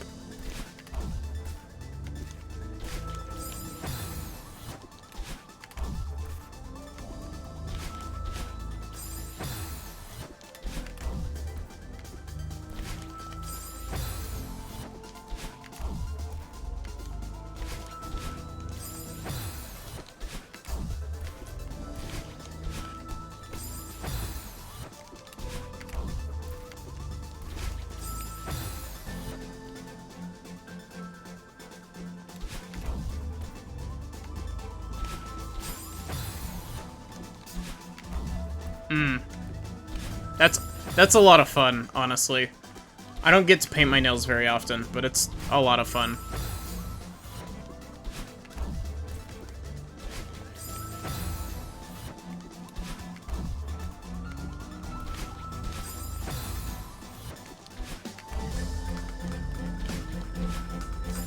Gosh, that timing is really off.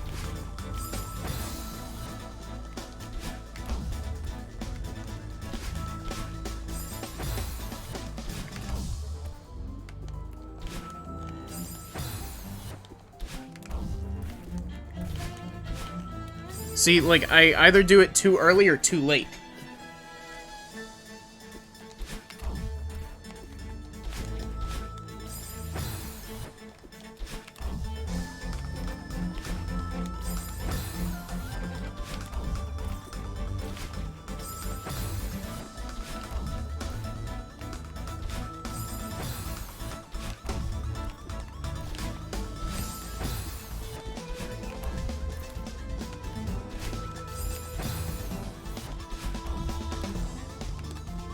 At the very least, I'm getting consistent at doing the wave dashing.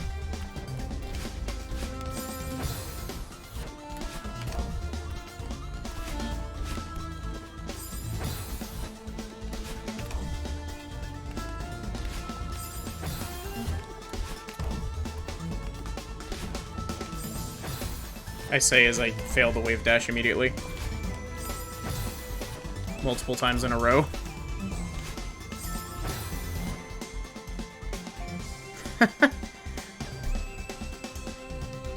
Thank you to whoever just gifted those subs.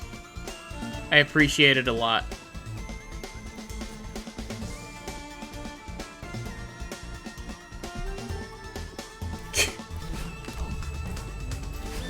Y'all are gonna end up giving me a ton of emote slots to fill. Like, my god. I'm not gonna have enough emotes to fill any of these slots.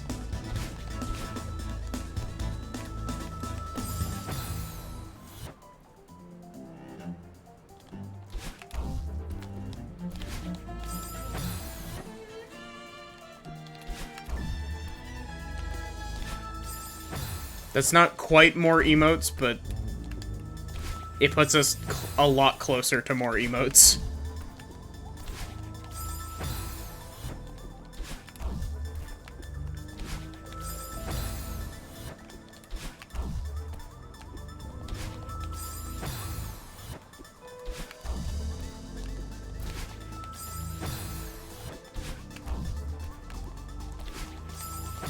See, now that I've commented on the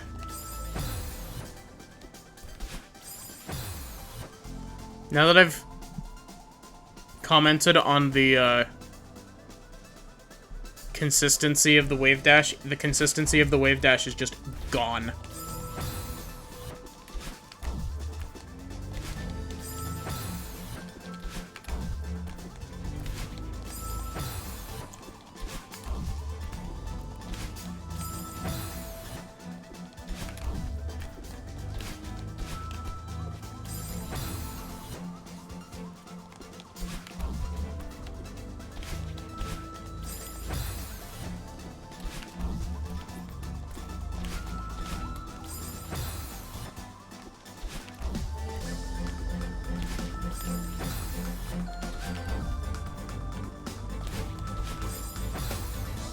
Wow, I got too much of a horizontal jump out of that instead of a vertical one.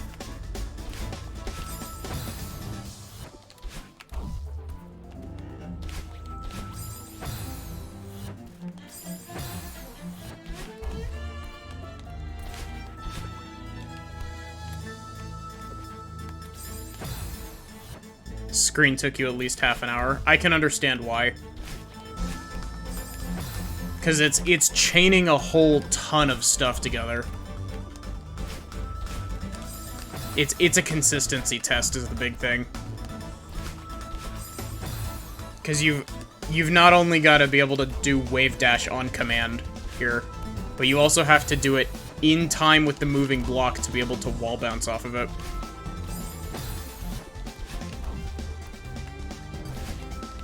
And not just that, it's like you have to be able to do it twice.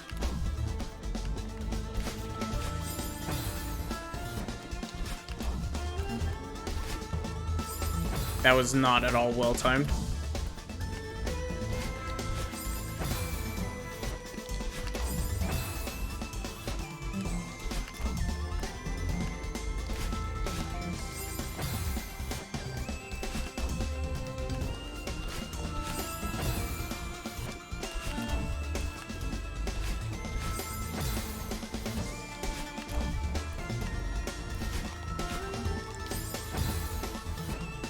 Honestly, it wouldn't surprise me if this screen takes me a decent chunk of time.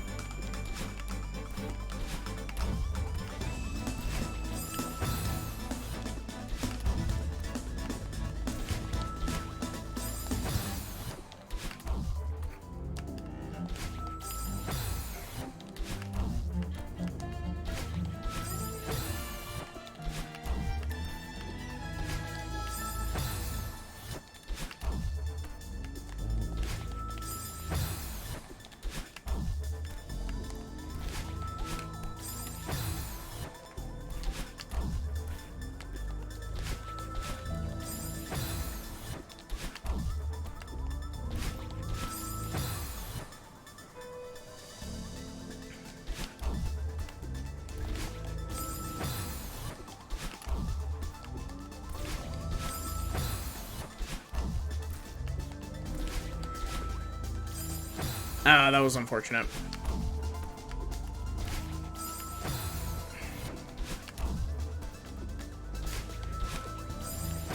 And I didn't even hold the jump button that time, that's why I didn't go over. Okay, though, I think I have a consistent visual cue for when to go with the, block.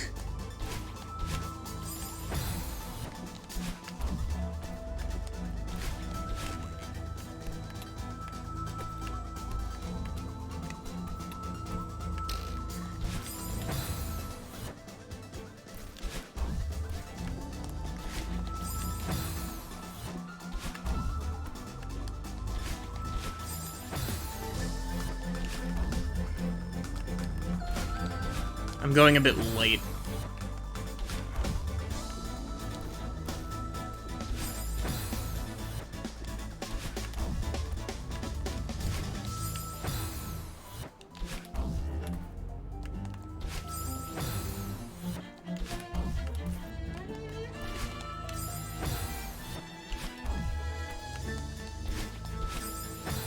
Come on.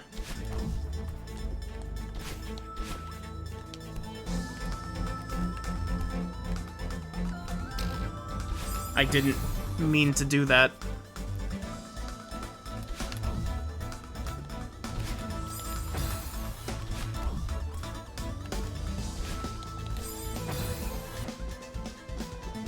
It's really funny. I initially intended for this to be like a mini-series, like maybe 2 episodes. And look at where we're at now.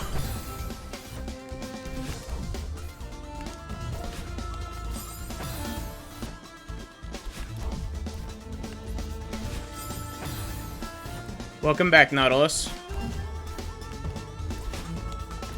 You missed somebody gifting out 5 subs.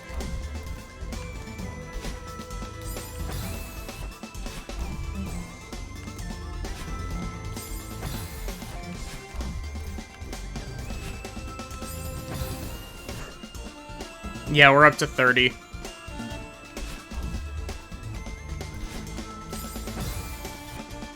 Going on episode 8 now when you were expecting it to be 2.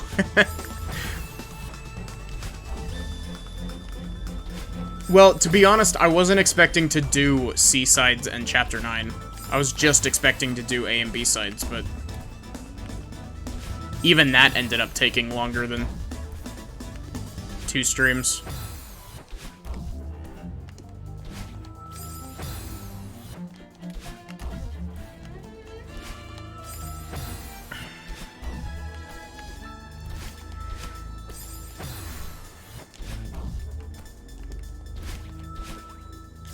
That was unfortunate. I just didn't go for it. Ugh.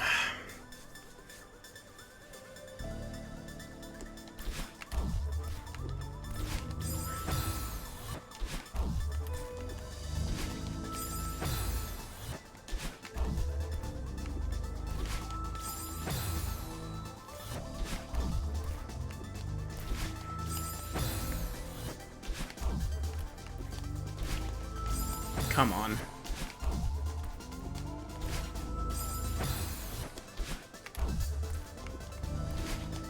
The game's punishing me now since I said that I was consistent at wave dashing.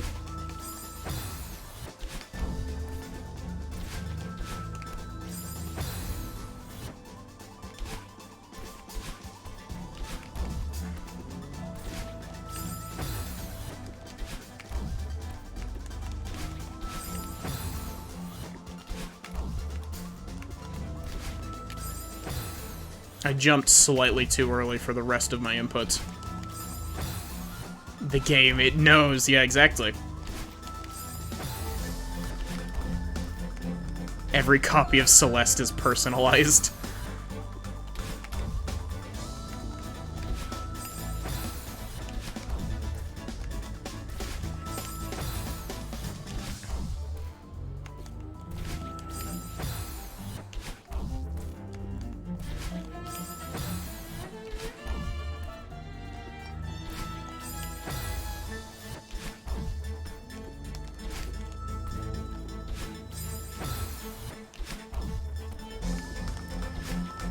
That's another game I'd like to play at some point, SM64.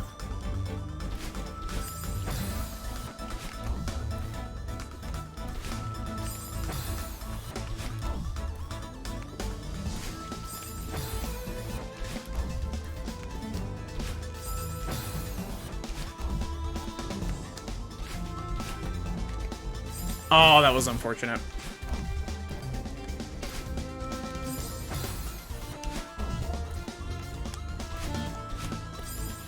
I didn't kick off of it that time.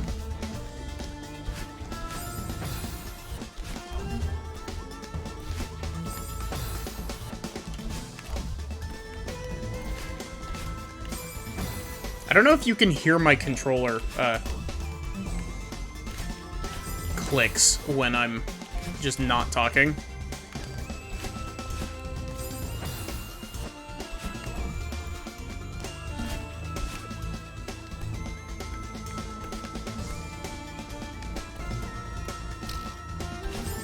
Oh, that would have been so close.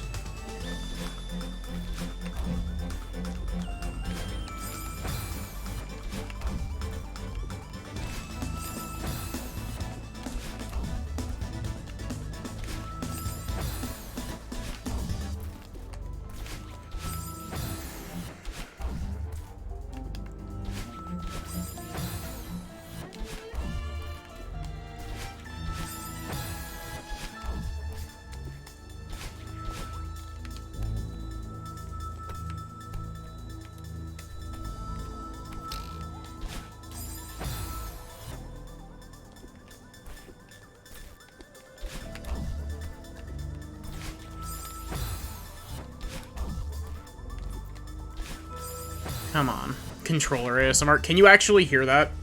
If so, I'm sorry.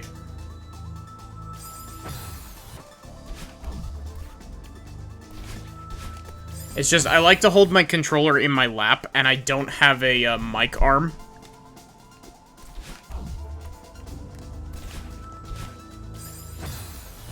I hope it's not too annoying.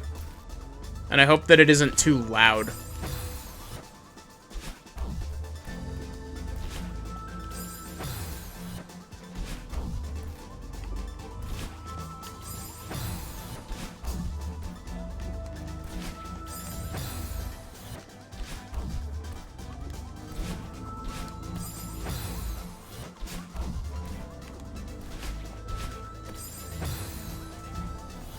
Hear the stick and the trigger, it's relatively soft.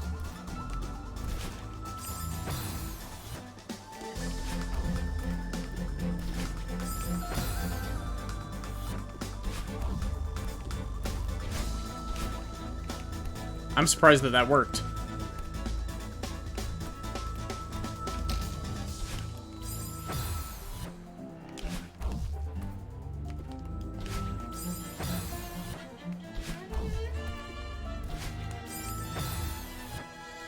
I wonder if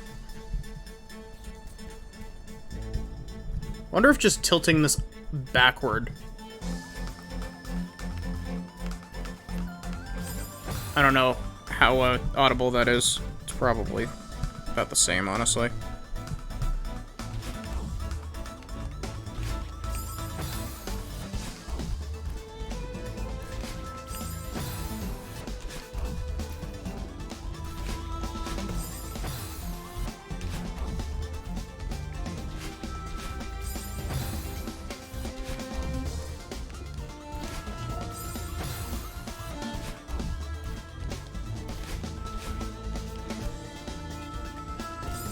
Really?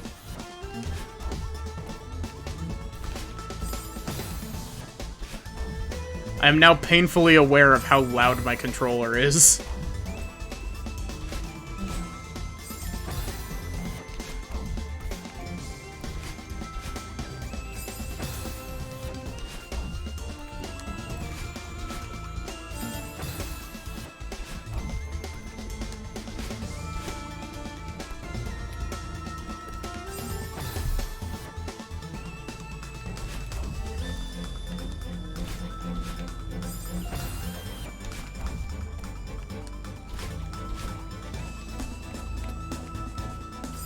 Really? That didn't kick me back nearly as far as it should have.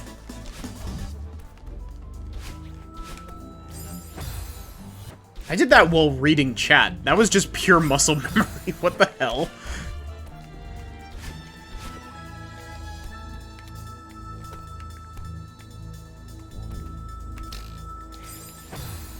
That would have worked if I had dashed properly.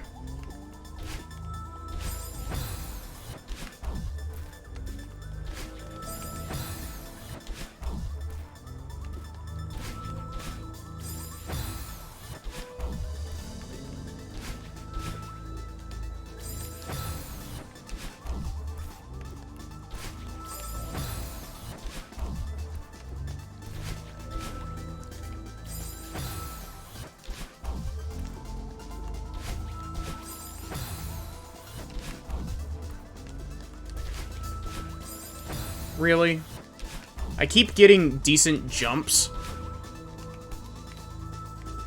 The game just keeps giving me bad angles with those jumps.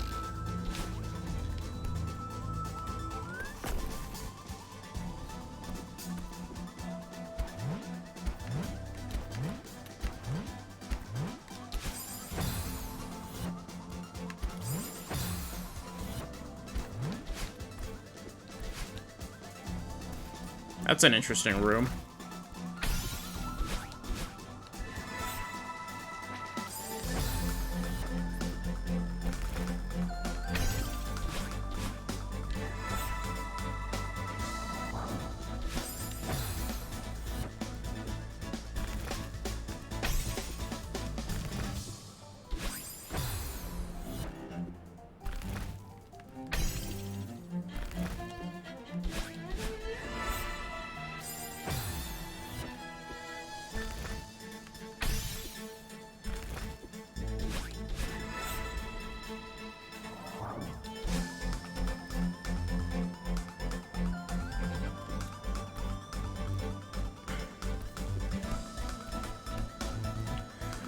Okay, what's this? We're going down.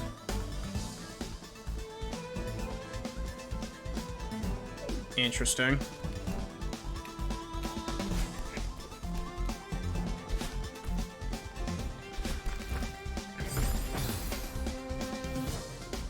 Oh, wow. Thanks, game.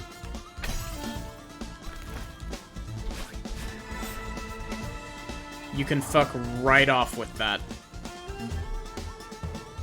Don't give me binoculars and expect me to think that there's no checkpoint.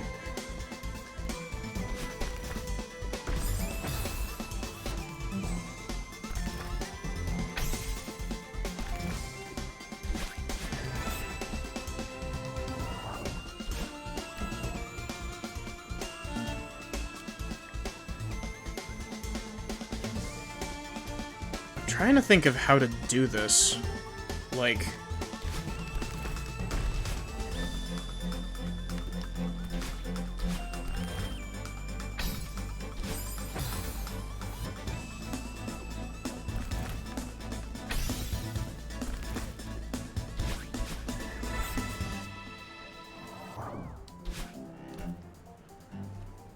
think all of this happened just because Madeline wanted to randomly climb a mountain one day. Oh, that's... okay, I guess.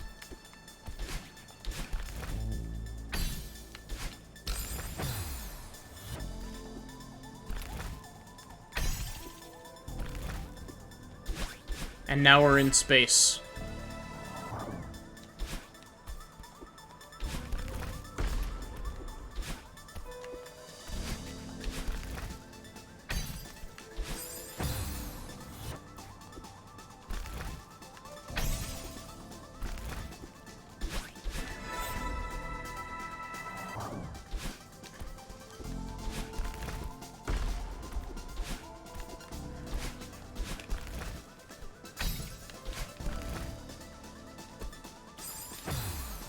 Okay, so I've got to ride that down far enough so that the springs won't kill me.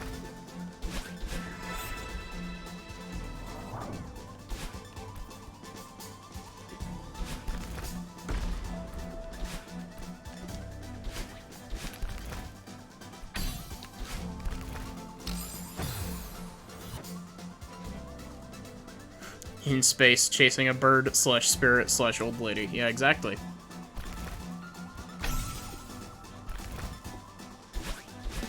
With a funny little tardigrade in the background. It's just vibing.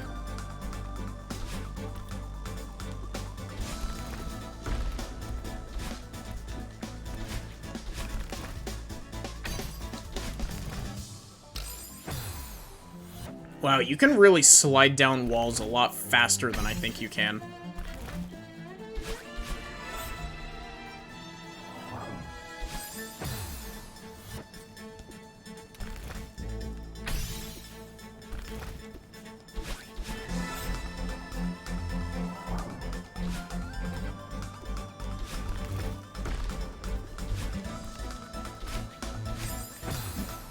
Wow, thanks, game.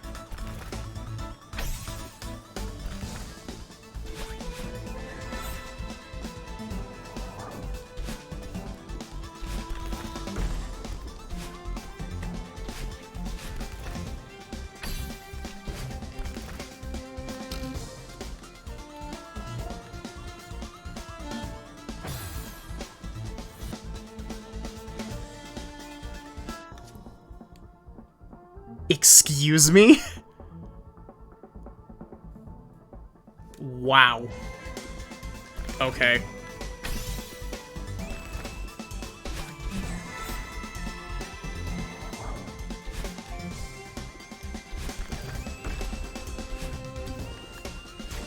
I knew there had to be some catch to it, but I didn't think it was gonna be that.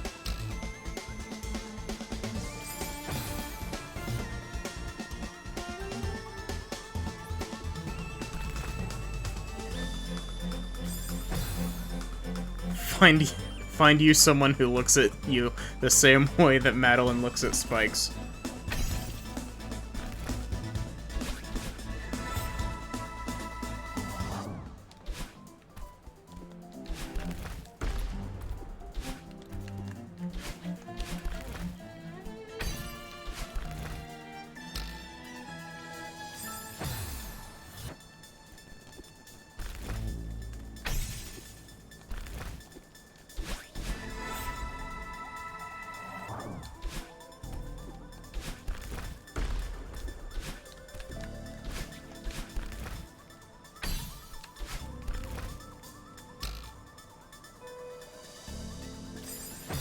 Wow, you have to hold down all the way there.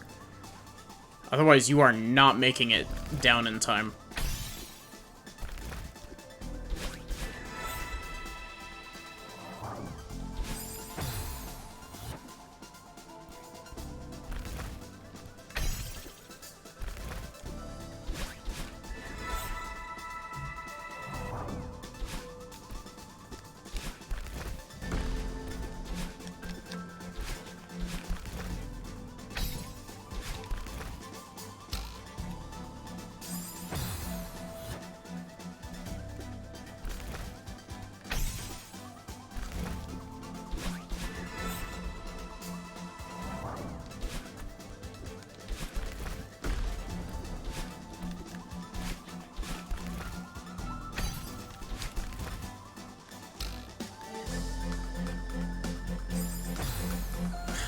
The worst part about that is that you have to make really tiny adjustments, and sometimes the game doesn't pick up your slight change in direction.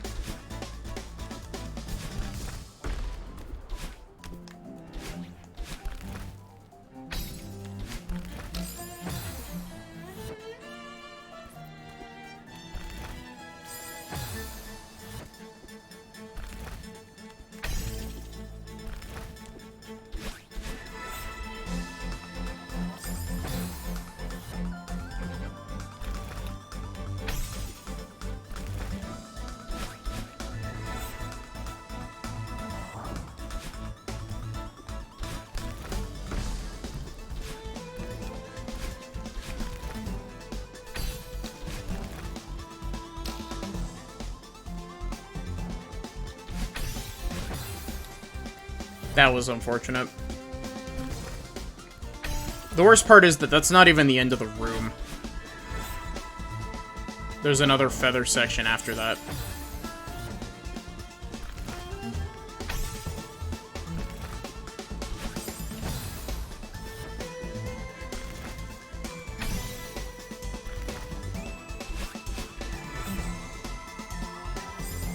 Come on.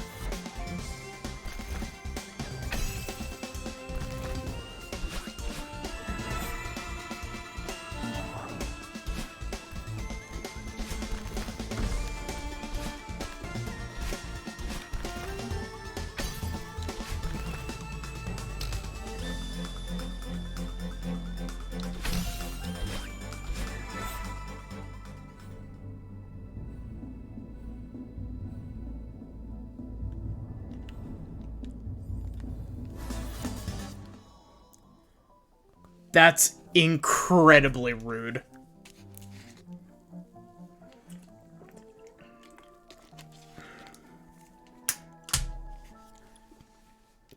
You do all of that, and the game just spits in your face.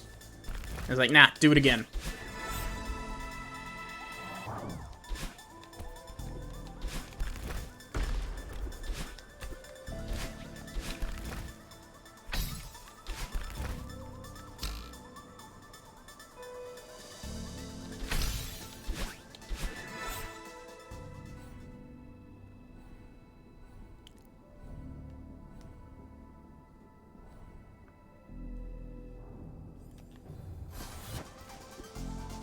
Jeez. Game, why you being so mean? Why are you all of a sudden being very stingy with checkpoints, game? You have the entire rest of the level to be stingy about checkpoints.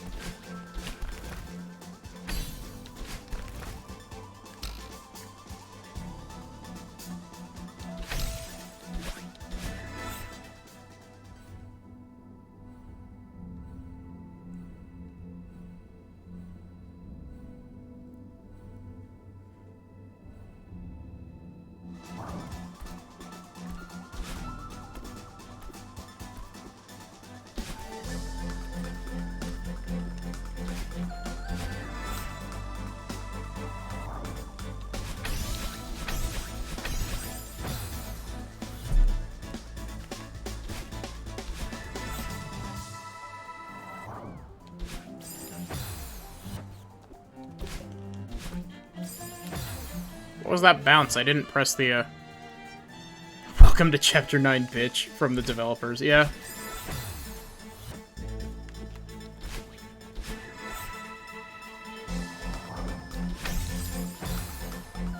Granted, I'd like to imagine that, the development team of this game is very nice. This chapter, though, is very, very mean.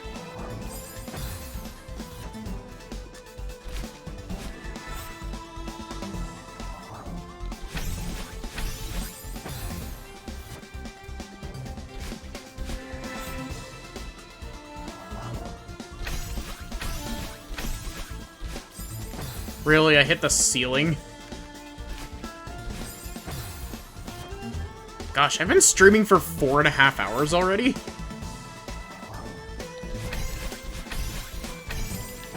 Man, time really flies by when you're not stuck on the same level for half an eternity.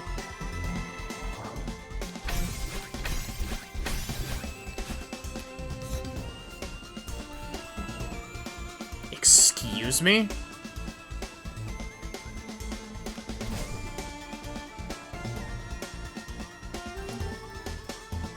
What?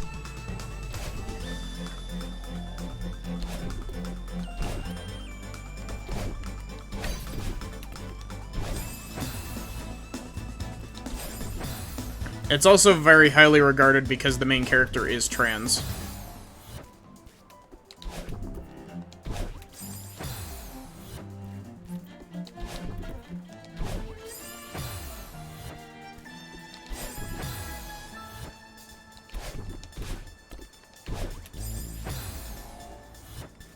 But also, the lead composer and, the game's director are both also trans.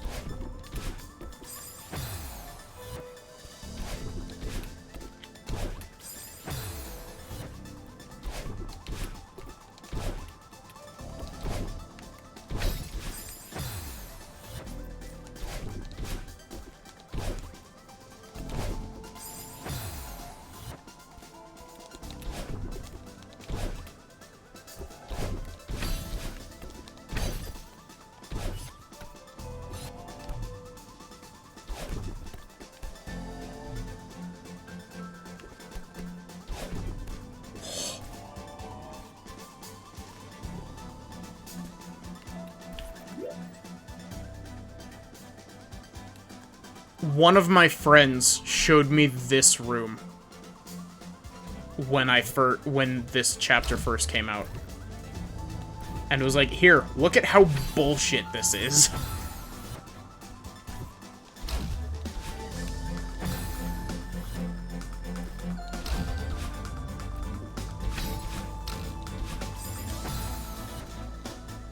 Okay, so... Wow, that was not how that is done.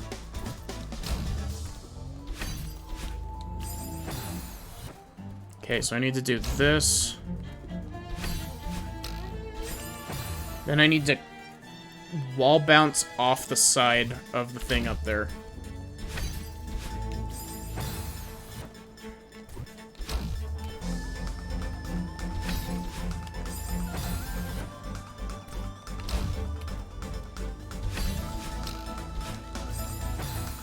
How high up does this go? It seems like a lot of just bouncing off the central, thing. Oh, wait. I can't land on that there. I need to land on it in the middle there.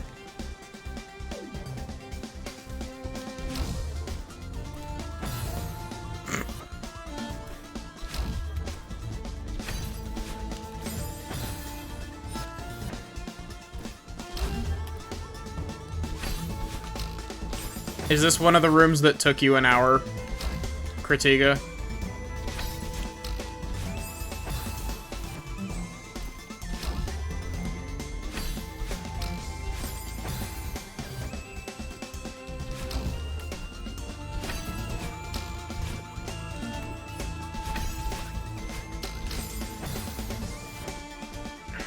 Close to it.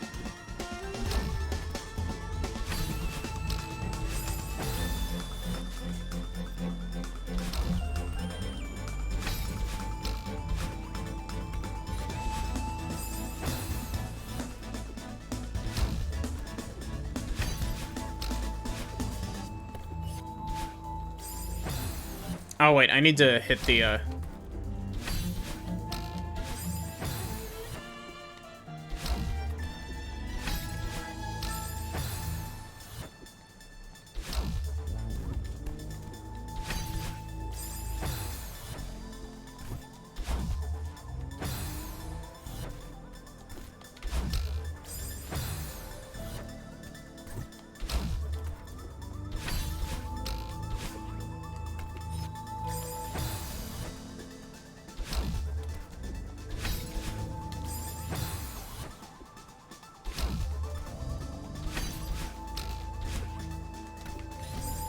Come on.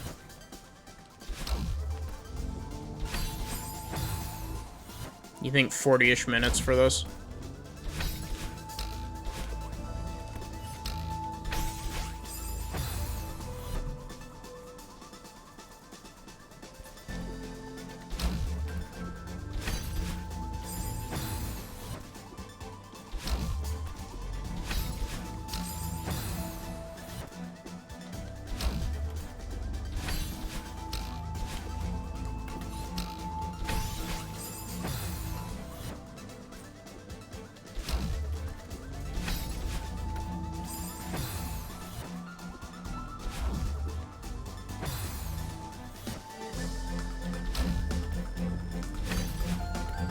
Really?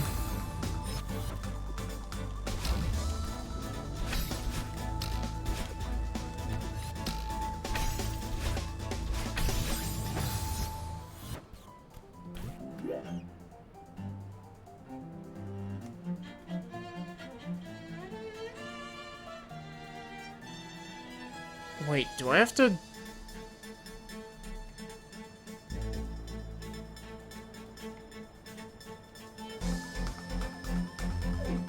I think I see what I'm supposed to do. I just think that it's kind of dumb.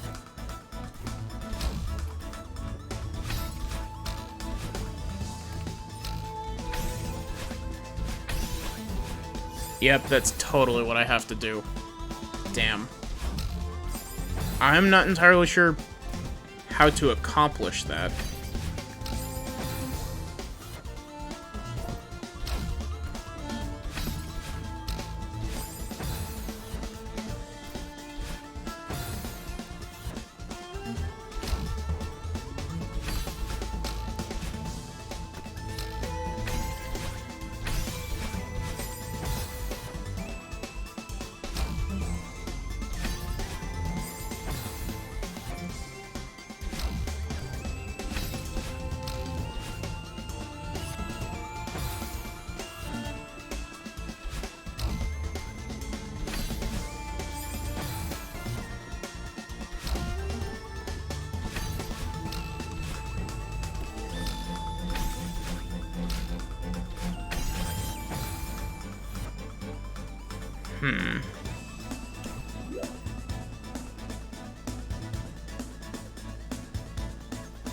Because I don't think I can make it...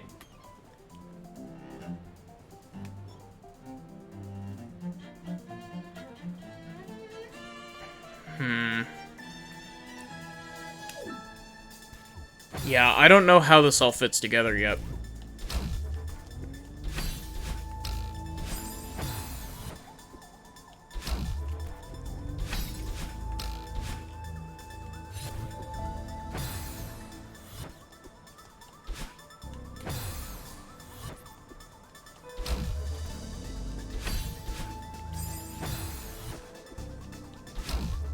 So it looks like I need to do...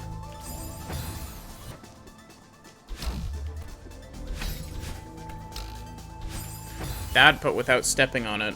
But I also might need to be able to get up fast enough that I don't hit the things on the actual platform.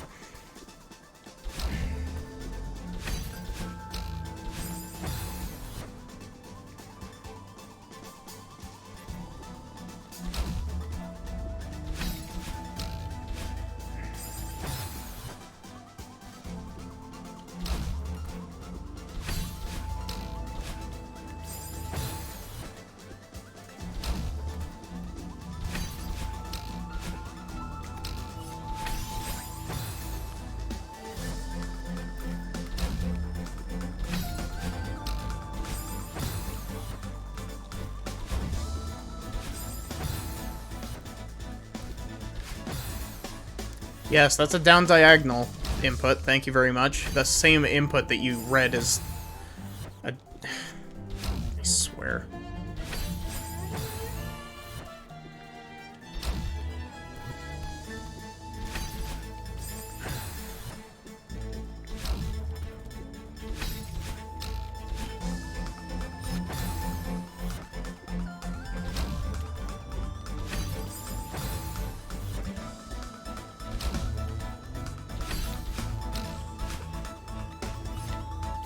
Come on.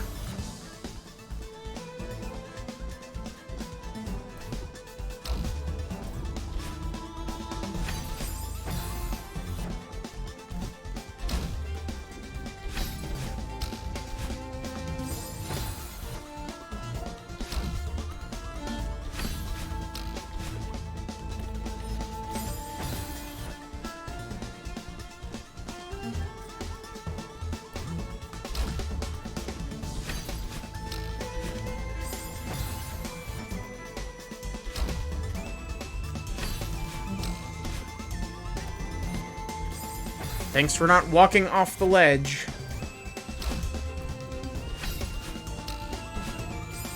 The salt is coming out.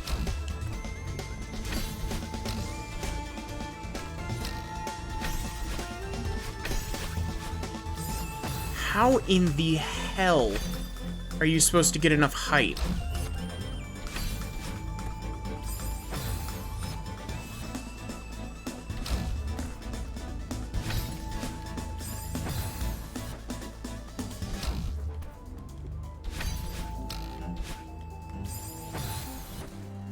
I don't think that there's a corner to boost off of.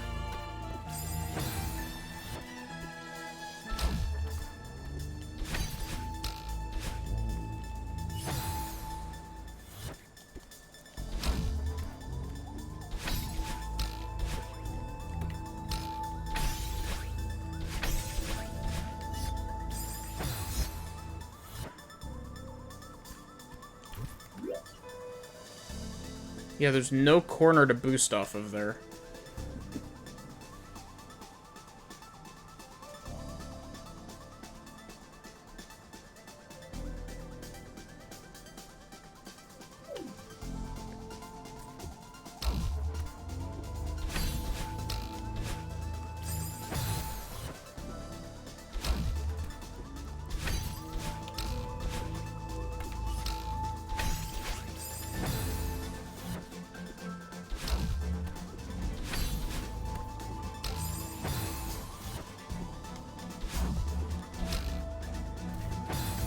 My favorite thing is how the stupid moving blocks make a really high-pitched noise when you activate them.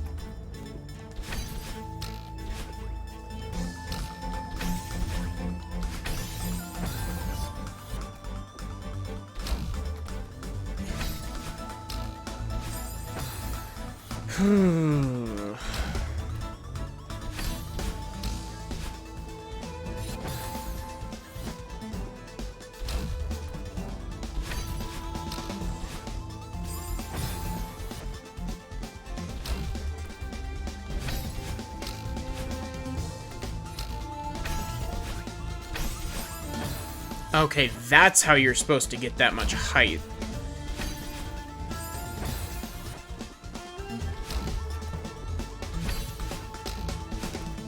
Gosh, this room is really mean because it doesn't give you any direction to go off of other than up.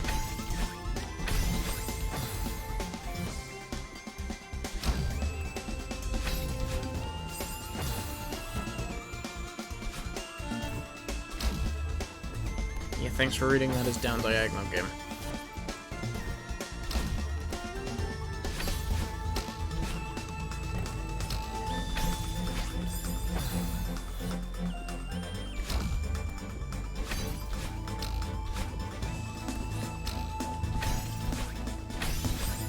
Come on.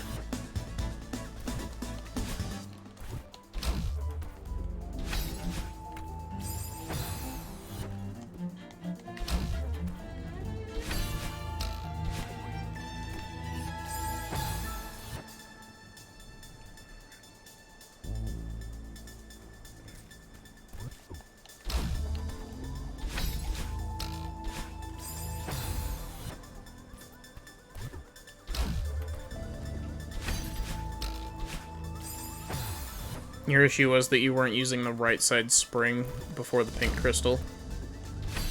You were just trying to jump it.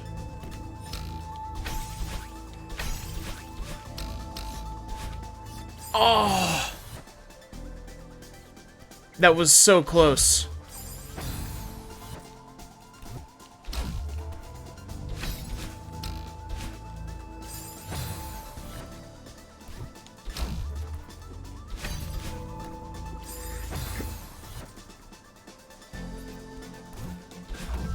Oh, come on.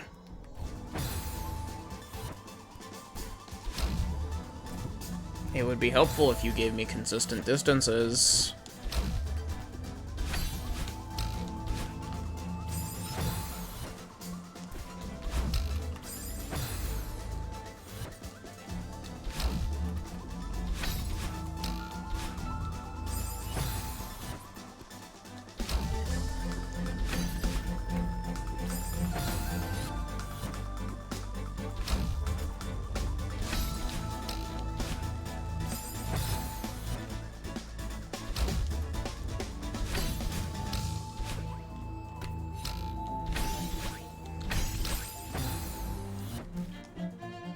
The arbitrary, like, wait here for half a second while you wait for yourself to exit out from underneath the spikes is very dumb.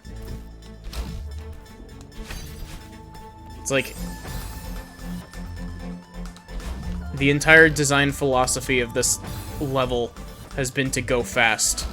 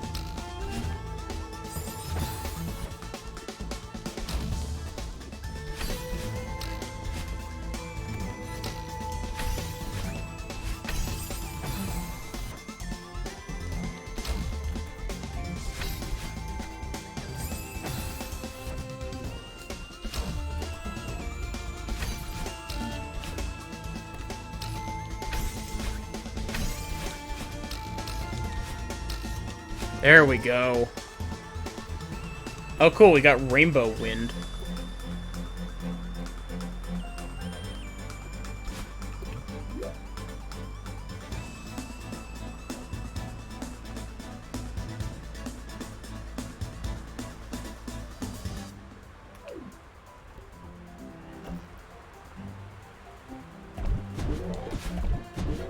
Oh. This affects the bubbles? What the hell? I don't think I've ever seen this interaction before.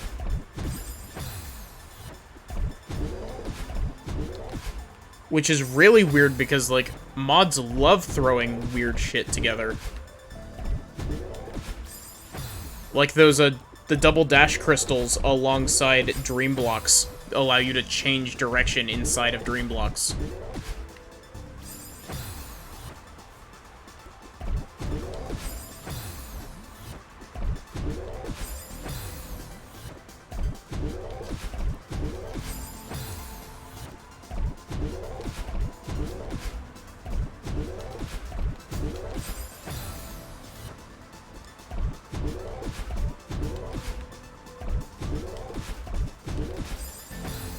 Oh wow, you can't just do that straight out. You have to do that diagonal out.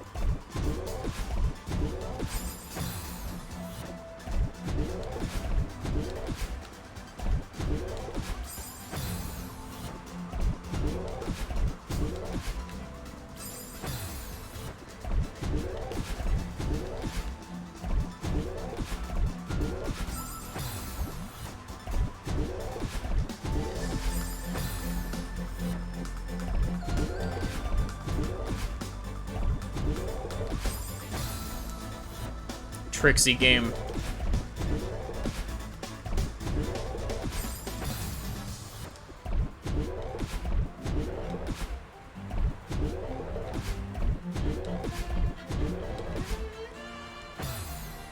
Holy shit, that is really mean. But also cool as hell.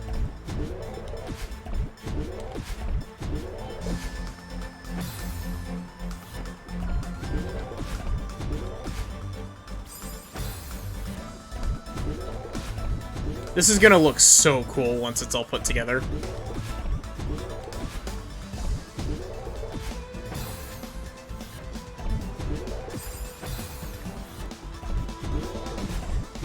I'm being distracted by the fancy particles.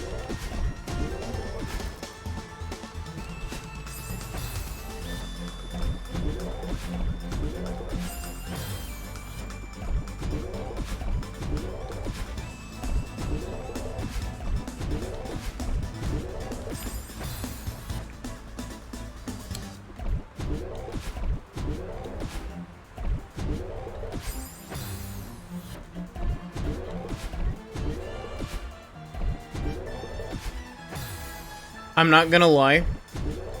At this current point of Chapter 9, I still think that 5C's last room was harder.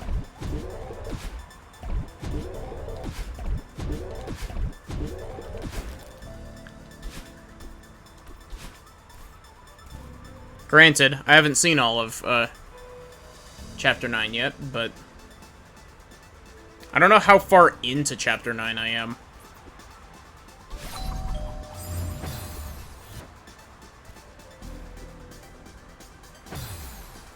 Oh, wait.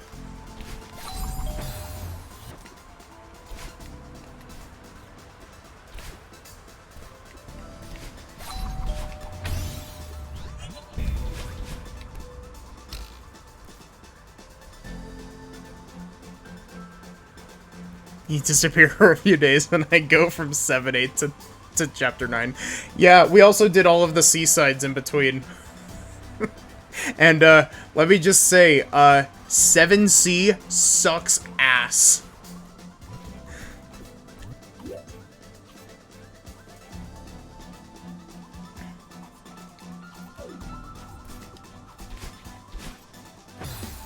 But welcome back, Timmy guy. How are you doing?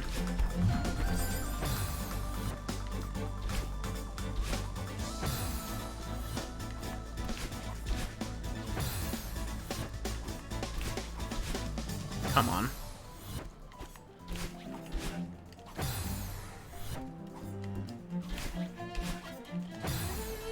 It's not what I'm pressing.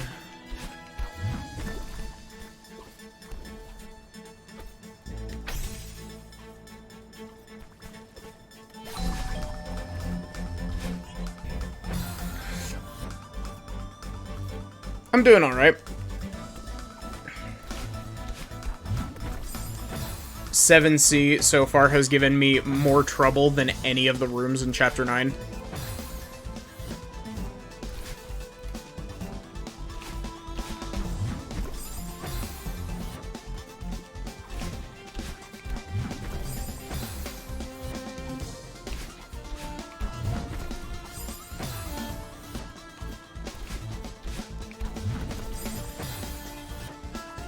Yeah, I'm already past Wave Dash tutorial.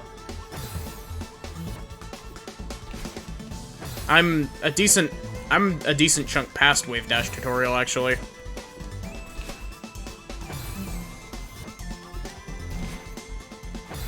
I know that the,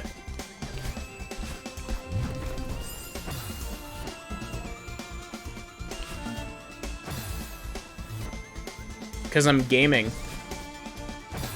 Gaming with a capital gay.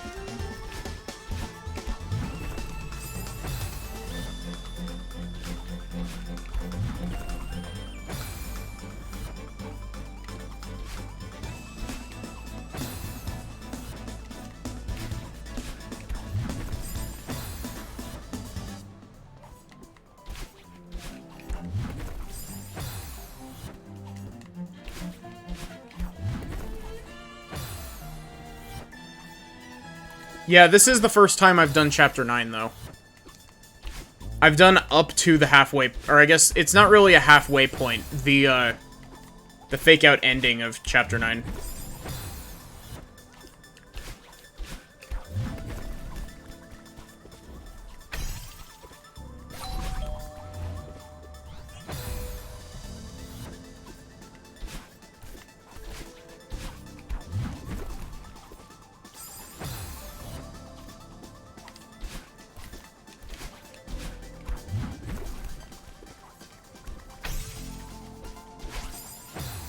Where do I need that other dash?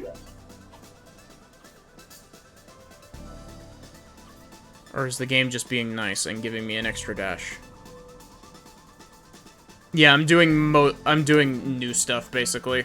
I've seen some of the rooms from Chapter 9 just from, like, seeing friends going through Chapter 9, but...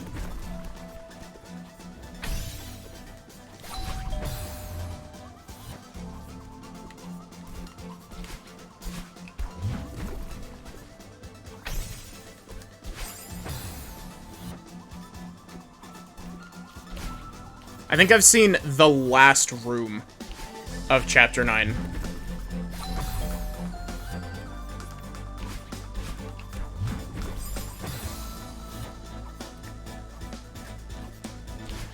No, I haven't taken a look at the D-side mods.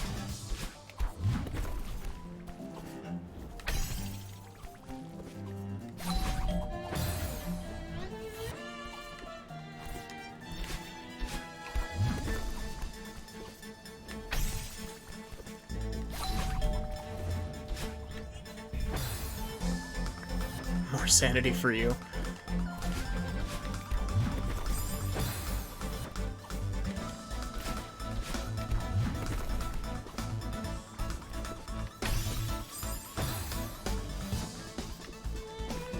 I'm fully convinced that they put the Dust Bunny stuff on these, climbable things just so that you can't neutral wall jump to catch a break here.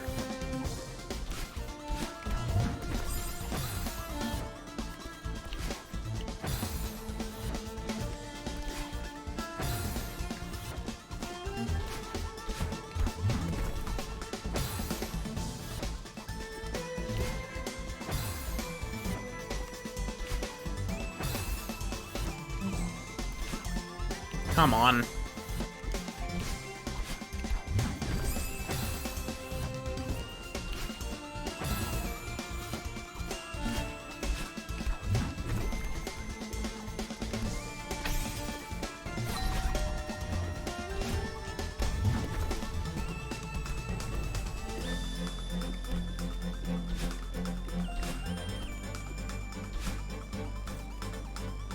Also to make stamina conservation harder, yeah. We got a falling room.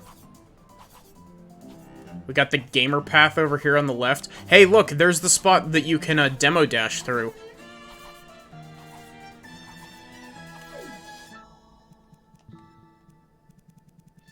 Can I bind crouch dash?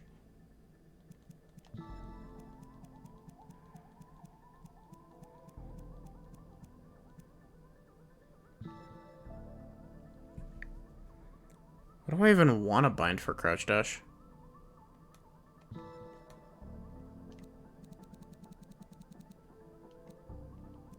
Actually, let's bind... Yeah, let's bind crouch dash to that.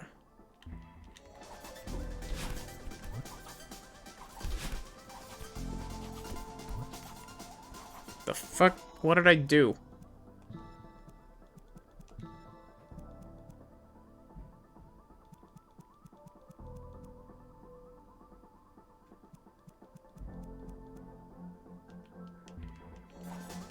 Me doing that has removed my ability to move, to the left for some reason.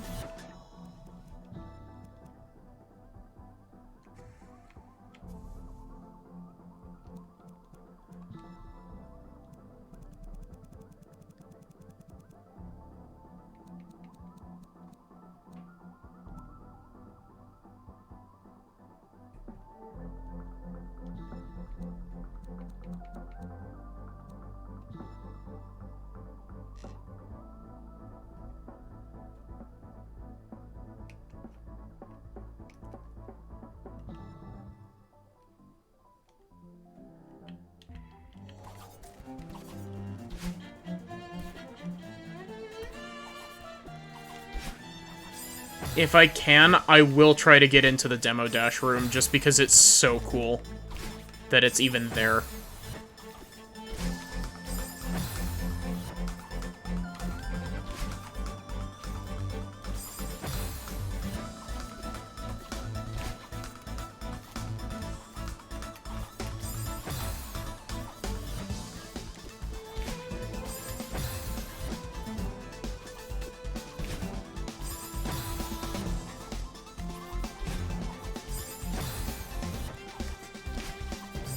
Come on.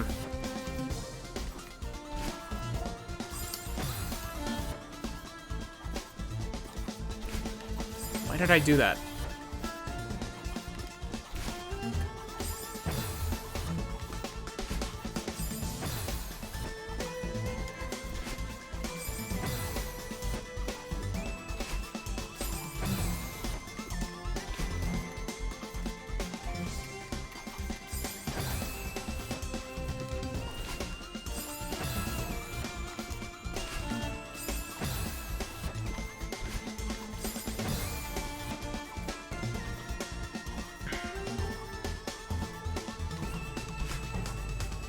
Nah, I'm just bad at wave dashing.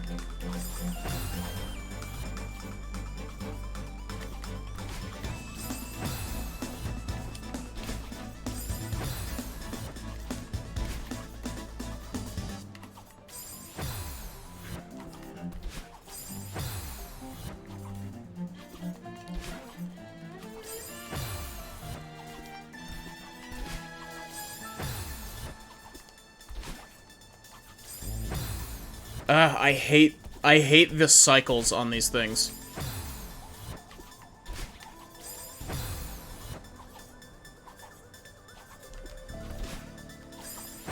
Yeah, it's just down diagonal dashing into the ground. The backwards flick helps me time it out.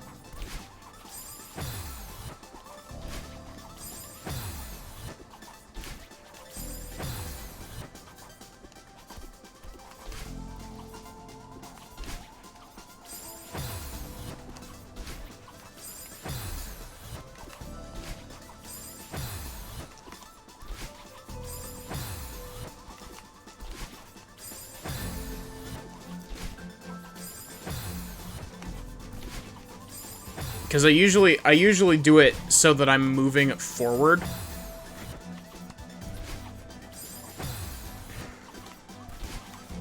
Why do I only ever get actual wave dashes when the things are in the way to kill me?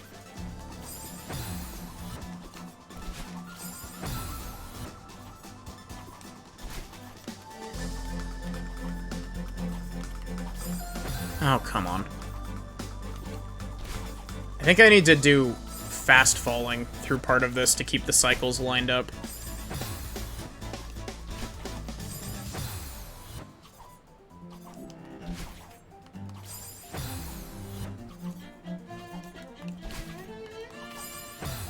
You know, maybe doing these standing will help me get consistent with them.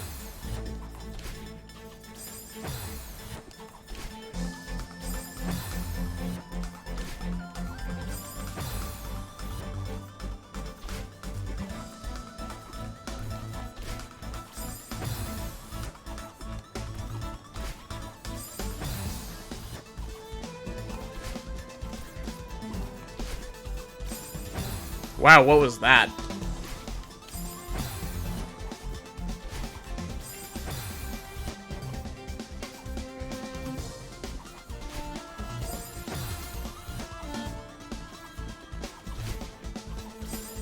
Come on.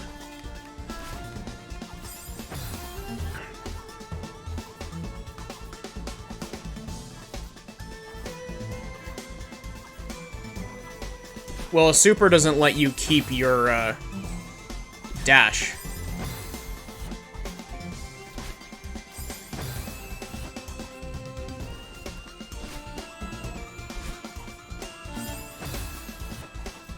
It does if you delay. What part of a super can you delay?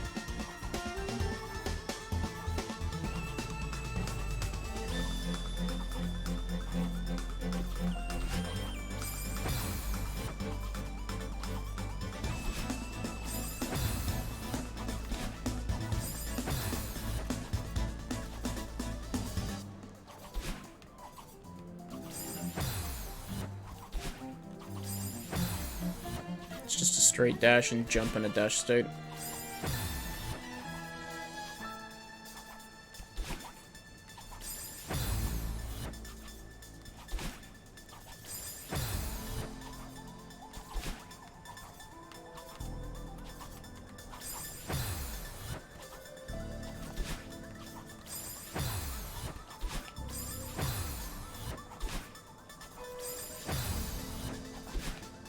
Come on.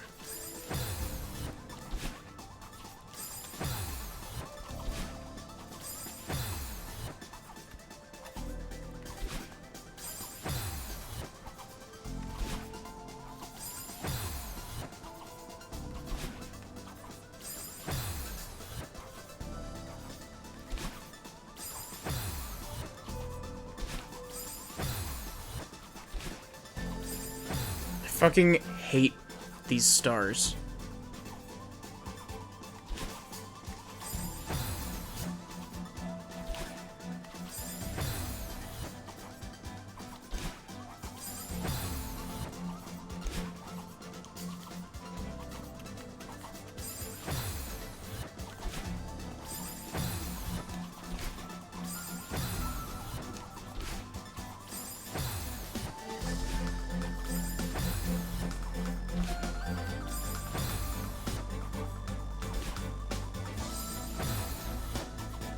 I think it might just be the point in the night where my brain's just fried. Because it has been 5 hours.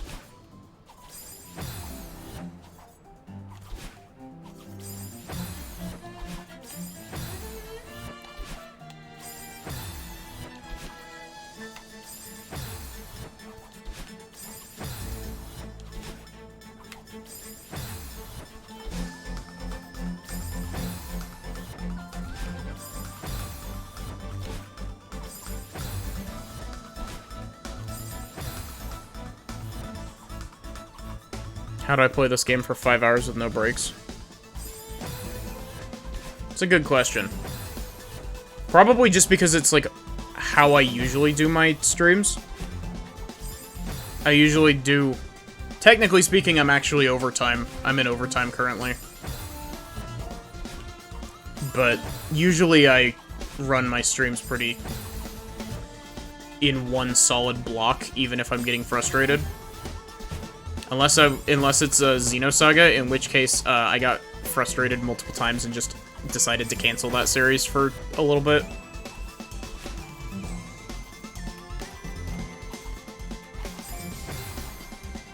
Okay, you know what? I'm not even gonna go for the... I'm sorry, I don't have it in me currently.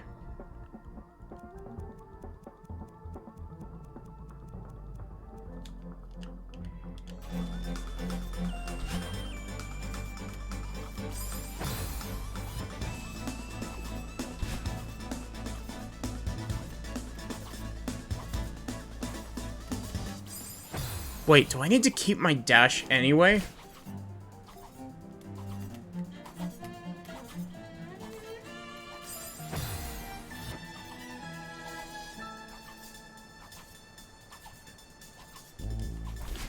No, like, I know where the demo dash hole is. It's behind some of the spikes on the side.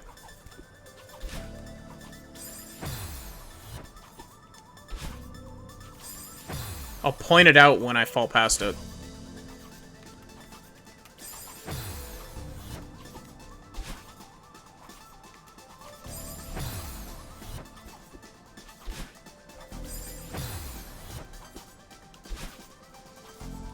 It has a very defined area around it.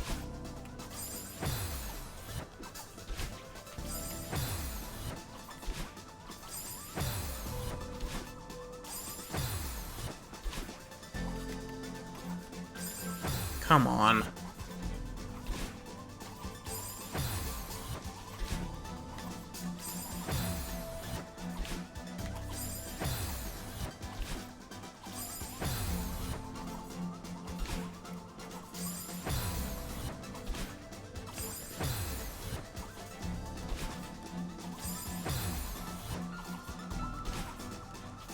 Yeah, I think we've just hit brain rot hours.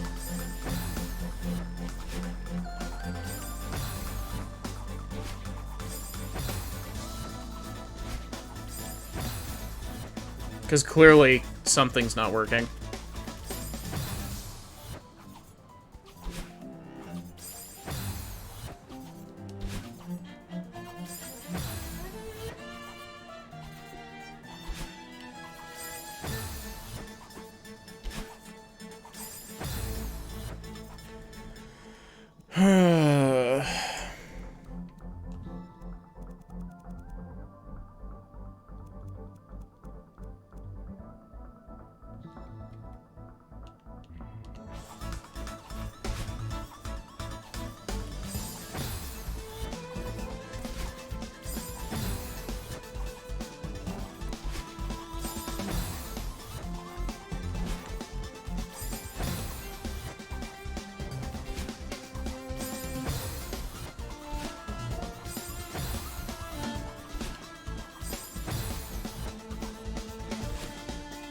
I hate that they put these stars on just the perfect cycle to force you to wait a cycle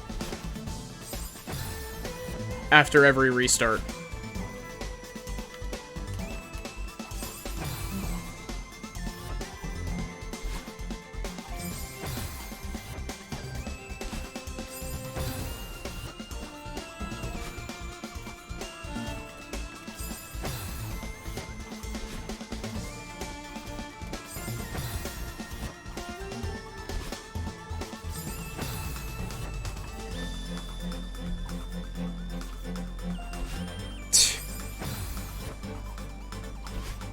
Gosh.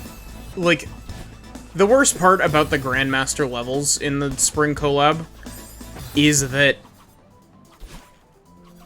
they're very obtuse. Like, you don't know where to go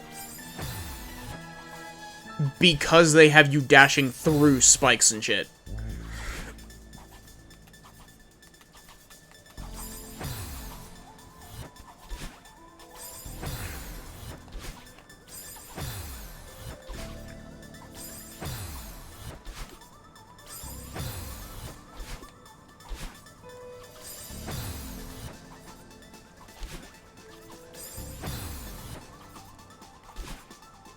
just the ways of the gamer.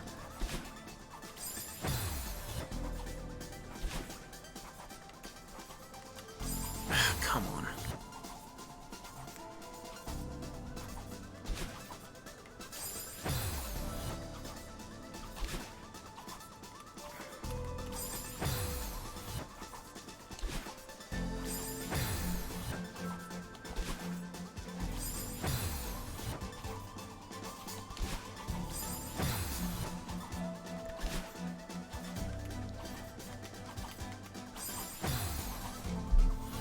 You define your own path. Spikes are just a pity obstacle.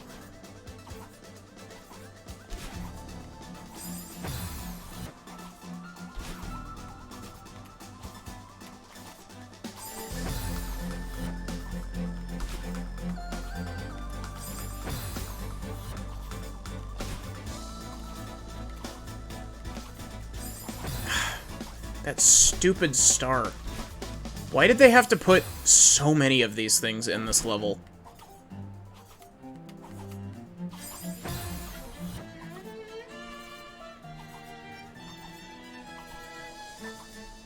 And you can only demo on Chapter 3, 6, and 7 spikes? Really? I did not know that. I assume that the rest have a bigger hitbox or something?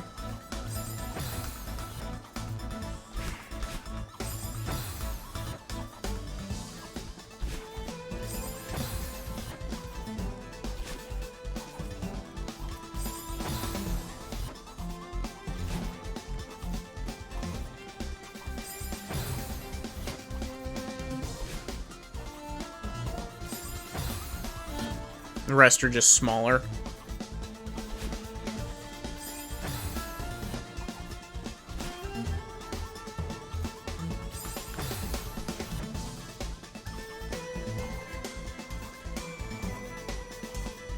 And they use either Void or Chapter 1 spikes.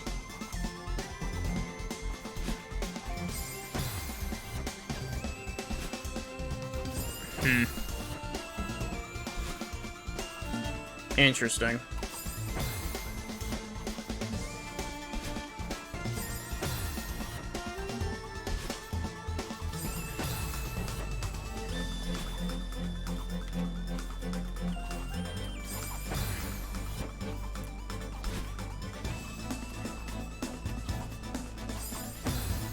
I don't think I can make it through on that cycle.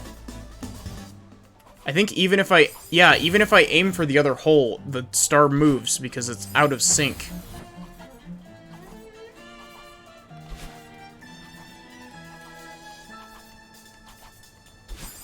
Damn it, I pressed the wrong button.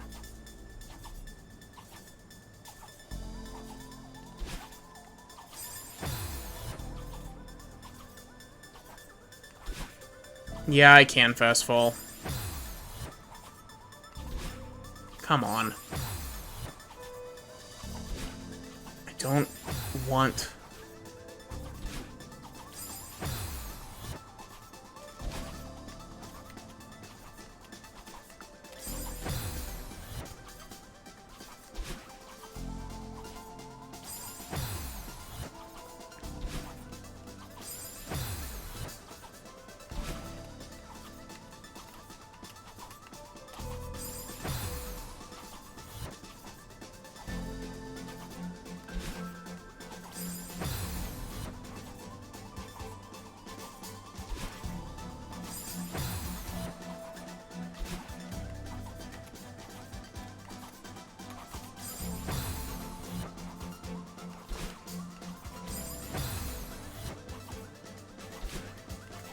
I just want to get one attempt where I actually demo dash at the wall, and then I can end stream.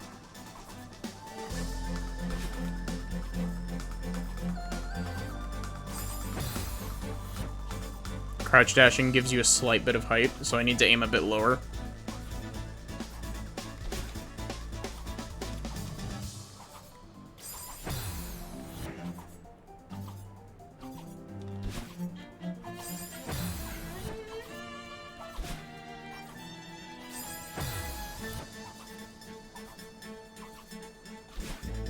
Come on.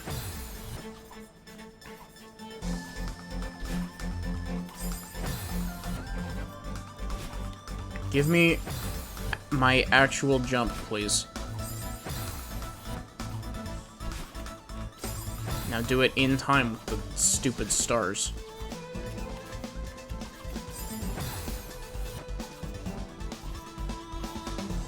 I really wish that you could slow fall by holding up.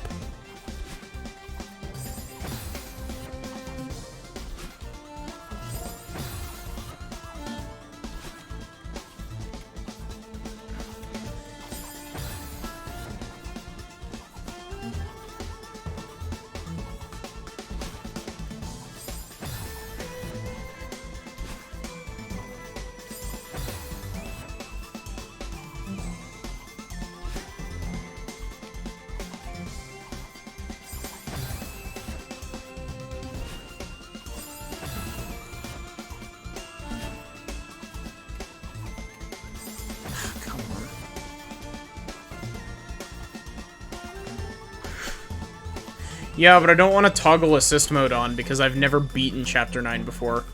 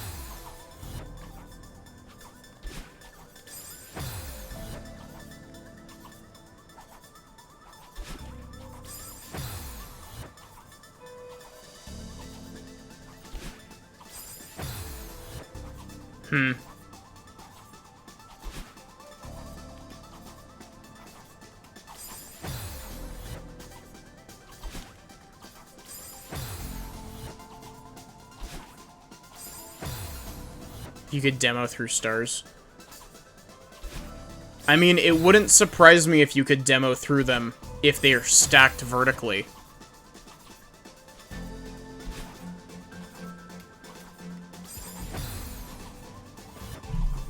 One safe pixel.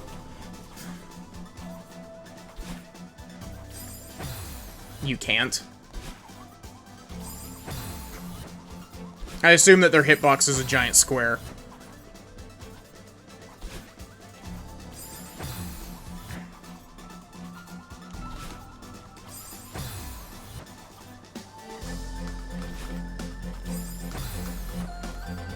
Instead of a tiny rectangle like the spike hitboxes are.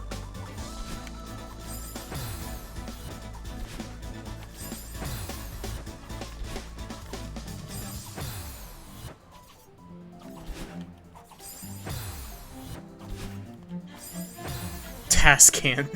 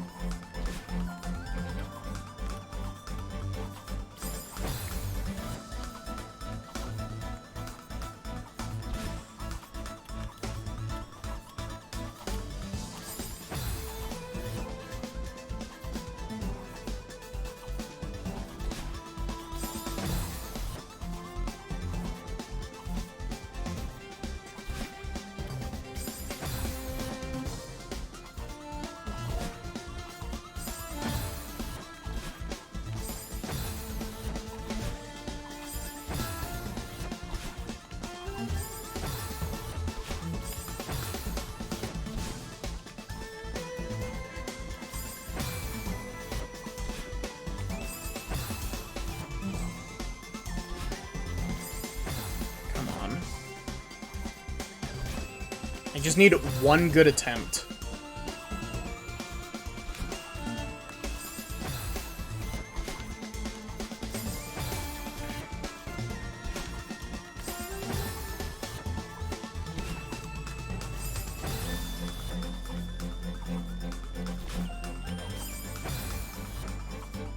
Okay, see you, Nautilus. I'm probably gonna be ending here soon.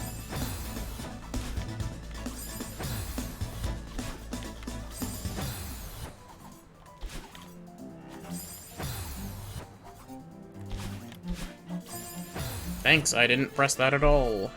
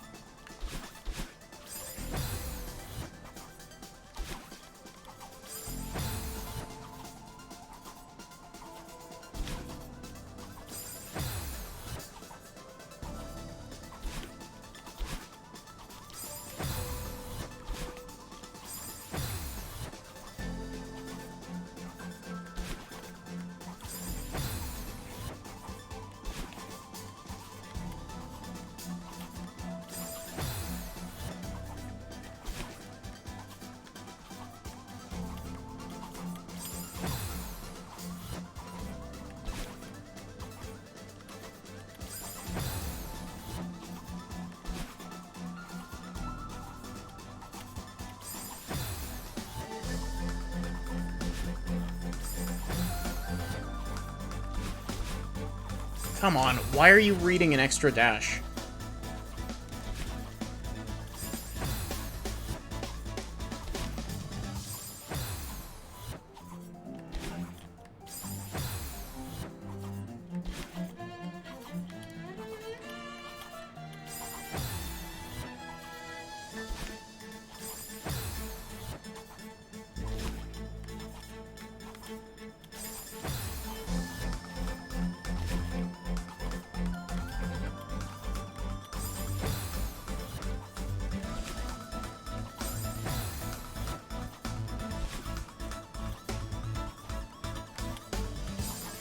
Come on.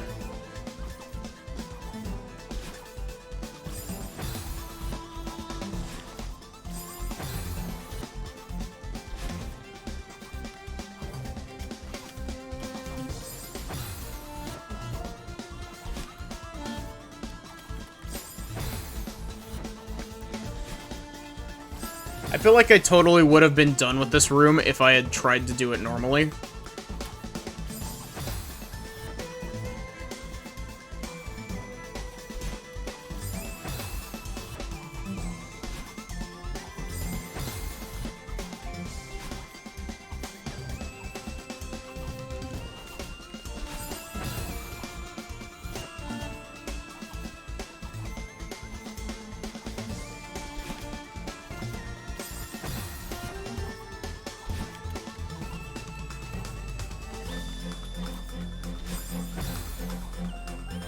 Yeah, I keep inputting up diagonal in the attempt to actually demo.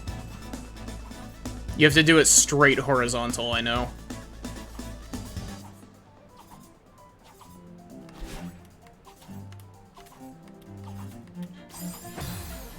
It's not how the game works.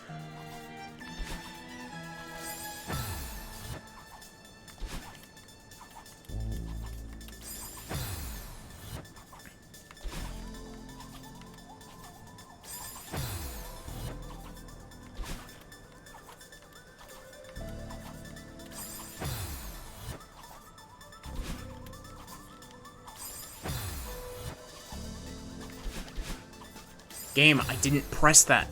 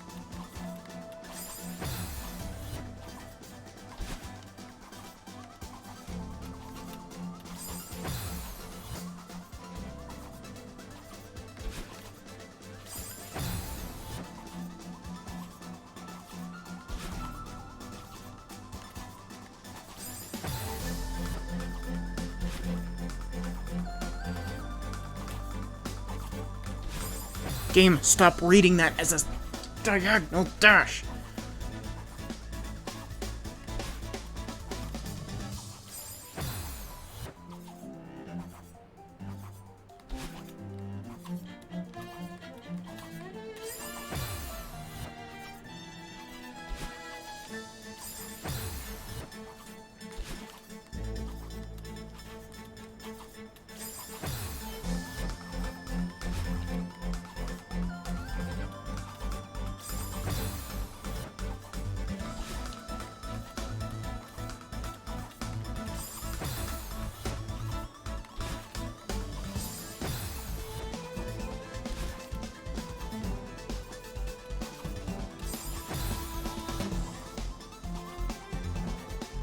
The room after has even more demos, really?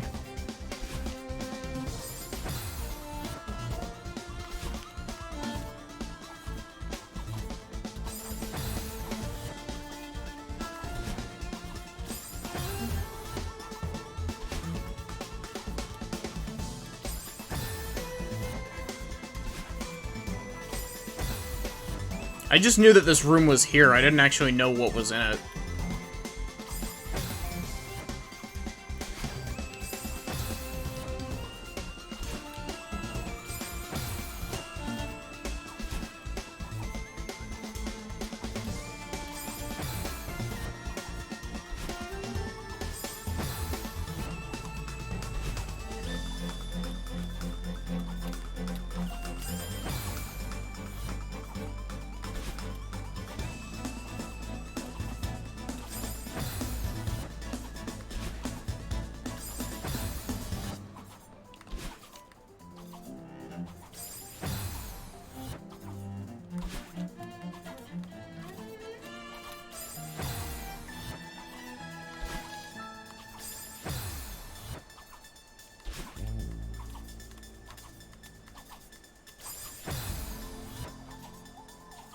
Hey John, how are you doing?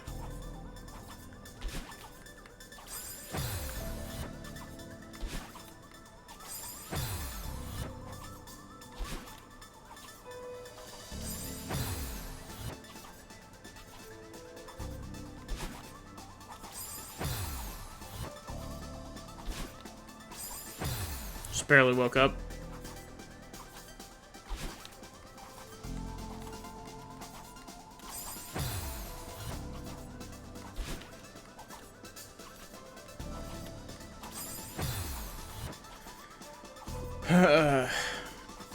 I'm getting ready to end here shortly. I wonder if DG's still streaming.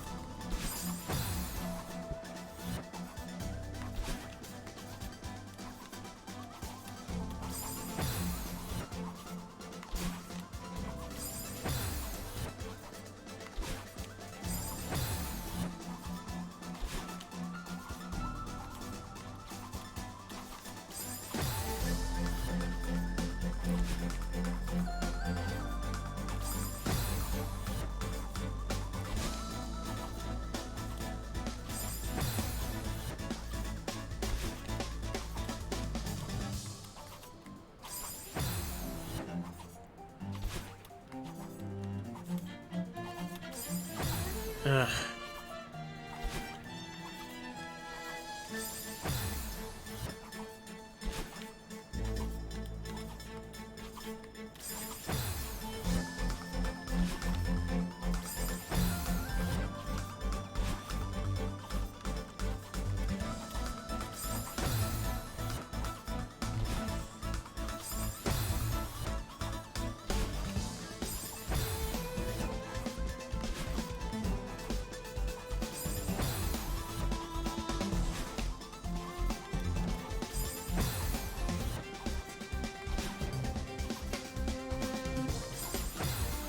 Okay, I think I'm done. I'm gonna unmap Crouch Dash so I don't accidentally do it tomorrow.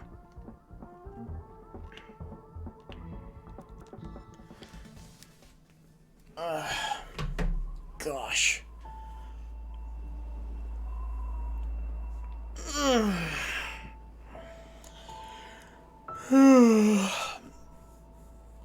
Well, I guess thank you all for watching. I hope that you enjoyed. Oh, actually, Okimi is streaming.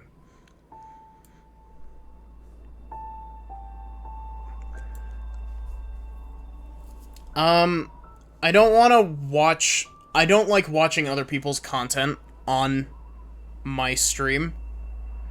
But,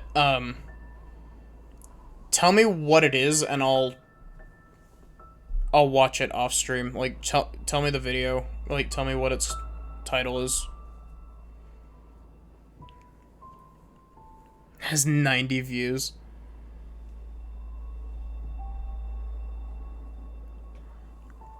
Yeah, it won't let you send links. Sorry. It's an anti-spam bot function.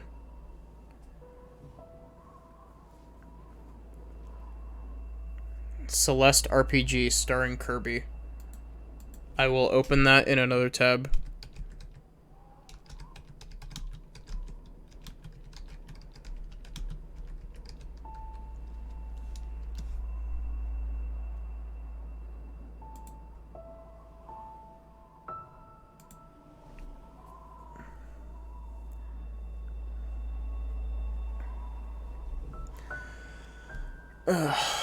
Anyway, it's really late.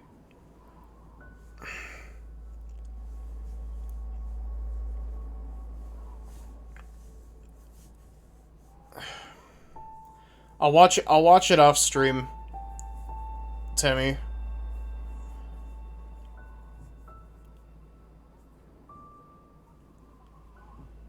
But yeah. It is currently 8 a.m.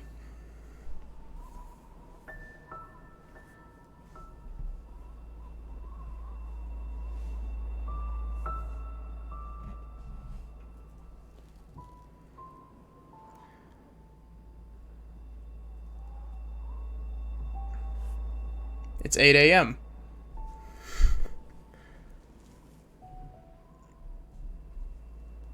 No, I work nights at my job, so I stay up after I work and sleep through part of the day.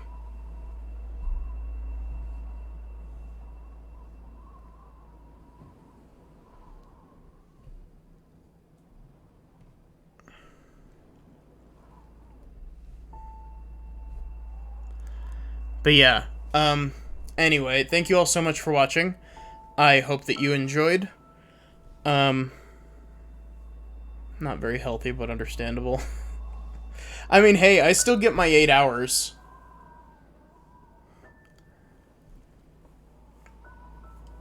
But yeah, I hope that y'all enjoyed.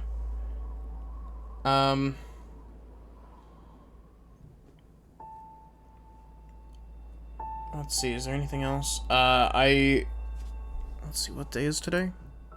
Today is Tuesday. I will be updating in the, Discord if I'm going to be streaming tomorrow, because I'm not entirely sure how my schedule is going to be, so I might actually have tomorrow open. I'm not entirely sure. Or I might just take it to work on coding for my game. One of the two. But yeah.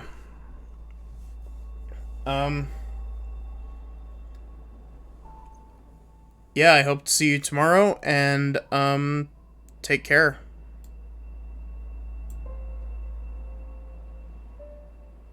Oh, whoops, I forgot that you have to ready the raid and then start raid.